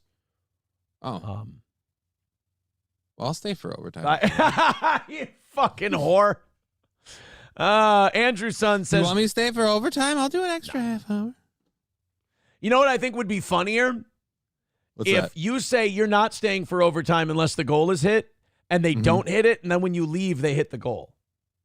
That would be hilarious. That would be funnier to me. Andrew's son says Johnny isn't even going to make up the time he missed. What a selfish, lazy piece of shit. What time did I miss? Oh, you better talk to Andrew's son. I don't know. Andrew's son doesn't like watching me. So if Andrew's son is pissed that I missed time, you're just not happy. You don't like it when I'm there, but you don't like it when I'm gone. What the pick a speed? Mersh ROTC, would you like, he's white knighting for me. Would you like to hear him white knight for me? Yeah. I don't get how this guy walks over Aaron the way he does and still expects to get paid when he admits to doing a half-assed job because he's either chatting up or gaming overnight. Oh. Again, like I said, it was working on a thing, and I'm sorry, gaming overnight. This is just somebody who's upset because, like, he begs for his show and it doesn't work out. Like, all right, fine. I mean, of the three of us, you, me, and Mersh, I do the least begging. I get why he's That's pissed. not actual Mersh, dude. Oh. That's not that guy shits on Mersh. Oh. Well, then I love him. Mersh ROTC says, how much will it take for you to force Johnny to stay for the overtime? The goal gets hit. Right. The goal gets hit, and I stay 30 minutes. I hate to have to do this to you, Mersh ROTC. It was kind of a ploy to get people to hit the fucking goal because they want to torture the cripple. Like, that was all the whole thing. Wow. And if it doesn't happen, I'm fine with taking a nap. Kind of giving It's kind of like the same way I was like, hey, I mentioned the whole Philibooker thing. I'm waiting for someone to go, hey, here's $5, stand for 2 minutes. Like, anything could have happened. Numero uno with $1 says, internet drama stays winning. Look at me, toe boys. I'm the top tonator now. Yeah, $40. Well, you're tied with Biden crime family, unless my math is wrong. But $40. Both things could be true. Wally World's at 30. So he's getting. Ooh, so Wally World's coming in on your ass. You might want to put a little space between that. There's a lot of people at 25 and 20 and 26 and 27. There's a lot of people that them just giving $20 will put them in first place. So it's anybody's game. It's a crowded bunch, for sure. Should we get to? Let's get to a few more. Numero uno, Josh Denny fan says, it's Johnny's life. It's now or never. This digger's not going to live forever. Well, I was more worried about me. But yeah, right. May I finish the song, please? No. He's got to jack off late at night on the phone. It's hit. Hey, question. You guys whacking off on the phone? What? You guys whacking off on the phone? That's the allegation. No. The allegation is we're whacking off on the phone. the You guys whacking off on the phone? What the fuck? Yeah. That's a fucking yes. Holy shit, is that a goddamn yes? That's not a yes. There's a lot of flirting that happens. There's no phone. Are we whacking off on the phone? Teetle, heedle, heedle. That's No, you guys can vote I in the said chat. no originally. You missed the no part I said right away. And then you kept reporting the thing, and I laughed. Go play a clip, wind it back where you go, you guys whacking off the phone? I went, what? No. And then you're sitting What? there late at night No. whacking off on the phone. I can't chuckle You at said that? I'm what sorry. first? You heard me. You were off balance. That was an off balance no. That is not an off balance. That was an off That's balance just how no. you want to read it. All I'm saying, that is how I'm reading it. I'm reading it as an off balance no. Could I be wrong? Sure. But you're right. I'll say this. I like this lady very, very much. So I you don't whack care what off. you So you think. whack off on the phone for her. What the fuck kind of relationships do you have where that's how you prove you love somebody? It's not about proving you love them. It's about doing because they. It's about producing the liquid evidence. Friends don't know. They do because they want to do. Mersh ROTC says, how much to force Johnny to stay for overtime? 140. 140 is the number. If you guys contribute 140 in the next 15 minutes, Johnny has to stay for overtime. If not, we're going to try and hit it after overtime and show that you love me more. Also, we are having a battle. Patricia gave $20 and says the drama stuff is great. So we're going to see who wins. OG versus drama today. Send in your contribution, cast your vote, and we're going to see who makes more money. The OG or the drama. Right now, drama is ahead 20-0. Mersh ROTC, we are. God, that one showed up a lot. Oh, Numero Uno says he's at 41. Okay, I trust you. He says I missed a rant. There you go. 41 is the high water mark. Mersh ROTC says make him stand up for the next 15 minutes and we will get to overtime. We can't overuse that bit. No, we can't. But like I said, I mentioned it before just to see if anyone was thirsty for it. So I threw it out there. By the way, Raziv, Chaz, Von Kaiser, and Gabriel Archer, all without memberships over on Rumble. Bigot on Socialist Media says he's whacking off. Numero Uno says those cheeks turned redder than his shirt. That phone is pregnant. They're saying that you guys are whacking off. I can say with an absolute straight face, I am not whacking off on the phone. Von Kaiser, they be whacking. They be whacking.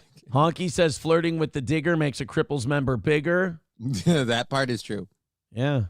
Yeah, Dead Game says you're a sick pup. Numero Uno says he whacks off after they hang up. He's a gentleman. Yep. My lost interest with the theory, does Digger have a vibrator controlled by a phone app on Johnny's phone? Nope. I realize I have to answer these lightning quick. Oh, he paused for a nanosecond. That's a yes. So let's just rapid fire. Nope. Chevy Fan says Digger and Johnny's relationships will be destroyed from this show. I can't ask a guy if he's whacking off on the phone. Jesus. I thought this was America. What's a little you beating it to that bitch conversation between friends? Wow, I didn't know I was a fucking piece of shit for asking a guy if he's just whacking trying to be off. a good guy, finding out if my friends, unloading regularly to a person who's a long distance thing, Yeah, so my lost interest putting it out in the ether that Digger has a vibrator controlled by Johnny's app on Johnny's phone. And some people are saying like, oh, that's too much. No, he didn't say it was up her ass or anything. That would have been too much. Even I would have said, hey, guys, that's enough. It's just a way to establish connection. No, This is not happening. That's too much. I mean, we don't need to be talking about vibrators in buttholes. I mean, it's like the FCC. Let's not talk about insertion or placement. All right. Okay, I think we're all caught up. Thank you guys very much. 140 left in today. Like I said, we're not going to do the last 5 minutes. If we lose, we lose. It happens sometimes. We've been doing very well lately. I appreciate you guys. Johnny is not staying for overtime, though. He said, if we don't hit the goal, I'm fucking leaving. Me, I'm not doing the last 5 minute shit. I'll lose like a man today. We'll do the extra 30 minutes. And if you guys like that idea, if you're like, hey, Aaron, thanks for trusting us to knock this out and just doing the overtime, here's a reward. I love rewards. Radziv Chaz says, I have the app on my phone for Digger's Toy too, Johnny. Wow. Oh, that's interesting because I don't. So that would make you the first. So you're disagreeing not with that there's a vibrator part. You're disagreeing with the 2 part. I know nothing about this, so okay. I can't agree or disagree with anything. I have no evidence. Let's be very clear. It was an accusation put forth first by my lost interest. Yeah. So, I'm gonna have to ask some questions. Approachable says, Aaron, the last time you wanted to talk about Johnny's relationship on air, you led him to worry about every single flight coming from California could be carrying his death. No, I was worried about one flight for one period of time. Let's be clear about that. I was worried about one flight, and that lady has moved on. With How her long life. did it We've take all for her gone- to stop being a lunatic? Literally just after the phone call thing. That was. Oh, the- really? Wow, that was quick. Yeah. So she, hot and heavy right up front, and then A flash in the pan, and then it was done. It was sure. All right. Well, that's a lot better. That's a lot better. Messi Chavez says this is peaked in high school energy. I know. No, this is I have to open the next hour's worth of stories, and I don't want to do it yet energy. So I'm just gonna bust his ball. Yeah, hold on. I'm gonna open these up. Let's. Now you're accusing me of peaked in high school energy. That you know what? That hit home. That works. I'll open them up. There we go. Now they're all open. Streamlabs, PayPal, Venmo, Super Chats, Rumble Rants. Wally World with $4.99 says, does Digger ever spell her name with an N? I don't get it. No, why would you? That's Wait, yeah, that's a you thing. No, that's silly. Why would she call herself Dinner?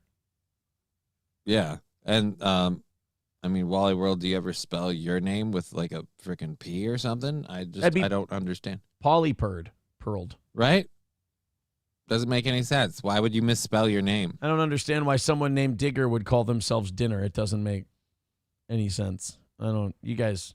Well, thank you, Wally World. You're now $6 away from numero uno Josh Denny fan in first place. $41 is enough to get you in first. $135 away from today's goal. Thank you very much for the continuing contributions to this lovely program of ours. We dig your guys' energy. 135 is the number. Okay, we got to move on. Enough of this juvenile content. Right? Enough of this juvenile content. Oh, cripples dating. Mersh ROTC says Digger only wants you for your Venmos. She hasn't gotten any Venmos. Oh. So you guys, when you're whacking off on the phone? What? There's no talk of Venmos? No. So you do whack off on the phone? Dude, I'm not Jewish. I don't need that to get things going. Oh, say $1.75. Oh. Wait, somebody donated $1.75? Maybe. Oh, shit. Sorry. What's 2 teaspoons worth to you? I apologize. I'm really excited about the idea of people donating money to this program. 135 is the number. Okay, we got news from Idaho. All right. Child molesters can now be marched in front of firing squads. And you know what? Idaho just became a better place to live. I mean, not for child molesters. I'm not opposed to the policy, but I will say just hearing it said out loud did give me pause where I was like, What's wrong with this? I have no idea what would be wrong with this as long as policy. we're confirmed that these are I always worry about someone suffering a mistrial of justice. And so marched out in front of firing squads, just kind of, whoa. But then at the same rate, I'm like, but who are we defending? So that might happen in some sexual assault cases where people are charged or convicted and they didn't do anything. But that's very rare in child molester cases. I have no idea. Oh my God. I'm sorry, that scared the fuck out of me.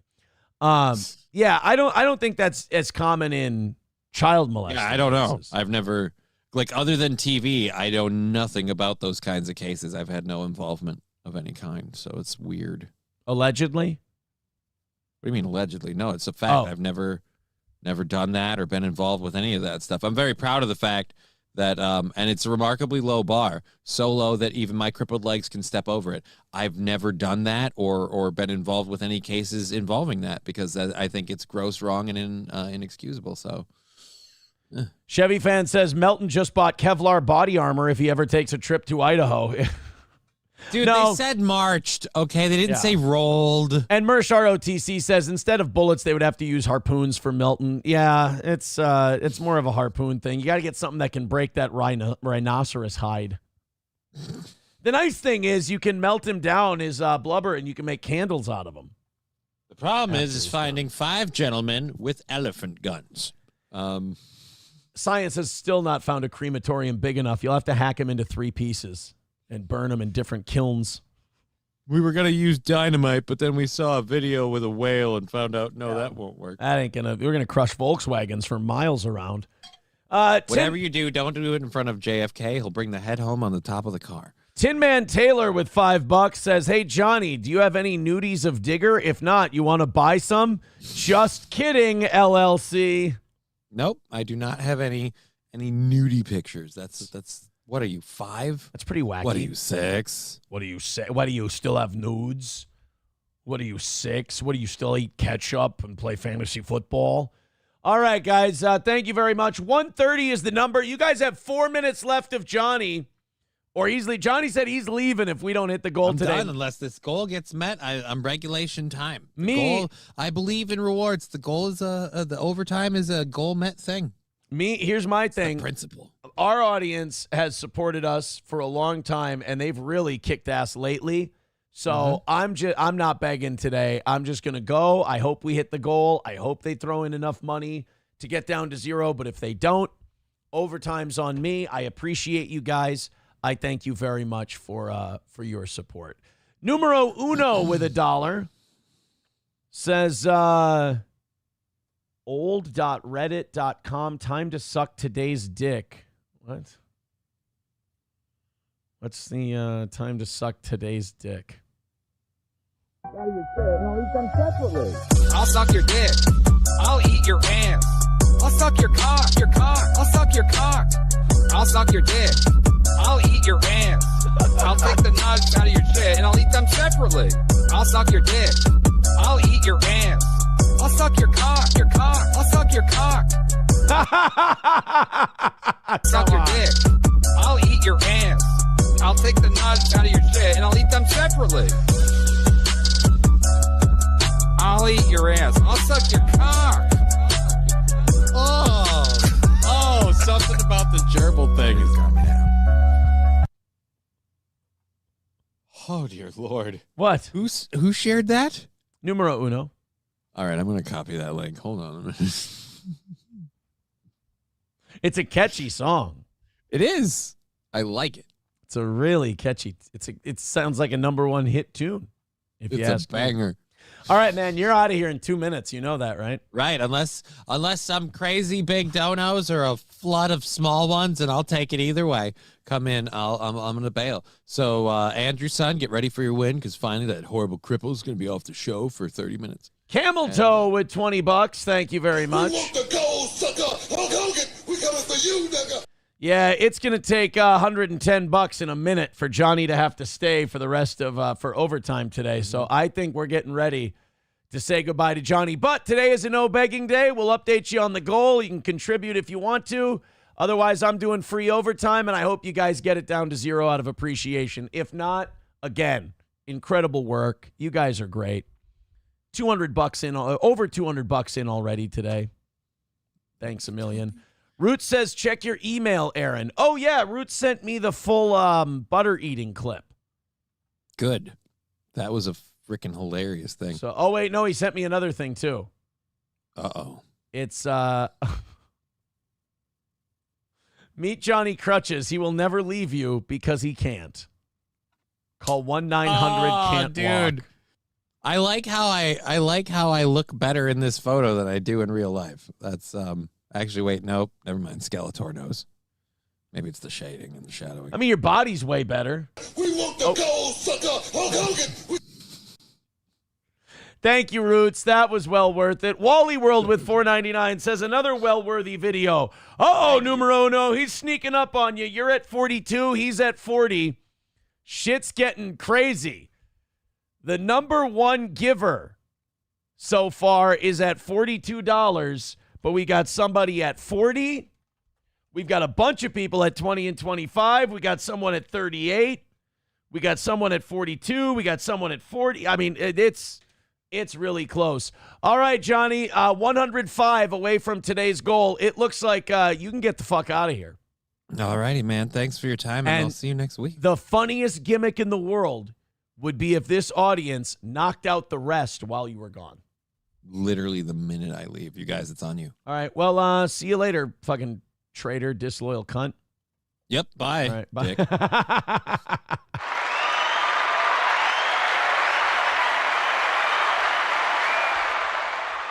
There's the cease and desist, by the way. That right there. That's the cease and desist that Adrienne Washington sent us because April was making her accusations. You don't cut the bullshit. I'm gonna fucking sue you guys. And guess what? No more allegations after that. It's funny how those allegations only come out when she's in trouble for something else or not getting her way. Always fascinating to me. But we always, as men, we always figure out those people too late, unfortunately. All right, Streamlabs, PayPal, Venmo, Super Chats, Rumble Rants, 105 is the number for today. You guys are great. Thank you. You're getting overtime regardless because, shit. I'm looking at, we're getting the camera. We're doing the backdrop. We got this new sign coming. I'm like, these guys have put Steel Toe back in the black. Not only are we going to put a good amount of money into the show, but also you guys have earned overtime for sure. Now, if you want to contribute, those are the links. Raz of Chaz with $2 says, glad that digger lover is gone. Later, Crutch Boy, I don't like Johnny bailing on us. Well, you know what? If you don't like Johnny bailing on us, there's one way to show your appreciation. Reward the guy that's still here. Let's go to this story out of Harrington, Kansas. Honestly, I know that this isn't as sexy a story as the other ones we do. As a homeowner, I saw this one and I was like, fuck, this is a worse nightmare scenario. Let's hit play on this one. This is Harrington, Kansas. This is a mistake that cost people their yard. This is what we have to look forward to for the next weeks or whatever. Well, Harrington couple says their backyard looks more like a construction zone now. This all started this week when the city began installing a new water line. But the couple says the area where crews started digging is not where they agreed to. They came to Fact Finder for answers and to help fix their property. So they're accusing the government of digging in the wrong place for this water line and digging right through their yard. Oh, God. I mean, you don't feel at home when you got like construction crews back there. It's like, have you ever had people do a new roof or new siding or anything like that? And it's always like, you go out to leave and there's workers out there. And like, I know housewives love it because they can get some dick on the sly while the husband's at work.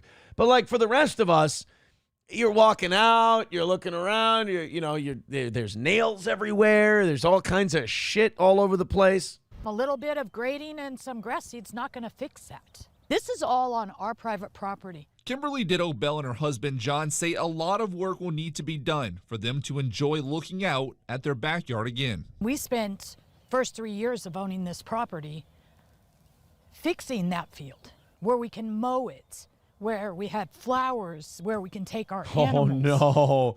So they inherited a dirt patch. They grew grass. They grew flowers. And then in come the fucking earth movers and all this other shit and just ripping it all to shreds just as you're getting into the planting season. Oh, no. Come on. Is sod cheap nowadays? You can sod the piss out of that. It's a combination Kentucky bluegrass, California sensimilla.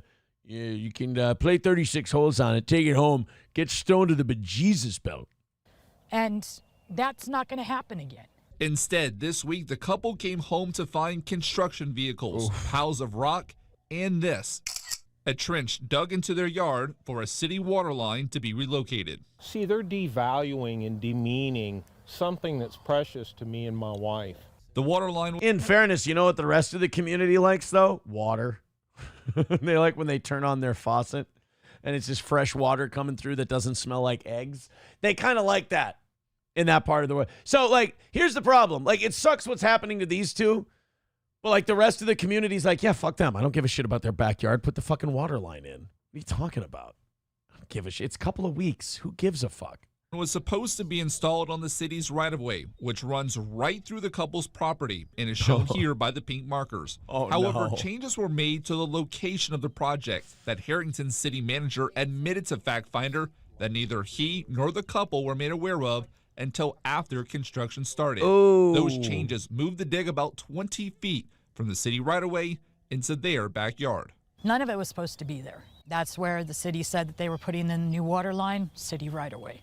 It is nowhere near the city right-of-way. Oh, fuck. You know what's going to happen? I can tell you right now, after this news story, you know what this couple's mailbox is going to be filled with? Mersh ROTC says, search Steel Toe April cease and desist, and first result on YouTube is a Stalin clip of you telling the whole story. Yeah, I mean, when you tell the truth, you don't have to have a good memory. Which is while in an actual good shirt by your standards. Oh, thank you, buddy. No, Sam Show, they're not going to find cum in their mailbox when they go to their mailbox. That's not what they're going to be seeing. They're going to be getting a shitload of lawyer letters because all the ambulance chasers are going to be watching this news story, and they're going to be getting nothing but, we can help you. Have you been aggrieved against? Have you been... They're definitely going to be getting, Raziv Chaz writes, mailbox full of letters from Jew. Well, I mean, there will be some Protestant lawyers in there as well, but, you know, you should probably keep it to the good ones, right? Did Mersh copy and paste the comment, or is Rumble extra retarded today? Rumble might be extra retarded today. It's possible. It might be a bit retarded. What are we, 105 away from today? Go ahead, throw in. If you're angry that Johnny just walked off the show because he didn't want to reward you for your generosity the way I do, contribute to that 105 and let's call it a win for the toe. Dave Portnoy got mad at Fox News. This is weird because, like, we've got so many people who are turning from, like, left to right. And Dave Portnoy's kind of doing this weird thing where I'm not going to say that he's turning from right to left, but Dave Portnoy is definitely one of the quote-unquote financial class that is not exactly Team MAGA over all these tariffs. Let's just say he's a little more Ben Shapiro than he is Peter Navarro. And Dave went on a rant against Clay Travis and Will Cain because Clay Travis and Will Cain on Fox News the other day, people were like, oh, look at how terrible the market's doing. Look at how awful, look at what these tariffs are doing to the market. And Will Cain and Clay Travis just said, don't look at your 401k for a while, which actually is not bad advice because you're not in this for a week. You're in it for years and years and years and years. I mean, people get mad when the market takes a shit and people go, hey, it's a buying opportunity. I mean, that sounds insensitive to the losses people are taking, but it's also not inaccurate that it's a buying opportunity. So Dave's going to get really mad here at Clay Travis and some Fox News people because they said, just don't look at your 401k for a couple weeks and we'll get through it. I mean, I've given people that advice before. I've told people, like, look, like the market has a bad day and they're like, oh no, I wonder what's happening to my, don't wonder, because if you wonder, you're going to think, and if you think, you're going to look, and if you look, it's going to wreck your day. Just don't look, give it time to recover, and then you can go look. And if I would say don't even look if it's going well. Just don't look for a long time. I review all of my financial stuff once or twice a year with my person. That's enough for me. I don't need to look outside of that. Elections are like a year and a half away, I think. If the stock market sucks, there's going to be a blue wave. Maybe, maybe not. Think about it. If the stock market is down a little bit, but the price of eggs, the price of cars, the price of homes, and the interest rates and the price of milk and bacon are all lower, you're going to see the real power of the physical economy and the market economy. The physical economy being the price of goods, what people are paying for stuff. The market economy being what does the Dow say? What does the S&P say? What does the NASDAQ say? Let's say that the market's kind of stagnant for the next year or so. But let's say the price of eggs keep going down. Price of vehicles, the interest rates, the price of homes, the price of all these consumer goods. Let's say they all go down. Is there going to be a blue wave, or are people going to be happy that shit isn't as expensive as it used to be at the sacrifice of the market's only growing at 2% or something like that? I don't know. You saw how mad people were over inflation think about it. The inverse is true in the Biden administration. The market was going gangbusters. The market was going crazy. But inflation was also insane. And even though the market was going up, people were like, yeah, we're in a recession. Things are not good right now. So maybe the opposite of that could be true. Like, if the stock market is like what it is right now, and it's becoming close to the midterm elections, we will have like 100% Democrats. 100%. Okay. I'm not saying he's automatically wrong, but you also understand that a Democrat's approval rating right now is in the 20s. So I'm not so sure. Trump's is in the high 40s. Because that's how people vote. And I would too. In a year and a half. If people voted the market, Kamala Harris would be president right now. That's not accurate. People vote their economic realities. People vote they call them kitchen table issues. People vote based on that stuff. Again, if people voted on the market, Hillary Clinton would have won in 2016. Kamala Harris would have won in 2020 because Obama had the market going, consistent. Biden had the market going gangbusters. Under Biden, the market went insane. It went from like 20,000 to 40,000 with Biden as president. So I don't necessarily agree. There are other circumstances here. Cultural and economic. I'm not in the panicking party yet. But if this tariff thing just is a total disaster, and we're a year and a half away from this thing, and stock market hasn't rebounded, and this trade war is a debacle, and inflation, everything's going to be in the shitter because of it, because of the tariffs. If that's the case in a year and a half, it's all Democrats. And I don't think Trump is stupid. I think he's very smart. I think the only way you can lose this trade war is if you back out of it right now. Look, I'm on record for years saying that tariffs are bad. But now that we're in it, you got to win it. He knows he has a window of time to prove this tariff. I'm choking. That's how choked up I am. Dave, he has a window, a runway to prove that this tariff plan works, or he's going to have to start making moves. And by the way, I think he already can. I think he already can spin this to be like this. I like, I know a lot of people don't like him. I like Dave Portnoy as a sports guy. I'll be honest, financial and political advisor, Dave Portnoy, it ain't happening. I really just don't think that Dave Portnoy is happening. I just don't think he knows as much as he thinks he knows.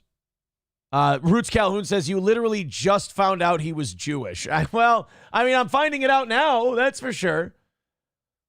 I know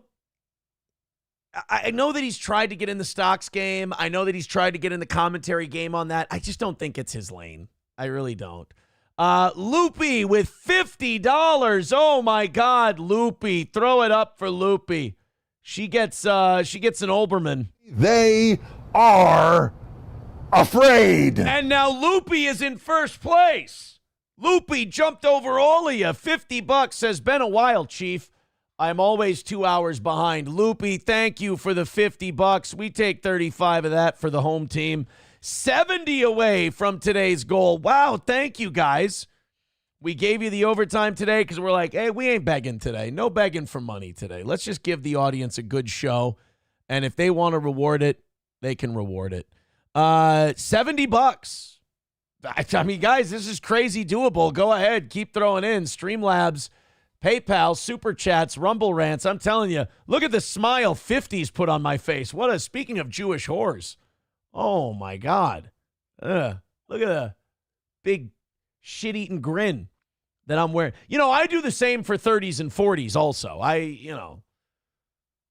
50s, real big smile. But honestly, 2 more of those Super Chats, it's over. We knocked it out for today. Renegger says, bullshit. He gave you a 50. Yeah, we get 35 of it. Why? I love that when people are like, that Super Chat was $50. Yes. And YouTube takes 30%. Take it up with YouTube. Take it up with me. But now, numero uno, you have fallen behind. Wally World has fallen behind. Biden crime family. There's lots of people who a $20 drop would put him in first place. Thank you guys very much. $70 is our number for today. Oh boy, I'm sorry. I just got a DM from someone. And that was very, very interesting. Very, very interesting. I hate when that happens in the middle of a fucking show and I can't flesh it out, for Christ's sakes. Okay, off we go. We got more stuff. Oh, this one was bananas. Bigot on Socialist Media says, you're a dickhead. I'm not a dickhead. It's just like, I see the little blue number next to the DM, and I'm like, all right, let me just sneak a look at that real quick while we transition between stories. And then I check it, and I go, numero uno says, Johnny sent him a digger nude. No, it's just someone updating me on something. Just a funny thing. Okay, fine. Because the FBI is investigating the cyber crimes thing and a bunch of people attached to it because apparently retards sent it to a fuckload of people. Somebody sent me a link of it. It's very, they're like, how ironic is this? It's back in Nick's glory days when he was on Timcast with Kash Patel. And they're like, wow, how ironic is this? Nick on a stream with Kash Patel. And who would have thought that they'd be dealing with each other on a professional level at some point? $70 away. If you guys want to finish it off, I appreciate it. Thank you. I know people like I was a big fan of the Dateline NBC stuff, the To Catch a Predator stuff with Chris Hansen. I thought all that stuff was really entertaining. Oh my God. Walter with $50 says, oh wow, he said for this. Let's do it for Johnny, man. We'll do it for Johnny. And now Walter is in second place. What the numero uno, you worked really hard to get yourself into first place a buck at a time, which I love. I think that's great. And then these two, this Looper and fucking Walter, jump in with $50 each. And now all of a sudden, you're in third place. You and Wally World. All right, guys, $20 away from today's goal. $20 more and we knock it out without fucking Johnny. $20 away. Thank you very, very much. McBuster says your phone is more important than your audience. No big. Well, Walter's contribution was on the thing. Sorry. I'll put it away. I was thanking Walter from my phone. I apologize. My bad. Numero uno says, damn you, toe boys. You can't knock me off the board. Numero uno Josh Denny fan is still on the board. He's still in third place. And Wally World is tied for fourth with Biden crime family. Let's see. Who could knock him off? $20 from Silverwolf would knock him off the board. 20 from Thermodyne would knock him off. 10 from Lab Glass would knock him off. 20 from Ethan would knock him off. $5 from Redbird would knock him off the board. That's what would knock old numero uno off the board.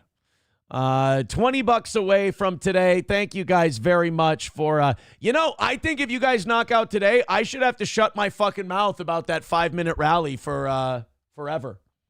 I think if today's goal gets knocked out, it's living proof that we don't need that last 5-minute thing. I should just do the overtime for the audience and trust that they'll take care of it. If we knock out this last 20, I owe my audience a massive apology for years of wrongdoing. I'm willing to put that on the line today. $20 away from today. Thank you very much. Streamlabs, PayPal, Venmo, Super Chats, Rumble Rants. We thank you guys for your generosity on today's program. Oh, hold on a minute. Hit refresh. We might have some bad news. We've got $5 from David. He says, can I get a Teddy KGB?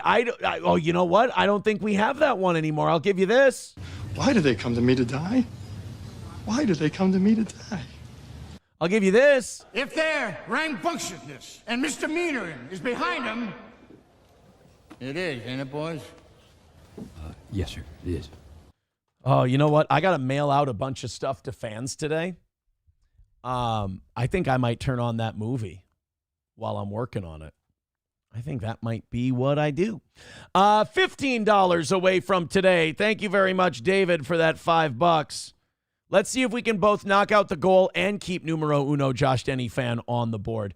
Some people are saying that I did numero uno dirty today and I ruined that Chad clip that he sent in. I'm willing to accept that. I'm sorry if I fucked it up. I'm off my game. You know the Alex Rosens and the Chris Hansons and all that? The way Chris Hansen did it, where he worked with the police, I think is the way to catch these pedophiles and all these creeps. I really don't like this whole idea of, wait a minute, Atomic Ray saying, I offer to fuck Johnny every week. Free speech. Wow. How much is it worth to you? I love a good financial opportunity. I don't think these, like, I think Rosen is good. I think what Alex Rosen does is really good. But at the same time, I don't like that they don't work with the authorities. I don't like that they go out on their own because you're doing it extrajudiciously. We saw him get arrested just very recently. You open yourself up to that shit. I love what Alex Rosen does. I think he does great work. I don't want to see him get hurt. I don't want to see him get arrested. I think they should organize this stuff with the local police and do these sting operations. Number one, you can catch multiple people at a time rather than one guy at a time. And number two, the cops know you're doing it, so you're not putting yourself in danger.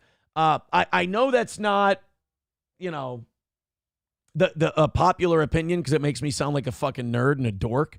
But I don't want to see Alex Rosen get pinched again. I don't want to see any of these guys. There's a clip here of a guy who was trying to catch for this chips.gg. He was trying to catch this child predator that he ran down in a Target or a Walmart or whatever. And it didn't end well. Take a look at this clip. This is why I'd like these guys to do it the way Chris Hansen did it and work with the authorities, work with the cops, do these sting operations professionally. Because I don't want to see this happen to Alex someday.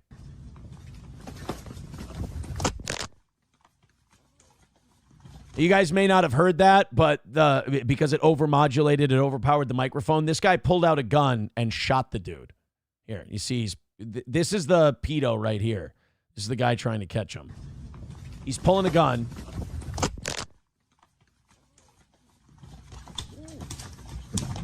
What's up? What's up, boy? What's up, boy? Hey! What's up, boy? Oh, no. That's our ass now. Watch out. Get up off. There's another. Oh, wait. No, I'm sorry. The gunshot is right there. I thought it was at the beginning. Oh, no. That's our ass now. Watch out. Get up off me. Stop. Bro. Let's go, God! Get off of me, bro. Stop. Bro, get off me, bro. Get him. Great commercial for LaCroix drinking water. Sparkling water. Stop. You got one more time. Bro, put it down. Bro, you rock me and pull this trigger. Put it down, bro. Bro, I'm doing it. Ow! Put your gun down. See, now you're in a situation where this predator has a gun. You've caught him. He's got nothing to lose. And you're not backed up by the cops or anybody. And now you're in a situation where you've just put yourself in serious harm's way. And, you know, I'm willing to get hurt to protect the kids. Well, you can't protect them if you get shot and you're dead. Put that shit down, bro. You got to pull the trigger. It's faint. What's up? What? Go ahead. Josh, I got shot. Oh, what? I'm shot. All right. Fuck up, bitch. Stop. All right, yo. Hey, get on the stuff and turn the pocket, maybe, bro. Let go. Let go. Let go. He got it. He got it. Hey, call the police! You should have worked with the police from the beginning and not gone rogue on this shit. Is there a reason why Alex and these other guys do go rogue like this? Or, like, is it just easier? Because I'd feel a whole lot better if this sting operation was more organized. Security! Where do you put it? I got it. Stop. Stop. Stop. Hey, we gotta go. I'm shot.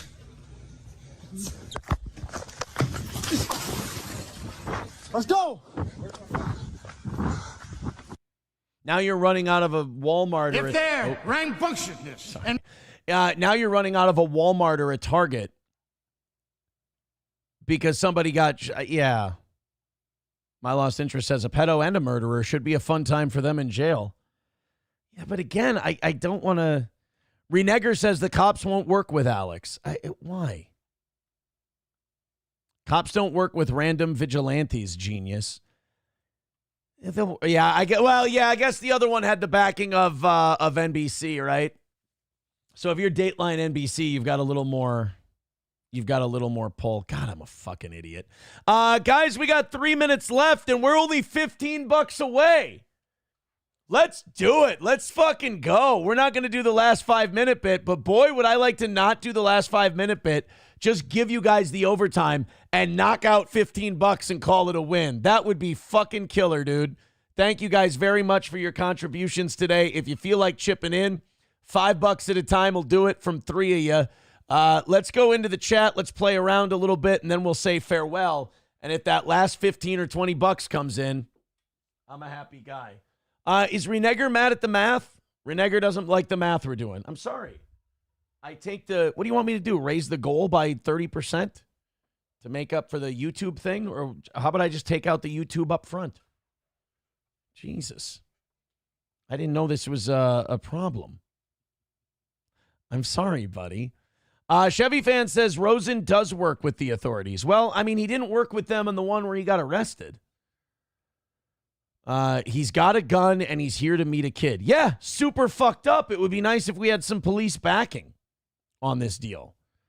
A gun. I thought pedos usually bring hard iced tea or some shit. Well, he's a little more hardcore than the others. Melton is investing in a gun now. Red Scoper says it makes it harder to get the pedos arrested if they don't work with the cops. Yeah, you might run into one of those cops who's like, hey, what the fuck, you guys rabble-rousing and starting shit. You go that way, you go that way. You know, you run into that issue. You know, so I'd rather see these guys locked up, put behind bars. Like that, say what you want about like the entertainment value or like, you know, the gimmickiness of that Dateline NBC stuff, but it fucking worked. It worked. Well, guys, it looks like we're going to miss today by about $15. But you know what? Honestly, isn't this I know it's less stressful for me to do it this way. I don't mind taking an L of $15 once in a while. We got about a minute. I got to say goodbye. Thank you guys very much. Hey, if you're watching later and you want to do a little Streamlabs, PayPal, Venmo, Super Chats, or Rumble Rants, that sounds good to me. I'd like to see a win for the toe today. Especially the way we do it, the way we did it today. That would be very, very cool. Sam Show says it didn't work. No, it didn't work. We came up $15 short. I really thought when those 250s came in, I really thought we were going to do it. But goddamn, man, feels good not to do that awkward 5-minute thing and still get close enough. And shit, we'll go to Toe Boys today. We'll be like, hey, who feels like knocking out the last 15? And they'll knock out the last 15 up for us. So thank you guys very much. And again, if you're watching later, go in there, throw in a couple of bucks. We'll make up 15 real nice and easy. Streamlabs, PayPal, Venmo, Super Chats, and Rumble Rants. Have a great rest of your day. We've got, you know what? Should I plug Johnny's show or not? I mean, if Johnny didn't stick around for overtime, I don't know if he should get he kind of bailed on us. I don't know if he gets the plug. I know we'll be back at 6 o'clock for the evening show, which they're already ahead on that. So thank you very much. My Lost Interest says, sorry, but I think the viewers actually enjoy the begging and the panic. I don't know. They got right down there to 15 today without it. So, and I bet you we get that 15 before we start the evening show tonight. I bet you the perfect week continues from this crowd. I bet you before I leave right now, somebody at least throws in 5 or 10 to get us a little closer. Tronanon says plug. Tronanon also says I enjoy the begging. Well, I don't know. If I go back on it on this show, though, it would be kind of like if I play the Jewish music right now. I don't know. That would kind of be weak sauce. I think I'd rather take the $15 hit and hope it comes back later than go back on my word. They're saying you should plug Johnny's show. All right, 1 o'clock today. Just Kidding LLC on Rumble, YouTube, and Twitch. Rumble, YouTube, and Twitch. Go find Johnny at 1 o'clock p.m. today. Is Digger on every day with him now? Are he and Are he and Digger doing a show together every day, or is it still just Wednesday? I don't know. All right, guys, thank you very much. We'll get there. Don't worry about it. You'll throw it in. You're the best. I love you. Talk to you at 6 o'clock this evening for the evening show. Later, everybody.